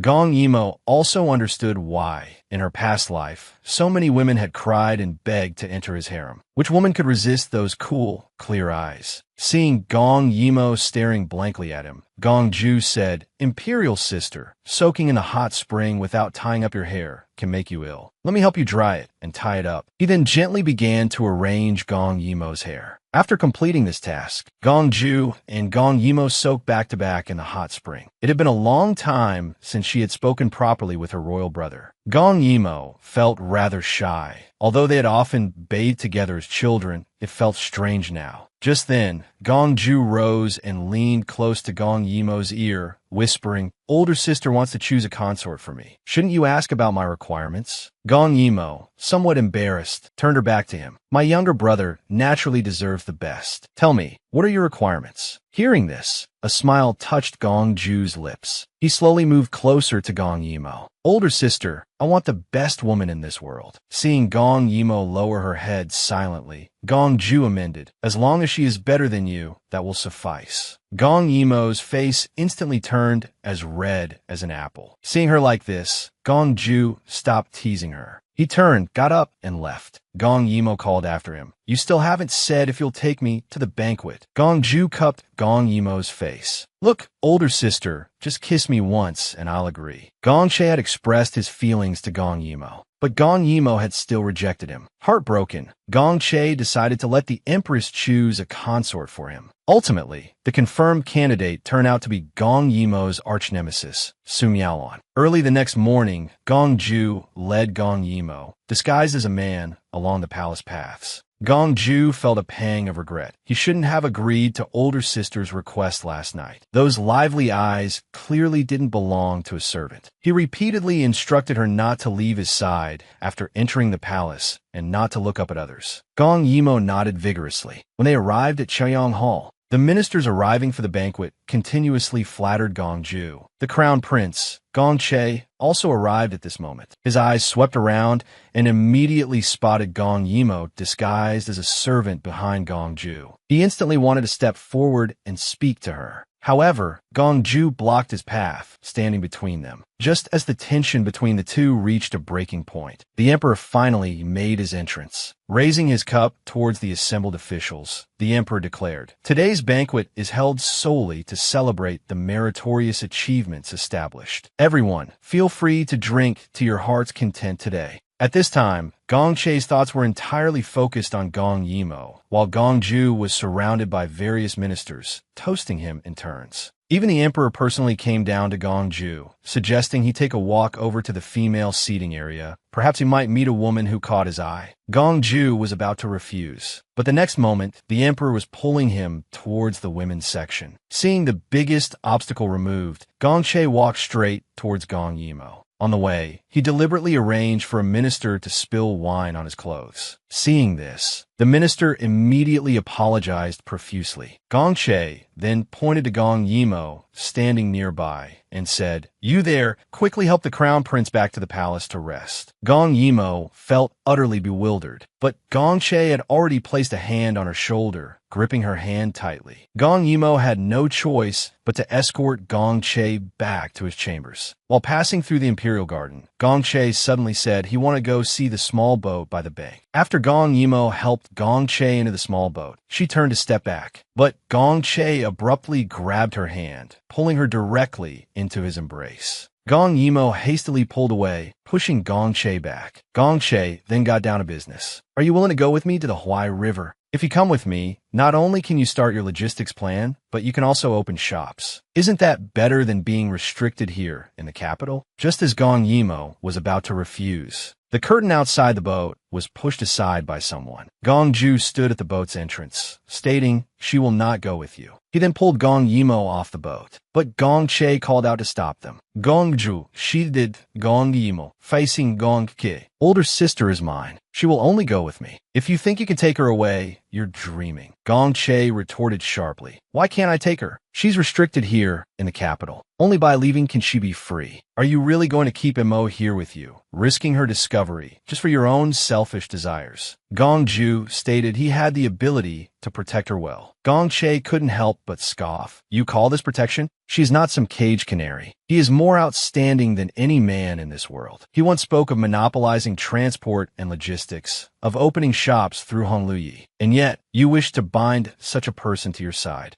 Gong Ju directly slapped away Gong Che's hand that gripped his own. "So what if I do?" Imperial sister said everything she did was for me. Since it was established for my sake, what's wrong with giving it up for me? Seeing the gunpowder-thick tension escalating between the two, Gong Yimo hastily stepped between them to mediate. "As the brother and younger brother I value most, why must you argue here? Gong Che stroked Gong Yimo's head, saying, "You probably don't know. Gong Ju is ruthless and merciless. I fear you'll be influenced by him." Gong Ju instantly retorted, "Haven't you also exploited the emperor's guilt, using his hand to kill quite a few people? What right do you have to criticize me?" With that said, he led Gong Yimo off the boat. In the carriage returning to the prince's mansion, Gong Ju looked at the silent Gong Yimo, thinking his earlier words had wounded her. But Gong Yimo spoke, "Rest assured, no matter what, I will always side with you. After all, you are the one I depended on, the one I grew up with." Meanwhile, within the crown prince's bedchambers, Gong Che sat on the floor, hating himself. If only he possessed outstanding martial skills, how wonderful that would be. Then he too would have the power to protect Gong Yimo. On the other side, the empress had already set the date for selecting a consort for the crown prince. The next morning, Gong Yimo was combing Gong Ju's hair. Gong Ju said, "There's a banquet in the empress's palace today. It's truly unavoidable. Imperial sister should just stay comfortably in the prince's mansion." Gong Yimo couldn't help but tease, "This is clearly a matchmaking banquet. If you happen to take a liking to any young lady, you must tell me." Gong Ju turned his head and pressed down on Gong Yimo's hand, saying, "The crown prince is the main focus of this banquet. I am merely making an appearance." Meanwhile, inside the empress's chambers, Gong Che slammed a teacup onto the floor. "Mother Empress, why now? And selecting a consort right before Emor? I won't go." The empress, exasperated by his lack of ambition, retorted, "This matter was approved by His Majesty. Whether you go or not is not up to you. Besides, don't forget, Gong Yimo is also approaching marriageable age. Do you think Gong Yimo will wait for you? You know as well that your feelings defy the world's conventions. If she reciprocates, it might be manageable. But if she doesn't, why must you persist so bitterly?" And so, Gong Ju set off for the imperial palace to attend the banquet. Before leaving, he instructed the guards that no one was permitted to leave. Gong Yimo, utterly bored alone in the prince's mansion, settled onto a lounge chair to read and pass the time. But suddenly, she heard something and hastily sat up. Outside, a burst of fireworks exploded in the sky. Isn't that Crown Prince Brother's signal? Could he be in some kind of trouble? She immediately threw on an outer coat, preparing to go out. However, she was blocked by two guards. The prince has ordered that no one is allowed to leave. Gong Yimo instantly flared up in anger. "Are you trying to place me under house arrest? Gong Ju would never treat me like this." The guards respectfully stated they were merely following orders. "The prince instructed us to ask the princess to remain peacefully in the mansion." Gong Yimo saw they were determined to stop her. She struck out directly, pushing the two back, and rushed out. Seeing this, the guards could only dispatch someone to the palace to report to Gong Ju. At this moment, Gong Yimo followed the guidance of the fireworks and arrived before a residence named Wanxiangju. Pushing the door open, she saw Gong Che was indeed there. Gong Yimo cut straight to the chase. "Why did you summon me so urgently? What's the matter?"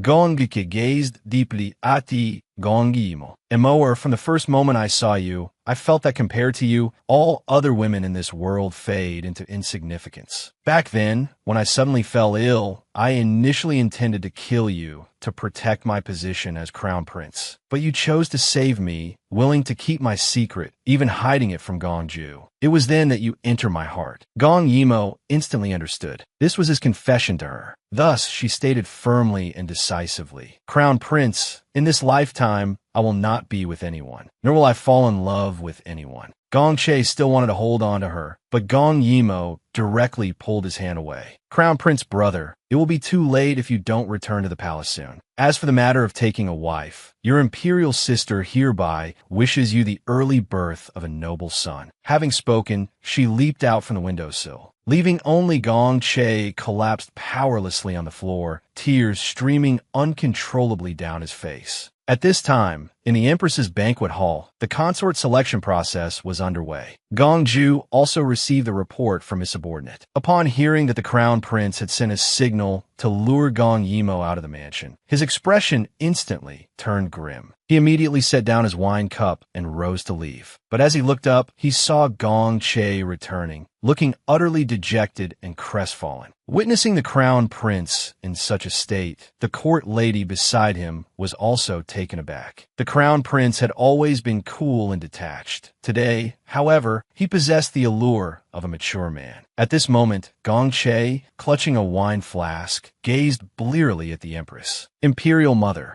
are you selecting a consort for me?" Seeing her son like this, the empress felt a pang of heartache. She immediately ordered the palace maids to lead Gong Ju to his seat. But the moment Gong Che laid eyes on Gong Ju, fury ignited within him. Shoving aside the supporting arm of the nearby palace maid, he strode before Gong Ju. "Do you know," he slurred, "I failed. She said she won't accept any feelings beyond those between siblings. So, I can't have her, and neither can you." Witnessing this scene, the empress hastily commanded, "Support the crown prince. Your highness is drunk. Quickly escort his highness to the side hall to rest." Yet, Gong Che declared he wasn't drunk. "Continue the consort selection. If anyone is willing to marry me, I'll take her." The words had barely left his lips when, from among the assembled ladies, Su Miaolon stepped forward gracefully. "Your servant, Su Shi, greets the crown prince." She then presented Gong Che with a sachet of refreshing incense she had made herself. Gong Che accepted it and looked towards the empress. "Imperial mother, since she is willing to marry me, then let it be her." Hearing this, Su Miaolon was overjoyed and immediately knelt to accept the grace bestowed upon her. She hadn't expected to gain the crown prince's approval so easily. Henceforth, she would be the crown princess. As she reveled inwardly, the other ladies deeply regretted being a step too slow. Just then, Gong Ju suddenly felt something amiss within his body. It was highly likely the wine was poisoned. He quickly bowed to the empress and took his leave. He was promptly escorted out by personnel dispatched by the empress. Watching Gong Ju's retreating figure, Gong Che's eyes glinted with malice. A servant leaned in close to his ear and whispered, "Your Highness, it was a success." Prince Shi drank that different cup of wine. Meanwhile, Gong Ju was led by a palace maid into a certain side hall. His face was flushed crimson, and the maid beside him persistently tried to entice him. Fortunately, his willpower held firm. After delivering a slap to the palace maid's face, he stormed out the door. At this very moment, Gong Yimo, having rushed back to the prince's mansion, heard Gong Ju had returned and immediately began searching everywhere for him. She searched high and low, inside and out, yet found no trace of Gong Ju. Suddenly, the sound of splashing water caught her attention. She saw Gong Ju emerging from the pool. Turning and seeing Gong Yimo approach, he swiftly pulled her towards him. Noticing something was wrong with him, Gong Yimo asked what had happened. Gong Ju turned his gaze away, admitting, "I've been poisoned with an aphrodisiac." Gong Yimo inwardly puzzled over why such a substance would be present at the banquet. She quickly fed Gong Ju a detoxification pill. Though it can't eliminate it completely, it should suppress it. After swallowing the pill, Gong Ju collapsed into Gong Yimo's embrace. His entire body burned with fever. He struggled to speak. "I've already arranged for the antidote. Imperial sister just needs to fetch it for me." Hearing this, Gong Yimo immediately turned and ran towards the house. Gazing at Gong Yimo's retreating back, Gong Ju felt somewhat dazed. Why was it so difficult to win someone's heart? In less time than it takes to drink a cup of tea, Gong Yimo returned, only to find Gong Ju missing. While searching for him, she heard a muffled sound coming from her own room.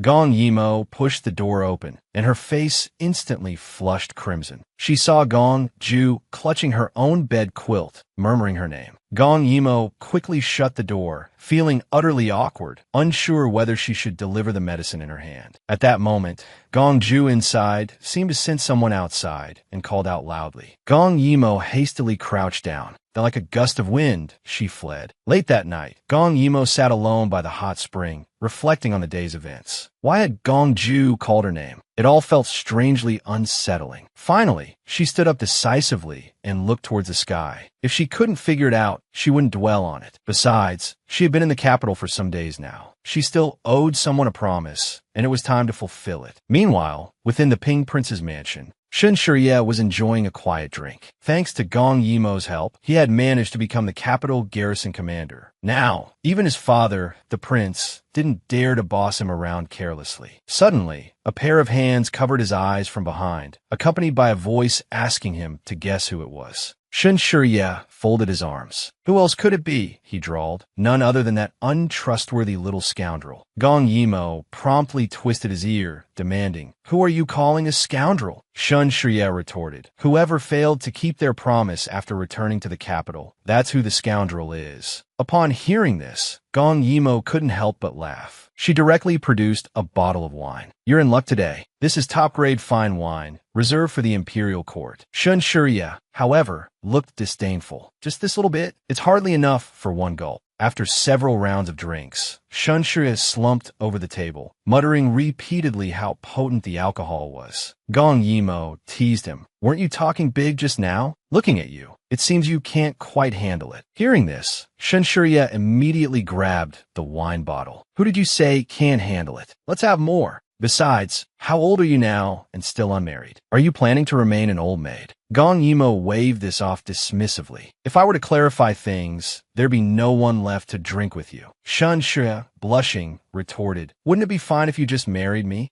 Gong Ju had expressed his love for Gong Yimo, only to be predictably rejected. Finding it hard to accept, he actually consumed a Sangong wand for Gong Yimo's sake, declaring, "Even if you don't accept me now, one day you will." Hearing Gong Yimo wonder who would drink with him if she were married, Shun Shriya raised his cup and said, "Couldn't you just marry me?" Gong Yimo couldn't help but freeze for a moment, only to see Shun Shriya holding up the wine bottle, saying, "Marry me. I can't promise much else, but I guarantee there will always be enough wine." Gong Yimo couldn't help but be amused by him, yet she still refused. She explained that she had never considered marriage. She had grander ideals. She wanted to enable trade among the four nations, bringing wealth from all directions, so that the common people of the world would never lack food or clothing, no longer having to struggle for survival amidst chaos. Finishing her words, she rested her head on the table. "It's not that I don't want to like someone, but doing so would make me narrow-minded." Hearing this, Shun Shriya's eyes widened slightly in surprise. He hadn't thought a woman in this world could harbor such ambitions. She carried the great responsibility of planning for the welfare of all people under heaven in her heart. At this moment,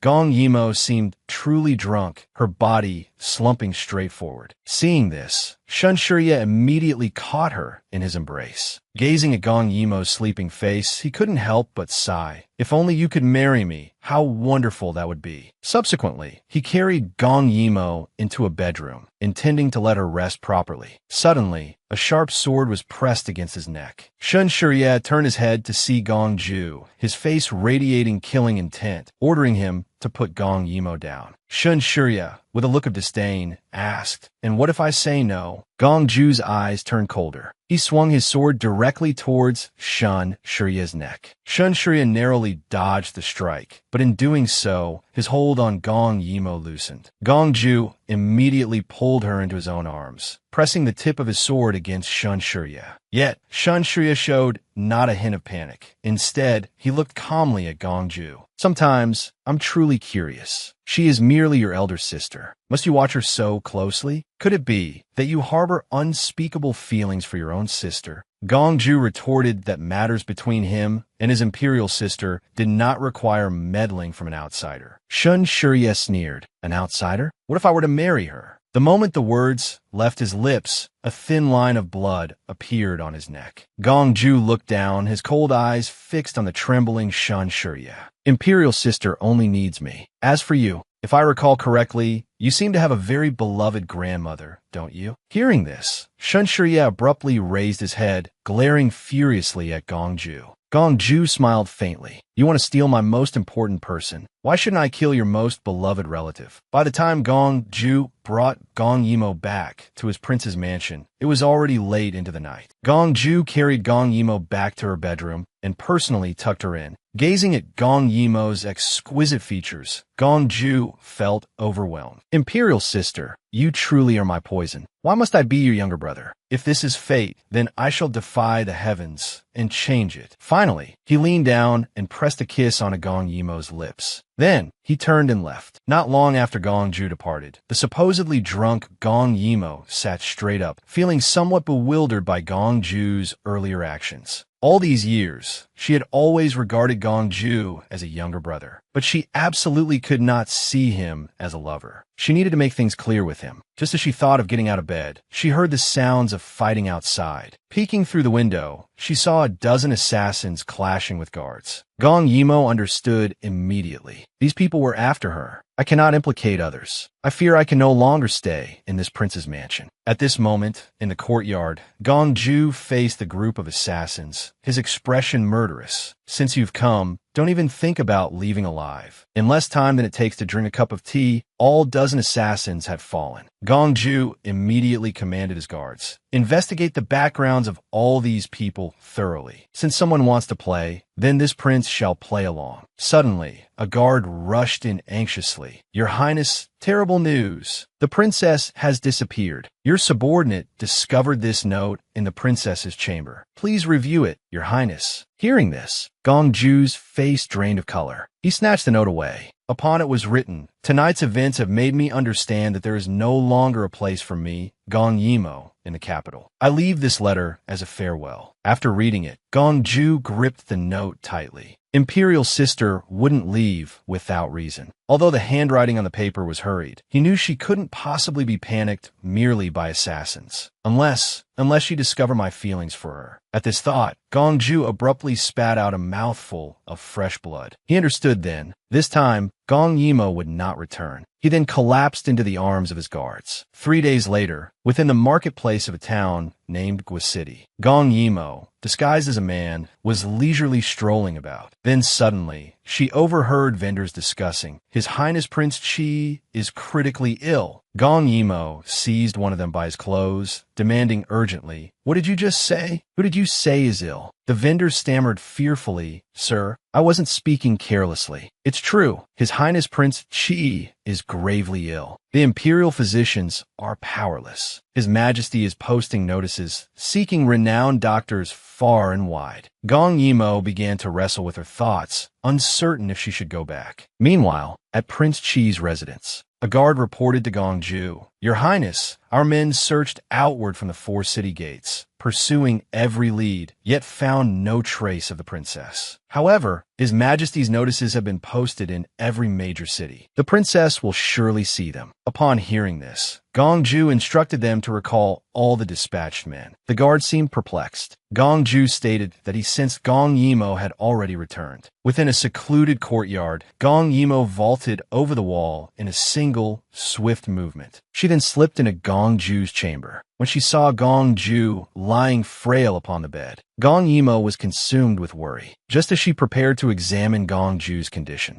Her wrist was suddenly seized in a firm grip by Gong Ju. He effortlessly pulled her into his embrace. He whispered beside Gong Yimo's ear, Imperial sister, stay by my side. If it were possible, I truly wish I could merge you into my very being, never to be parted again. Gong Yimo couldn't help the blush rising on her cheeks. Do you truly harbor feelings for me? Gong Ju confessed, Since I was 9 years old, you have been my sole focus. I know this is difficult for you to accept, but I can wait. As long as you remain within my reach, I can wait indefinitely. If you find this distressing, I can endure it. I can be your brother, your family, whatever you need. As long as I remain the most important person to you, I can transform into any version of myself that you desire. Hearing his words, Gong Yimo remained silent. After a long pause, she finally spoke to Gong Ju. You are my younger brother and also the most important person in my life. I shall never love anyone in this lifetime, let alone entertain such a forbidden affection. If you are willing to change, I will never leave your side. At her words, Gong Ju's hand involuntarily clenched, his body trembling faintly. So this is how it must be? He ultimately yielded, Imperial sister, I promise you, from this moment forth, I will relinquish these feelings. Having spoken, he rested his head upon Gong Yimo's lap. Yet, Gong Yimo, as if by reflex, withdrew herself. Seeing this, Gong Ju sat up, gazing at Gong Yimo. Even as your brother, am I forbidden even to touch you? Gong Yimo shook her head. No, it isn't that. I just recall that if I am to keep vigil for you, I must fetch my own bedding. I am particular about my bed, she finished, before quickly darting out of the room. Watching her retreating figure, a thin stream of blood trickled from the corner of Gongju's lips. He then slumped powerlessly back onto the bed. So this is the agony of a heart pierced by knives. When Gong Yimo returned carrying her bedding, she discovered Gongju collapsed on the bed, blood staining his lips. She frantically channeled her internal energy into Gongju, helping to stabilize his condition. The following day, at the break of dawn, as Gong Yimo opened her eyes, she was startled to find Gongju gazing intently at her. In the next instant, he leaned in to kiss her. Gong Yimo was utterly shocked. Just as she attempted to rise, she suddenly felt her entire body devoid of strength. She immediately interrogated Gongju. What have you done?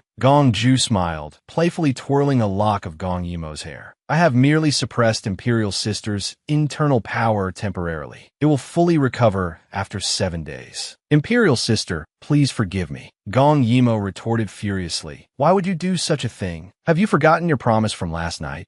Gongju backed Gong Yimo against the wall, speaking slowly. Imperial Sister, asking me to let you go? I cannot do it. The mere sight of you near another man drives me beyond control. For me to relinquish you, only death could compel me. Imperial Sister, please think about it carefully. With that, he turned and left. Soon after, Exeter entered carrying steaming milk. Princess, you must be hungry. His Highness specifically asked someone to prepare this. Gong Yimo asked Exena, you knew long ago that Gongju liked me? Exeter smiled and replied, yes. I think it started when His Highness was young. Several times, this servant saw the way His Highness looked at you, full of longing. Besides, everyone in the entire mansion knows His Highness admires you. Gong Yimo was quite vexed, so she was the last one to find out. In the afternoon, Gongju specially prepared a table full of dishes for Gong Yimo. There was roasted chicken, there was lobster, all dishes Gong Yimo loved. Yet, Gong Yimo acted as if she didn't see them. Seeing this, Gongju directly picked up a piece of meat and brought it to Gong Yimo's lips. But Gong Yimo slapped away the approaching chopsticks. She declared that if he didn't produce the antidote, she would go on a hunger strike. Hearing this, Gongju leaned closer to Gong Yimo. Imperial Sister, if you don't eat, I might have to resort to force. Gong Yimo retorted angrily. I won't eat. I'll starve myself. What can you do about it? Gongju didn't say more, instead picking up a piece of meat and putting it into his own mouth. Then, he leaned in and kissed Gong Yimo directly. Imperial Sister, this is the only way I can feed you. He kissed her again. Reacting, Gong Yimo pushed Gongju away, her face flushed, thinking inwardly, it seems Gongju is falling deeper and deeper for me. I must find a chance to escape. Meanwhile, Gongju was thinking this can't wait. Today, I must make her completely mine. If she loses her virginity to me, she'll have no choice but to marry me. Imperial Sister is only concerned about status in the eyes of the world. At worst, we can go directly to my fiefdom and spend our lives together. At this moment, Gong Yimo looked at Gongju. Gongju, do you know? This goes against human ethics. It's wrong. You lost your mother when you were young, and you had no one else around. I was the one who took some care of you. So, it's understandable that you developed these feelings for me. You also understand that you are very important in my heart. But this kind of affection isn't romantic love. Perhaps it's familial affection and gratitude. Therefore, I think you've misunderstood. This isn't pure love. Gongju couldn't help but sigh deeply. I thought the hardest part would be getting you to accept my feelings. I never imagined it would be so difficult just to make you believe in my feelings. He then said to Gong Yimo, in this world, apart from you, I will never feel even the slightest stirring of heart for any other woman. Do you understand? Saying this, he stood up and knelt on the ground. I suffer from sleepless nights. You are the one I yearn for day and night. My urgent desire to become stronger is also because of you. One word of affirmation from you can make me happy for a long time. One sign of dissatisfaction can leave me utterly helpless. If this isn't love, then Imperial Sister, tell me what is? Seeing her persuasion was useless, Gong Yimo finally made up her mind. She had to leave, otherwise, it would only make Gongju fall deeper. Seeing Gong Yimo's silence, Gongju patted his chest and said, "Even if you can't accept it now, one day you will accept me." Just then, a secret guard approached Gongju's side. "Your Highness, news from the palace. Someone has informed the emperor about the princess being held captive." Gongju immediately looked at Gong Yimo. "I need to go to the palace." "Imperial sister, you stay here at home." He then left with the secret guard, instructing him to station men around the prince's mansion and find a few more people to protect the imperial sister well. Meanwhile, Gong Yimo, alone in her room, felt helpless, constantly thinking about how to leave. Based on her memories from her past life, although many things had changed, many had also remained the same. Suddenly, she remembered something significant. That's right. In 3 days, it's the emperor's birthday celebration. Gongju is responsible for security within the palace. He absolutely cannot leave during such an occasion. So, he won't be back for these few days. I need to hurry. The detoxification pill in my dimensional space should be able to counteract the effects of the power-scattering powder. At night, Gong Yimo, asleep, suddenly sensed someone in front of her. Opening her eyes, she was startled. She immediately cried out in alarm. "Gongju, what are you doing?" Gongju, however, buried his head in Gong Yimo's embrace. "Imperial sister, I don't want to do anything. I just want to hold you." Thinking about the events in the palace today gave Gongju a headache. Although Father Emperor hadn't confirmed that Imperial sister was in his mansion, given Father Emperor's personality, he would definitely send someone to investigate. I need to find a way to move Imperial sister somewhere else. Lost in thought, Gongju drifted off to sleep. Gong Yimo looked at the sleeping Gongju, her gaze complicated. Although she wouldn't fall in love with anyone in this life, Gongju had, after all, grown up with her. She couldn't sever this familial bond. But Gongju seemed unable to extricate himself. Finally, she could only let out a soft sigh. At the local banquet, someone actually presented poisonous herbs, but fortunately, Gongju saw through the plot. Unexpectedly, however, those people's target turned out to be Gong Yimo. When Gongju rushed to the scene, he found the prince's residence engulfed in flames, and Gong Yimo cornered by assassins, her life hanging by a thread. An unknown amount of time passed. When Gong Yimo opened her eyes again, she discovered Gongju had already left. She immediately rolled out of bed. A red light flashed in her hand, and 2 pills materialized in her palm. Gong Yimo gazed at the pills, praying that this antidote could suppress the Sangong poison within her body. With that thought, she tilted her head back and swallowed the pills. At noon, Gong Yimo lay languidly in the courtyard, basking in the sun. A wave of secret joy washed over her heart. The antidote was indeed effective. After just one morning, 1/10 of her internal energy had returned. At this rate, she would fully recover within 2 days. Just then, Exiner brought up the matter of the crown prince and his crown princess consort. Hearing this, Gong Yimo smiled and said, "The crown prince probably quite likes the young lady from the Su family, hence why he personally requested to halt this marriage." Yet, despite her words, a trace of displeasure lingered in her heart. Gongche had just professed his love for her, and in the next breath, he had chosen another as his consort. Moreover, this consort was her sworn enemy. "I cannot control the lives of others. Let him be," she mused. Exiner looked at Gong Yimo's indifferent expression, feeling rather helpless. She covered Gong Yimo with a thin blanket and said, "Princess, for His Majesty's birthday celebration this time, many enfeoffed princes and lords have returned. I heard they brought numerous rare treasures. It's said that the Southern King plans to present something truly magical to His Majesty this time." Hearing this, Gong Yimo couldn't help but recall something. In her past life, her imperial father had a volatile temper, was frail and often ill, gradually becoming fatuous and muddle-headed in his later years. But in this life, at least for now, he still seemed like an enlightened ruler. The thought struck her as somewhat peculiar. 2 nights later, Gong Yimo lay alone in bed, feeling exhilarated. The internal energy within her body had been completely unsealed. In these past few days, Prince Chi's residence had been remarkably quiet. Those people spying on me will surely make a move. Perhaps my chance to escape lies with them. With that, she prepared to rest. She had to conserve her energy. A tough battle awaited her tomorrow. After Gong Yimo fell into a deep sleep, a pair of man's feet suddenly appeared in her bedchamber. The man slowly approached Gong Yimo. Finally, he leaned down and pressed a kiss upon her lips. This man was none other than Gongju. Having recovered her internal energy, Gong Yimo was highly sensitive to her surroundings. She immediately pushed Gongju away. Looking at Gongju with some wariness, she asked, "Why are you back?" Gongju removed his outer robe, saying, "Things in the palace have been settled, so I came back to see you." He then began to undress. Gong Yimo was startled by this scene. "What do you think you're doing?"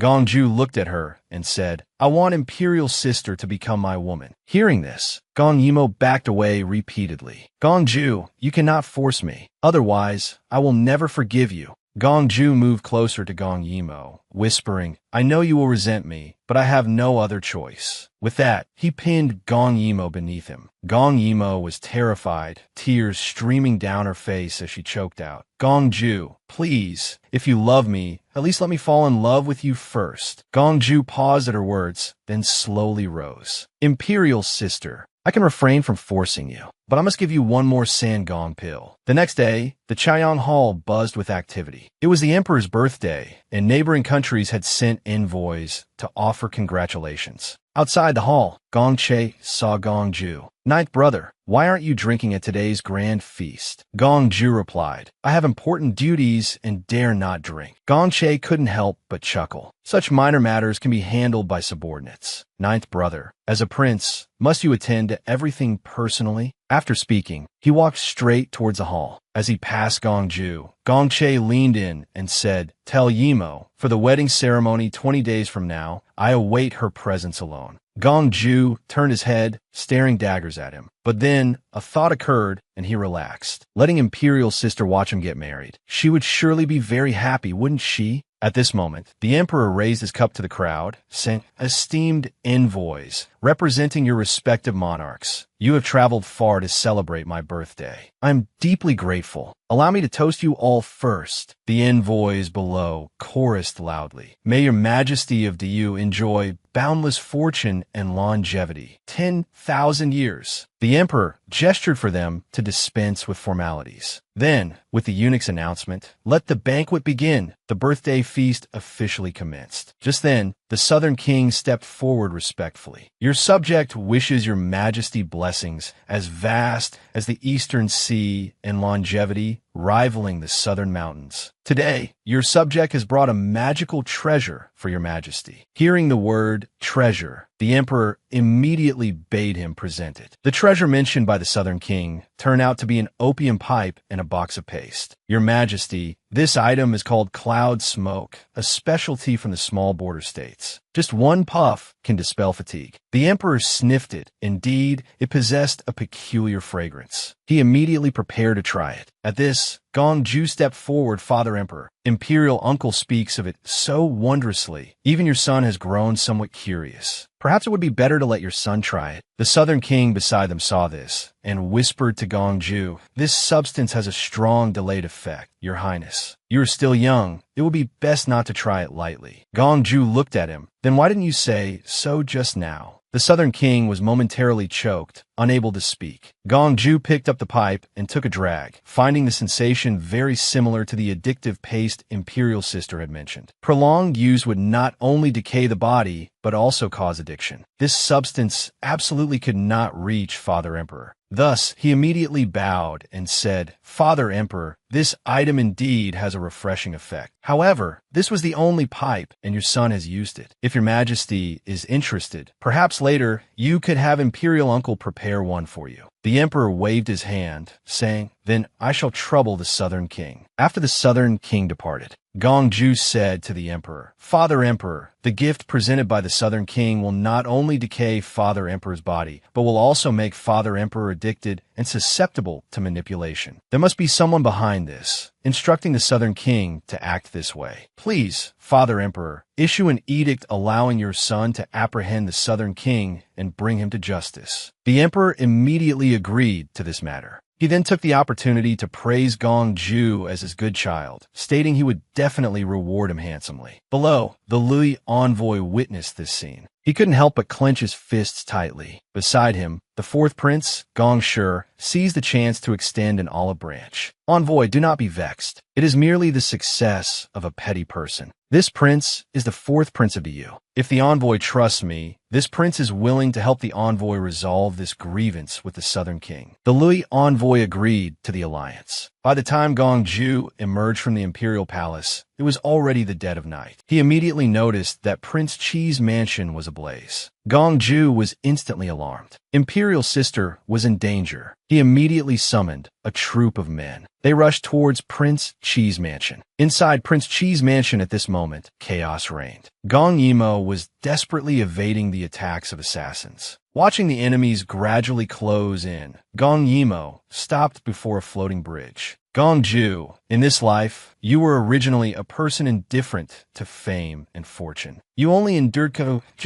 bitterly struggled to protect me. It is Imperial Sister who has wronged you. I will not burden you any longer. She immediately turned, drew the sword from her waist, prepared to fight to the death right here. Seeing this, the assassins swarmed forward. Soon, Gong Yimo's arms and back were wounded. Kneeling on one knee, Gong Yimo panted heavily, her hand weakly loosening its grip on the sword. Seeing their chance, the assassins moved to deliver the killing blow. In the nick of time, Gong Ju arrived, shielding Gong Yimo's front. Seeing Gong Ju desperately protecting her, Gong Yimo's heart filled with self-reproach. Gong Ju, I know you are good to me, but I cannot implicate you further. I must leave the capital. She immediately rushed towards the floating bridge behind her. Upon reaching the opposite bank, she severed the bridge ropes with one strike. Gong Ju saw this and turned pale with fright. Imperial sister, don't go. I will protect you. Saying this, he began wading through the water towards her. Gong Yimo immediately raised a dagger, pressing it against her own neck, warning him not to come closer. Gong Ju, you can no longer protect me. Now, if I turn back, what awaits me is either being seized by those people or hunted down by the emperor. Gong Ju argued, that won't happen. Father Emperor likes you very much. He wouldn't bear to harm you. Gong Yimo heard this and shook her head with a bitter smile. I understand him far better than you do. In the face of ambition, that little bit of affection counts for nothing. Go back, Gong Ju. There is no longer a place for me in the capital. Gong Ju clutched his chest, speaking with deep emotion. Imperial sister, if they want to capture you, I will guard you.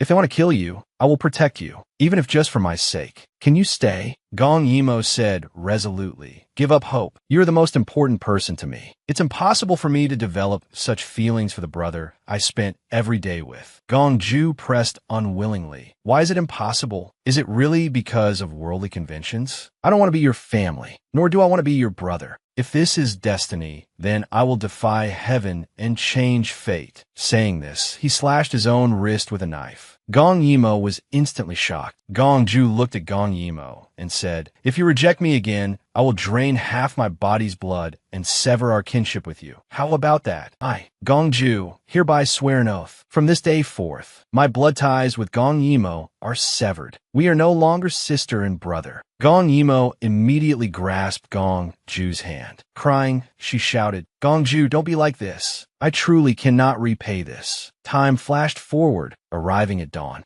Gong Yimo pushed Gong Ju away. It must hurt terribly. Let me stop the bleeding. With a flick of her hand, she retrieved an anesthetic from her personal dimension. Gong Yimo poured the anesthetic in her mouth, then used her lips to tend to Gong Ju's wound, staunching the flow of blood. Gong Ju was quite astonished. He hadn't felt even a twinge of pain. Could it be related to what his imperial sister had just ingested? Just as he was about to ask something, his lips were suddenly sealed by Gong Yimo's. After a long moment, the two separated. Gong Yimo, blushing, said, let's hurry ashore. I need a bandage or wound. Once ashore, Gong Yimo used a needle to suture his wound. Gong Ju felt no pain at all. In fact, his body felt strangely limp, and even speaking seemed a bit difficult. He immediately asked Gong Yimo what she had given him, but Gong Yimo remained silent. After tying off the bandage, she called out towards the shadows behind her. How long do you intend to watch? I wondered who was being so sneaky. So it was you.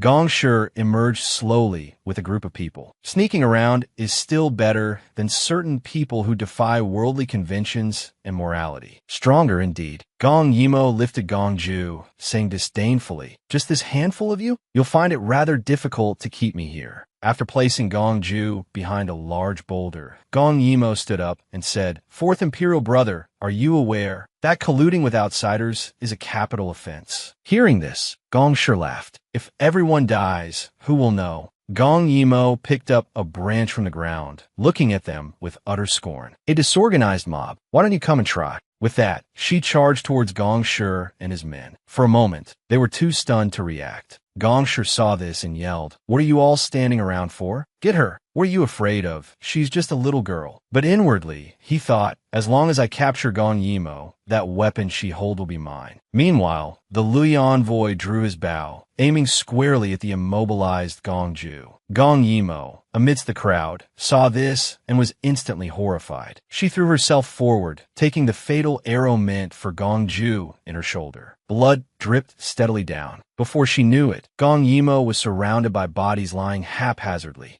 Her gaze locked onto the Lui envoy. The surviving men couldn't help but take a few steps back. Was she human or a demon? How was she still standing? Hearing the gasps around him, the Lui envoy drew his bow again. What's there to fear? She's nothing but a little girl. But Gong Yimo wouldn't give him the chance. She pulled the feathered arrow from her shoulder. In a swift countermove, she plunged it into the heart of an assassin, then dispatched several more with her dagger, her movements fluid and seamless. After finishing, she even made a throat-slitting gesture towards the Lui man. The envoy's face paled, terrified by what he had just witnessed. Meanwhile, Gong Ju watched Gong Yimo, trapped in peril, frantic with anxiety, hating that he couldn't protect her at such a critical moment. Trouble was also brewing on Gong Shi's side. The Lui envoy lowered his bow. He then called out to the men behind him, "We're retreating." To Gong Shi's bewildered look, the Lui envoy explained, "Your Highness, Fourth Prince, we originally agreed to besiege Gong Yimo with the intention of killing Gong Ju opportunistically. But their desperate protection of each other is truly admirable. My Lui will not make things difficult for a young lady. We take our leave." With that, he turned and left. Gong Shi was stunned speechless by this divine maneuver from his supposed ally. Soft-heartedness will ultimately prevent great achievements. He immediately ordered the remaining men, "Attack. Whoever captures Gong Yimo will be handsomely rewarded by this prince." Just then, a large contingent of Imperial Guards could be seen approaching rapidly in the distance. Gong Shi clenched his teeth in frustration. He had been so close. It seemed capturing Gong Yimo today was impossible. He promptly signaled for everyone to retreat. Seeing the arrival of the Imperial Guards, Gong Ju's suspended heart finally settled. Then his eyes fluttered shut and he fainted. Gong Yimo quickly caught him. Looking at his face, she murmured, "It's all over now. Sleep peacefully." After rescuing Gong Ju, Gong Yimo went to the Yuheng Empire. Unexpectedly, she ran into Jin Yun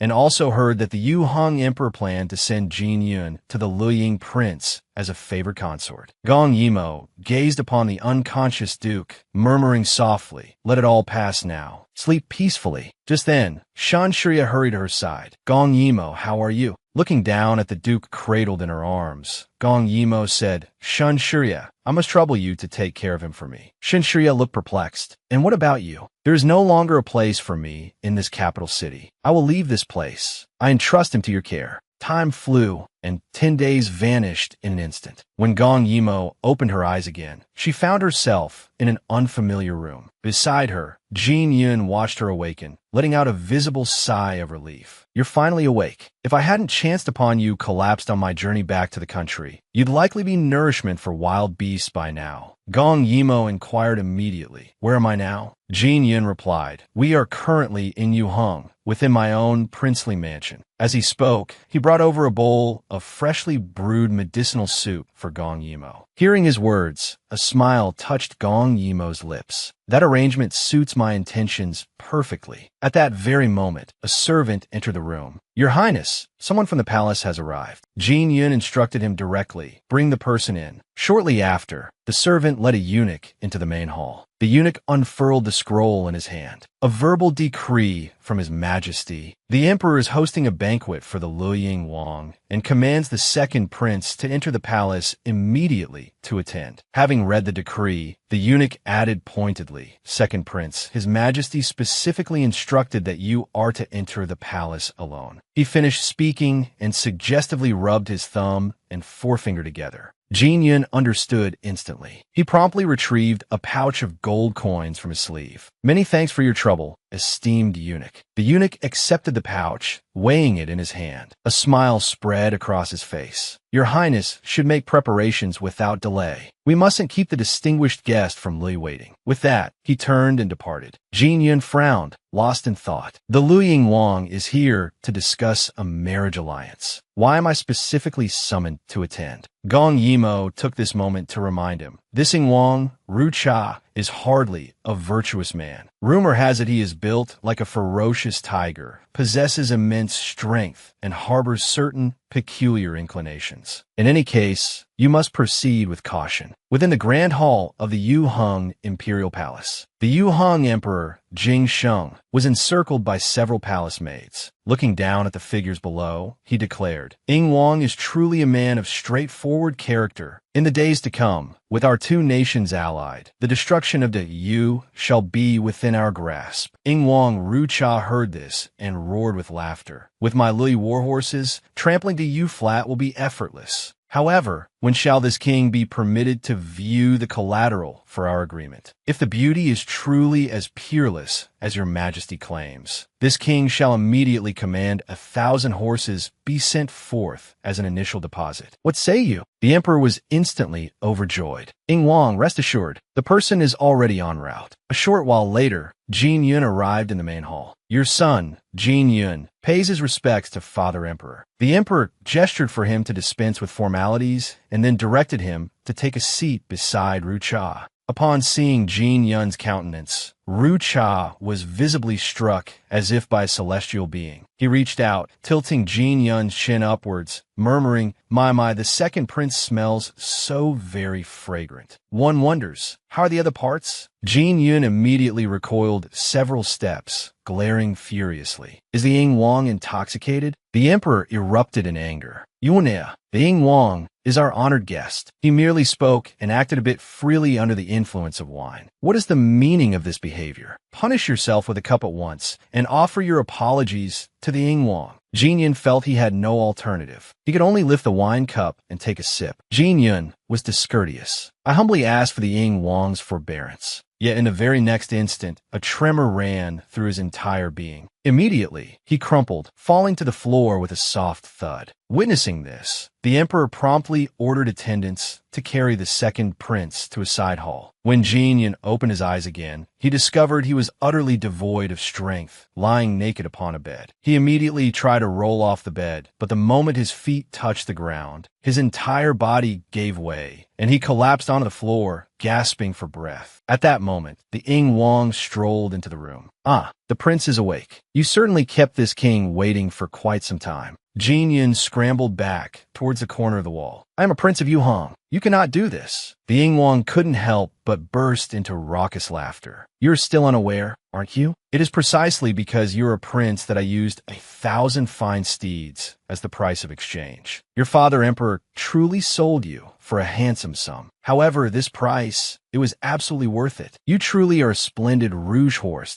In the next heartbeat, amidst Jin Yun's startled cries, the Ying Wang swept him up around the waist and tossed him directly onto the bed. "Allow this king to dote on you properly." But abruptly, a hand materialized from behind him, striking heavily against the nape of his neck. The Ying Wang's vision plunged into darkness, and he collapsed forward, stiff as a board. Jin Yun stared, utterly astonished to see that his rescuer was Gong Yimo. Gong Yimo offered a smile. "Second prince, I trust one haven't arrived too late?" After a moment, Jin Yun turned his head, glaring at the Ying Wang with gritted teeth. He then snatched up a piece of wood and hurled it towards him. Just as it was about to strike, Gong Yimo seized his wrist. Jin Yun, utterly bewildered, demanded, "Why are you stopping me? I need to kill him right now." I can't wait another second. Gong Yimo advised, hold on. Have you considered the consequences of killing him? Even if you manage to escape, what about your mother? Let me be clear, I don't have the ability to escort a woman out of a heavily guarded imperial palace. Hearing this, Jin Yun's face darkened. So we just let it go? Not just this beast, but that man too, selling his own son for 1,000 horses. I hate them, Gong Yimo replied. Of course, we can't just let this go. Since your imperial father shows no benevolence, don't blame us for being unrighteous. I have a plan to deal with both of them. She then took out cosmetics and began applying makeup to Jin Yun, instructing him as she worked. Later, you must pretend you've been favored and moan loudly. She then added some marks to his chest. Jin Yun asked confusedly, what are these scratch marks for? Gong Yimo explained, someone as rough as Ru Cha. If you don't have a single mark on you, who would believe you were favored by that brute? Hearing this, Jin Yun blushed crimson. The two looked at each other, the moment suddenly feeling exceptionally awkward. Then, Gong Yimo told him to start moaning. But every sound Jin Yun made was barely a whisper. Unable to bear it, Gong Yimo pinched him hard. The next second, a blood-curdling scream echoed throughout the bedchamber. Shortly after, Jin Yun emerged. He presented the Ying Wang's golden token to the guard, saying, His Highness wishes me to give this to you and have you carry out a task. The guard respectfully inquired, May I ask what task His Highness requires? Jin Yun smiled and replied, Nothing much. Just go find my dear imperial father. Tell him the horse trade is off. When the emperor received this news, he flew into a rage. What does the Ying Wang mean by this? Does he want to change the terms? At this moment, Jin Yun entered without the chief eunuch announcing him. So, father, you traded me for horses? Utterly shameless. The emperor roared, Insolence. It is your honor to contribute to the nation. It's merely being favored by a man. You are always worthless anyway. Just then, from behind the screen behind Jin Yun, a voice emerged. Gong Yimo, mimicking the Ying Wang's voice, said, Your Majesty of Yuheng, the more I think about this deal, the more I feel it's a loss. Since you're here, why don't we discuss the quantity? The emperor immediately strode forward slowly. You think I fear you? But upon pulling back the curtain, he saw only an unfamiliar woman. The emperor was instantly startled. He was promptly knocked to the ground by Gong Yimo. At that moment, Gong Yimo and Jin Yun began stripping off his clothes. Then, they carried him into the bedchamber Jin Yun had previously occupied. Looking at the naked emperor and Ying Wang on the bed, Gong Yimo chuckled darkly. You'd let your own son sleep with him? Old man, let's give you a taste of being tormented by that brute yourself. She then forced 2 pills into their mouths. After finishing, Gong Yimo looked at Jin Yun. Feel better? These 2 shameless men will soon be tormenting each other. I estimate the drug will take effect soon. Now, pretend to be furious, storm out, and establish your alibi. Saying this, she took Jin Yun's hand and led him out, instructing, If the emperor questions you tomorrow, just say Ru Cha summoned you out, and you don't know what happened afterwards. Reaching the doorway, Gong Yimo glanced back. Their grudge, let them settle it themselves tonight. The next morning, Gong Yimo was reading a book. Suddenly, there was a knock at the door. Opening it, she couldn't help but smile. Oh, it's you. Has something happened? Jin Yun entered, holding a box. Of course, and it's something major. After entering, Jin Yun took medicine from the box and began applying it to Gong Yimo's wrist. Gong Yimo couldn't help but tease. So this is your major event? Jin Yun looked up at her. Your girl. Isn't her wrist swollen like this a major event? Gong Yimo felt he was making a fuss over nothing. Jin Yun, however, ignored her and took out bandages. Fine, say I'm making a fuss. But this injury, after all, happened when you saved me from Ru Cha. Applying this medicine now is my way of thanking you. Jin Yun noticed Gong Yimo seemed somewhat lost in thought. Jin Yun changed the subject from her cold. News spread from the palace today. The deal between Yuheng and Lui has been canceled. Moreover, that Lui bastard, Ru Cha, suffered serious injuries for some unknown reason and was carried back. That person, referring to his father, the emperor, also decreed that he is feeling unwell and will not hold court for the next few days. Hearing this, Gong Yimo couldn't help but laugh out loud. With Ru Cha around, how could your imperial father possibly be well? Besides, I previously secretly hid a dagger under Jing Sheng's pillow. Ru Cha getting injured was most likely because your imperial father couldn't stand the torment and stabbed him. Speaking of which, what do you plan to do next? Jin Yun turned to look at Gong Yimo. I plan to take my mother and live a peaceful life. Gong Yimo was rendered speechless by his answer for a moment. After a long pause, she finally spoke. You underestimate yourself too much. As a man of ambition, how can you lack any drive? Though faced with adversity, you never give up hope. Even when everyone ostracizes you, you still manage to navigate the situation skillfully and strive to live well. After speaking, she patted Jin Yun's shoulder encouragingly. Moreover, you help the truly weak whenever you can. A sincere and kind person like you is far superior to others. Jin Yun felt quite elated by her praise. Could he really be that remarkable? Gong Yimo patted her chest, assuring him, with me planning for you, trust me, the throne of Yuheng belongs to no one else but you. Time flew by, and 3 months passed in the blink of an eye. One day, on the streets of Yuheng, Gong Yimo smiled, saying it's done. This final money house has been secured. Now, the entire economy of Yuheng is grasped firmly in your hands. See, I didn't lie to you, did I? Jin Yun's face was wreathed in smiles today. You truly astonish me. In merely 3 months, you not only helped me gain control over Yu Heng's economy, but also assisted me in becoming Yu Heng's designated heir to the throne. Saying this, he grasped Gong Yimo's hand. Let me take you somewhere fun. Soon, the two arrived inside a music hall. Looking at the scene before her, Gong Yimo was somewhat puzzled. There's no one here. What's supposed to be fun?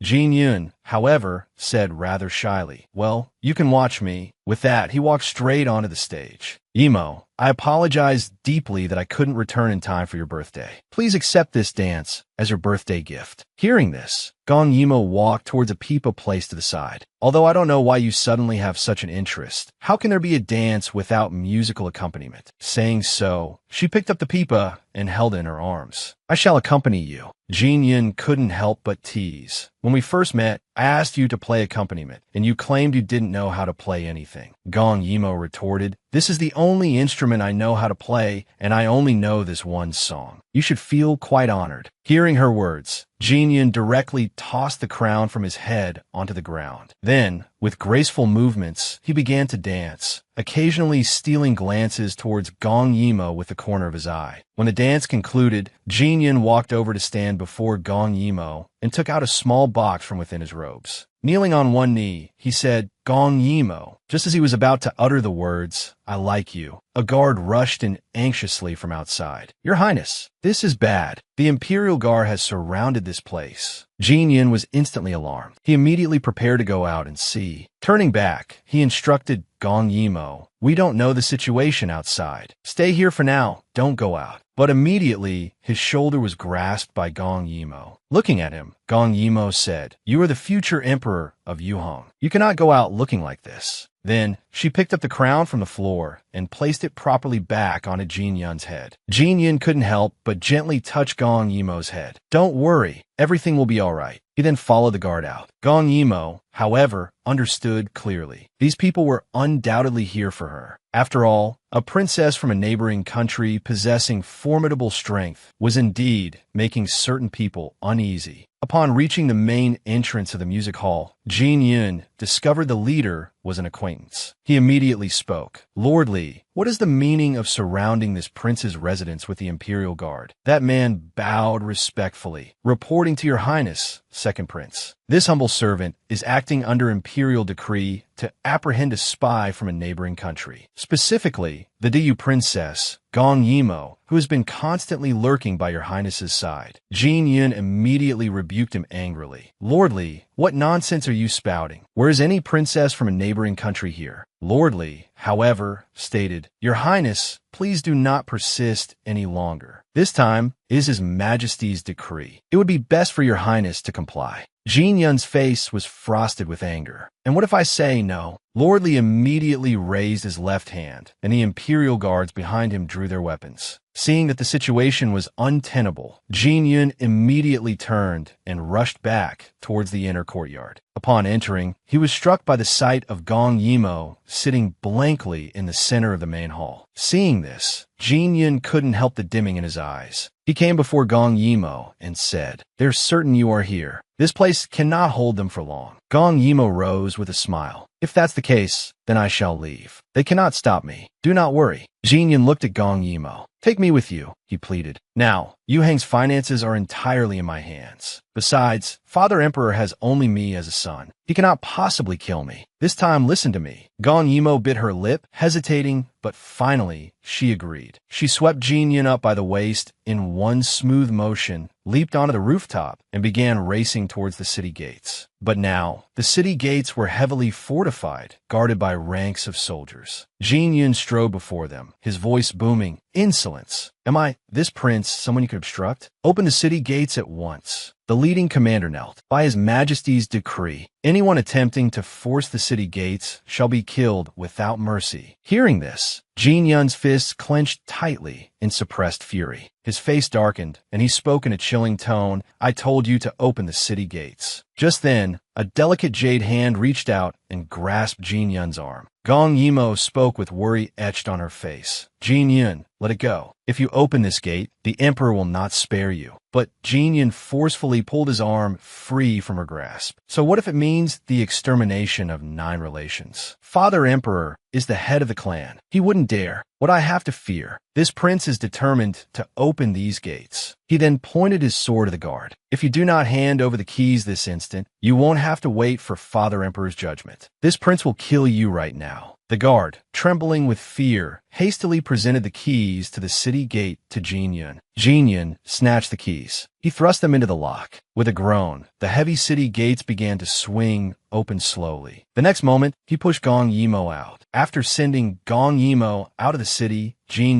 Gong Yimo, meanwhile, disguised herself and found refuge within Yu Hang's capital city. In the following days, she often overheard the common folk discussing Jin Yun. Did you hear? The second prince has been punished. They say assassins infiltrated the palace last night. Quite a few bodies were thrown out this morning. I heard the reason His Highness was punished this time was for letting a spy from the Yu escape. And they also say that spy possesses some kind of powerful weapon. Hearing this, Gong Yimo couldn't help but breathe a sigh of relief. As long as Jin Yun was all right, that was all that mattered. But immediately after, she felt she ought to leave. Remaining here would only bring him more trouble. Besides, they still had their cooperation. They would surely meet again sooner or later. Although she disliked being constrained by her status, she had also had enough of living incognito, hiding and skulking about. She was the Zhaoyang princess. Why couldn't she return to the Yu? Little did she know, the news of her presence in Yuhang had already reached her homeland. At this moment, within the Zhaoyang Hall, the Emperor of the Yu was rejoicing that Gong Yimo was still alive. To think she is still alive. Let it be. We also worried for her dearly. We will not hold it against her. Where is she now? Gong Ju bowed low. A short while ago, in Yuhang, she was falsely accused of being a spy for RDU. She was besieged by Yu Hang's imperial guards, but fortunately, someone aided her escape. She is now on her way back. Hearing that Gong Yimo had been framed as a spy by Yu Hang, the emperor erupted in fury. Yu Hang, what gives them the right? How dare they dispatch troops to corner our daughter? And calling her a Yu spy? Is Yu Hang even worthy of us, sending a princess to be a spy? The emperor immediately commanded Gong Ju, we order you to lead an escort and bring Mo back with grand ceremony and proclaim to the world, the Yu Zhaoyang princess has gloriously returned to the imperial dynasty. Gong Ju immediately accepted the order. Moments later, he was leading the city garrison out through the central gate. At that very time, a horse-drawn carriage arrived at the capital city of the Yu. Inside was Gong Yimo. She parted the door curtain, gazing out with a wave of emotion. This capital city, it was still the same as she remembered. It had been so long since she'd returned. She truly felt a pang of nostalgia. The people on the streets also recognized Gong Yimo, realizing her identity as the Zhaoyang princess. One after another, they held up fruits and snacks from their stalls, offering them to her. Gong Yimo accepted their gifts with a warm smile. But suddenly, the bustling, noisy crowd fell into an eerie silence. Gong Yimo turned her head to look and saw it was Gong Ju arriving. Gong Ju strode quickly to the carriage. Wang Jie, older sister, let me help you down. The onlookers watched this scene, astonished. Just recently, Prince Gongju had handled numerous cases with decisive, even ruthless, efficiency. Yet, the moment the princess returned, the prince's gentle affection also returned. After Gong Yimo descended from the carriage, she gently pushed Gongju away. Many thanks to Father Emperor. Gongju beamed. He took Gong Yimo's hand. Come, let's go see Father Emperor. Just then, several commoners hurried over, pulling a carriage adorned with flowers. Princess, you must be weary from your long journey. We have prepared this flower carriage for you. Please sit, Princess. The fragrance of the flowers might help soothe your fatigue. Gongju glanced at the flower carriage with disdain. How can such a carriage be worthy of my imperial sister? But Gong Yimo found it quite novel. Since it didn't matter what she did, she leaped onto the flower carriage in a single bound. Turning back, she extended a hand towards Gongju, inviting, "You should come up and sit too." Gongju, however, simply shook his head. "Imperial sister, let's proceed. As long as I can watch over you, that is enough." And so, amidst the roaring cheers of the populace, the pair proceeded towards the imperial palace. Partway there, Gong Yimo and Gongju suddenly caught the strains of a song. Tracing the sound with their eyes, they looked ahead. They saw a dashing young gentleman barring their path. "Princess, your beauty could topple cities and nations. Allow this humble one to present a song, an ode to express my profound admiration for you." Upon hearing this, Gong Yimo couldn't suppress a chuckle, while Gongju's expression instantly turned grim. Yet, this gentleman remained utterly oblivious to Gongju's simmering fury, continuing blithely. "Princess, you truly embody the phrase, a single smile from you, captivating beyond compare." At this point, Gongju, his face a thundercloud, instructed his subordinate. This man, ascertain his identity. If he is unwed, arrange a match for him with a formidable woman. The daughter of the West City butcher seems like an excellent choice. Hearing his master's decree, the subordinate felt a cold sweat trickle down his back. The West City butcher's daughter was infamous for her shrewish nature, having reportedly driven 4 previous husbands to an early grave. This young scholar, he mused grimly, can only pray for good fortune now. Just then, Gong Yimo's eyes lit up as she spotted a basket brimming with hawthorns. She immediately plucked one out and popped it in her mouth, then offered one to Gongju, exclaiming, "These are truly delicious." "Try one," she urged. Gazing at Gong Yimo's bright expression, Gongju found himself taking it. Snapping back to reality, he put the hawthorn into his mouth. Indeed, it was sweet. At that very moment, a figure dashed towards them in panic, screaming, "Run quickly! There's killing!" In the next instant, a horde of black-clad figures surged forward, swords drawn, yelling, "Slay the enchantress! Execute heaven's justice!" Gongju instantly commanded, "Protect the princess!" His shadow guards responded with a unified, sharp cry, immediately charging forward to clash violently with the assassins. Gong Yimo moved to join the fray, but Gongju held her back. "Imperial sister, do not worry. These are warriors I have meticulously trained. They are more than capable of dealing with these assailants." Then, turning to the panicked crowd, Gongju raised his voice. "Now all of you, follow me. I, Gongju, shall escort you safely to the palace gates. Whatever dangers lie ahead, I alone shall bear them." The surrounding citizens, deeply moved by his declaration, rallied behind him, shouting, "We swear to escort the princess safely back to the palace." Witnessing this, Gong Yimo felt a surge of emotion. Gongju has truly matured, she thought, matured enough to protect me. As the procession reached the Chaohua Gate, a palace eunuch emerged, announcing, "By His Majesty's decree, Princess Gong Yimo is summoned for an immediate audience." Gong Yimo immediately performed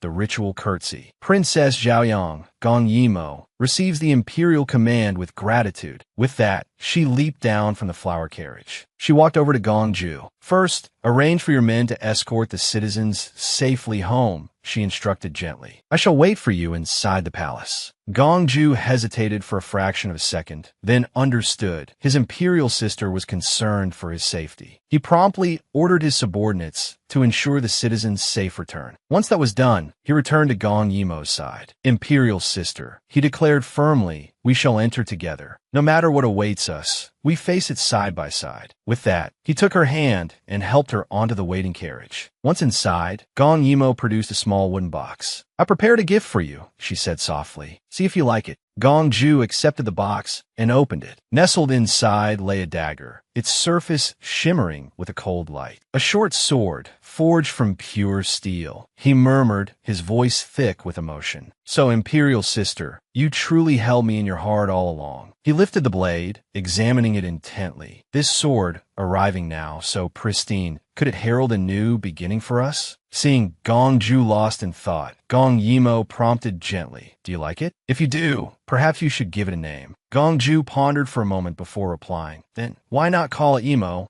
Gong Yimo blinked in surprise. My name? Isn't that rather informal? But before she could fully process it, Gong Ju leaned in and captured her lips with his own. An indeterminate time later, the carriage finally rolled to a halt within the Imperial Palace grounds. A guard standing nearby announced respectfully, Your Highnesses, we have arrived. Hearing they had reached their destination, Gong Yimo hastily moved to alight, but Gong Ju caught her arm. Flustered, Gong Yimo asked, What are you doing? We're here already. Stop fooling around. Gong Ju merely smiled, a playful glint in his eyes. You wish to get down? Very well. Just give me a kiss as well, and I shall let you pass. Hearing his demand, Gong Yimo bit her lip, her cheeks flushing. Then, leaning forward swiftly, she planted a quick kiss on his cheek. Having done so, she immediately scrambled out of the carriage, Gong Ju following closely behind her. This left the nearby guard utterly bewildered. Why are both their highnesses' faces so flushed? Inside the Grand Jiaoyang Hall, Gong Yimo and Gong Ju formally greeted the emperor. The emperor, seeing Gong Yimo alive and standing before him, was greatly pleased. Just as he was about to say something, the left chancellor below stepped forward. Your Majesty, I have 3 charges to bring against this daughter. First, she carried a sharp weapon but refused to surrender it, demonstrating disloyalty. Second, she faked her death and fled, showing intent to deceive the monarch and superiors. And third, she colluded with Yu Hong, suggesting treason and collaboration with the enemy. Your Majesty, I have detailed this daughter's actions in Yu Hong. Please review it. Having spoken, he respectfully presented a memorial. The emperor took it, glanced through it, and then abruptly threw the memorial at Gong Yimo's feet. What do you have to say for yourself? Gong Yimo, however, calmly picked up the memorial. Opening it, she saw it was indeed detailed, but the wording was deliberately misleading. She pondered, then understood. To know her actions in Yu Hong in such detail, it must be related to that official, Lord Li, who had troubled Jinyan in Yu Hong that day. Seeing Gong Yimo remain silent for a moment, the left chancellor assumed she had no defense and immediately pressed. What benefits did Yu Hong promise you? That you would abandon your home and country? And what is your purpose in returning this time? Confess the truth now. The emperor also spoke then. Gong Yimo, is everything written in this memorial true? Gong Yimo nodded, saying it is true. The emperor couldn't help but find it strange. Then why did you return? Did you come back for us to execute you? Gong Yimo thought for a moment. She spoke.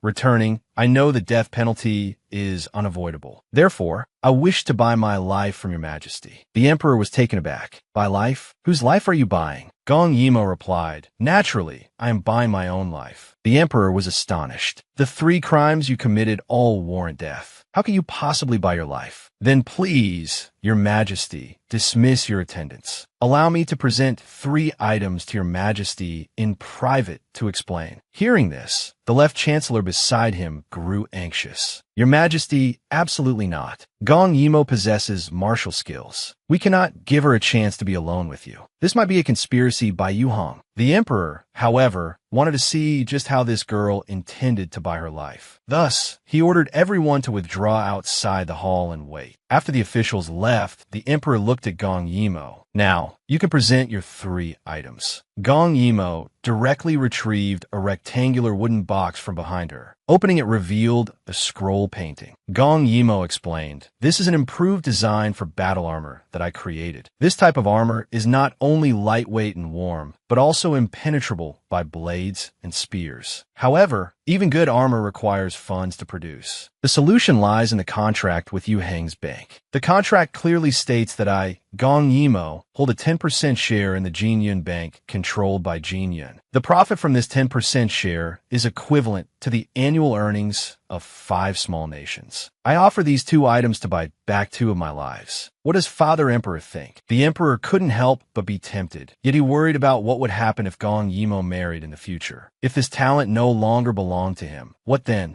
Gong Yimo seemed to perceive the emperor's thoughts and spoke. This third life I will not buy but sell. I am willing to sell myself to you, to sell myself to this country. As long as you allow me to stay, I vow to remain unmarried for my entire life. Hearing this, the emperor was visibly moved. Gong Yimo looked up at the emperor. I did indeed help Jinyun and Yuhong. Therefore, I cannot refute this third crime. I do not wish to convince you with empty words. Hence, I have decided to remain unmarried for life, dedicating myself to the nation. Please grant your grace, your majesty. Seeing this, the emperor agreed. He then immediately had the court officials summoned back in. As soon as the left chancellor entered, he eagerly asked, Your Majesty, how shall we deal with this woman's 3 major crimes? The emperor became evasive. What major crimes? Our daughter is intelligent as ice and snow, possessing both courage and strategy. Her loyalty and contributions are no less than any man's. Effective immediately, we bestow upon Gong Yimo the title of Princess Fenggue Rongji, with status equivalent to the crown prince, and grant her residence in the Ziji Hall. Gong Ju looked towards Gong Yimo, an inexplicable unease stirring in his heart. Into you, no princess had ever received such an extraordinary honor. Royal sister, the more she gained from this, the greater her sacrifice must have been. As night fell, Gong Ju and Gong Yimo walked home together. On the way, Gong Ju couldn't resist teasing. I've always called you royal sister. I didn't expect you to still be royal sister now. Gong Yimo also felt a pang of melancholy. Do you resent me? Back then in the ice river, you cut your wrist, letting your blood flow to sever our ties. Now I become a princess again. Don't you feel any resentment in your heart? Gong Ju smiled and gently tapped her head. No matter who you are, in my heart, your place is singular.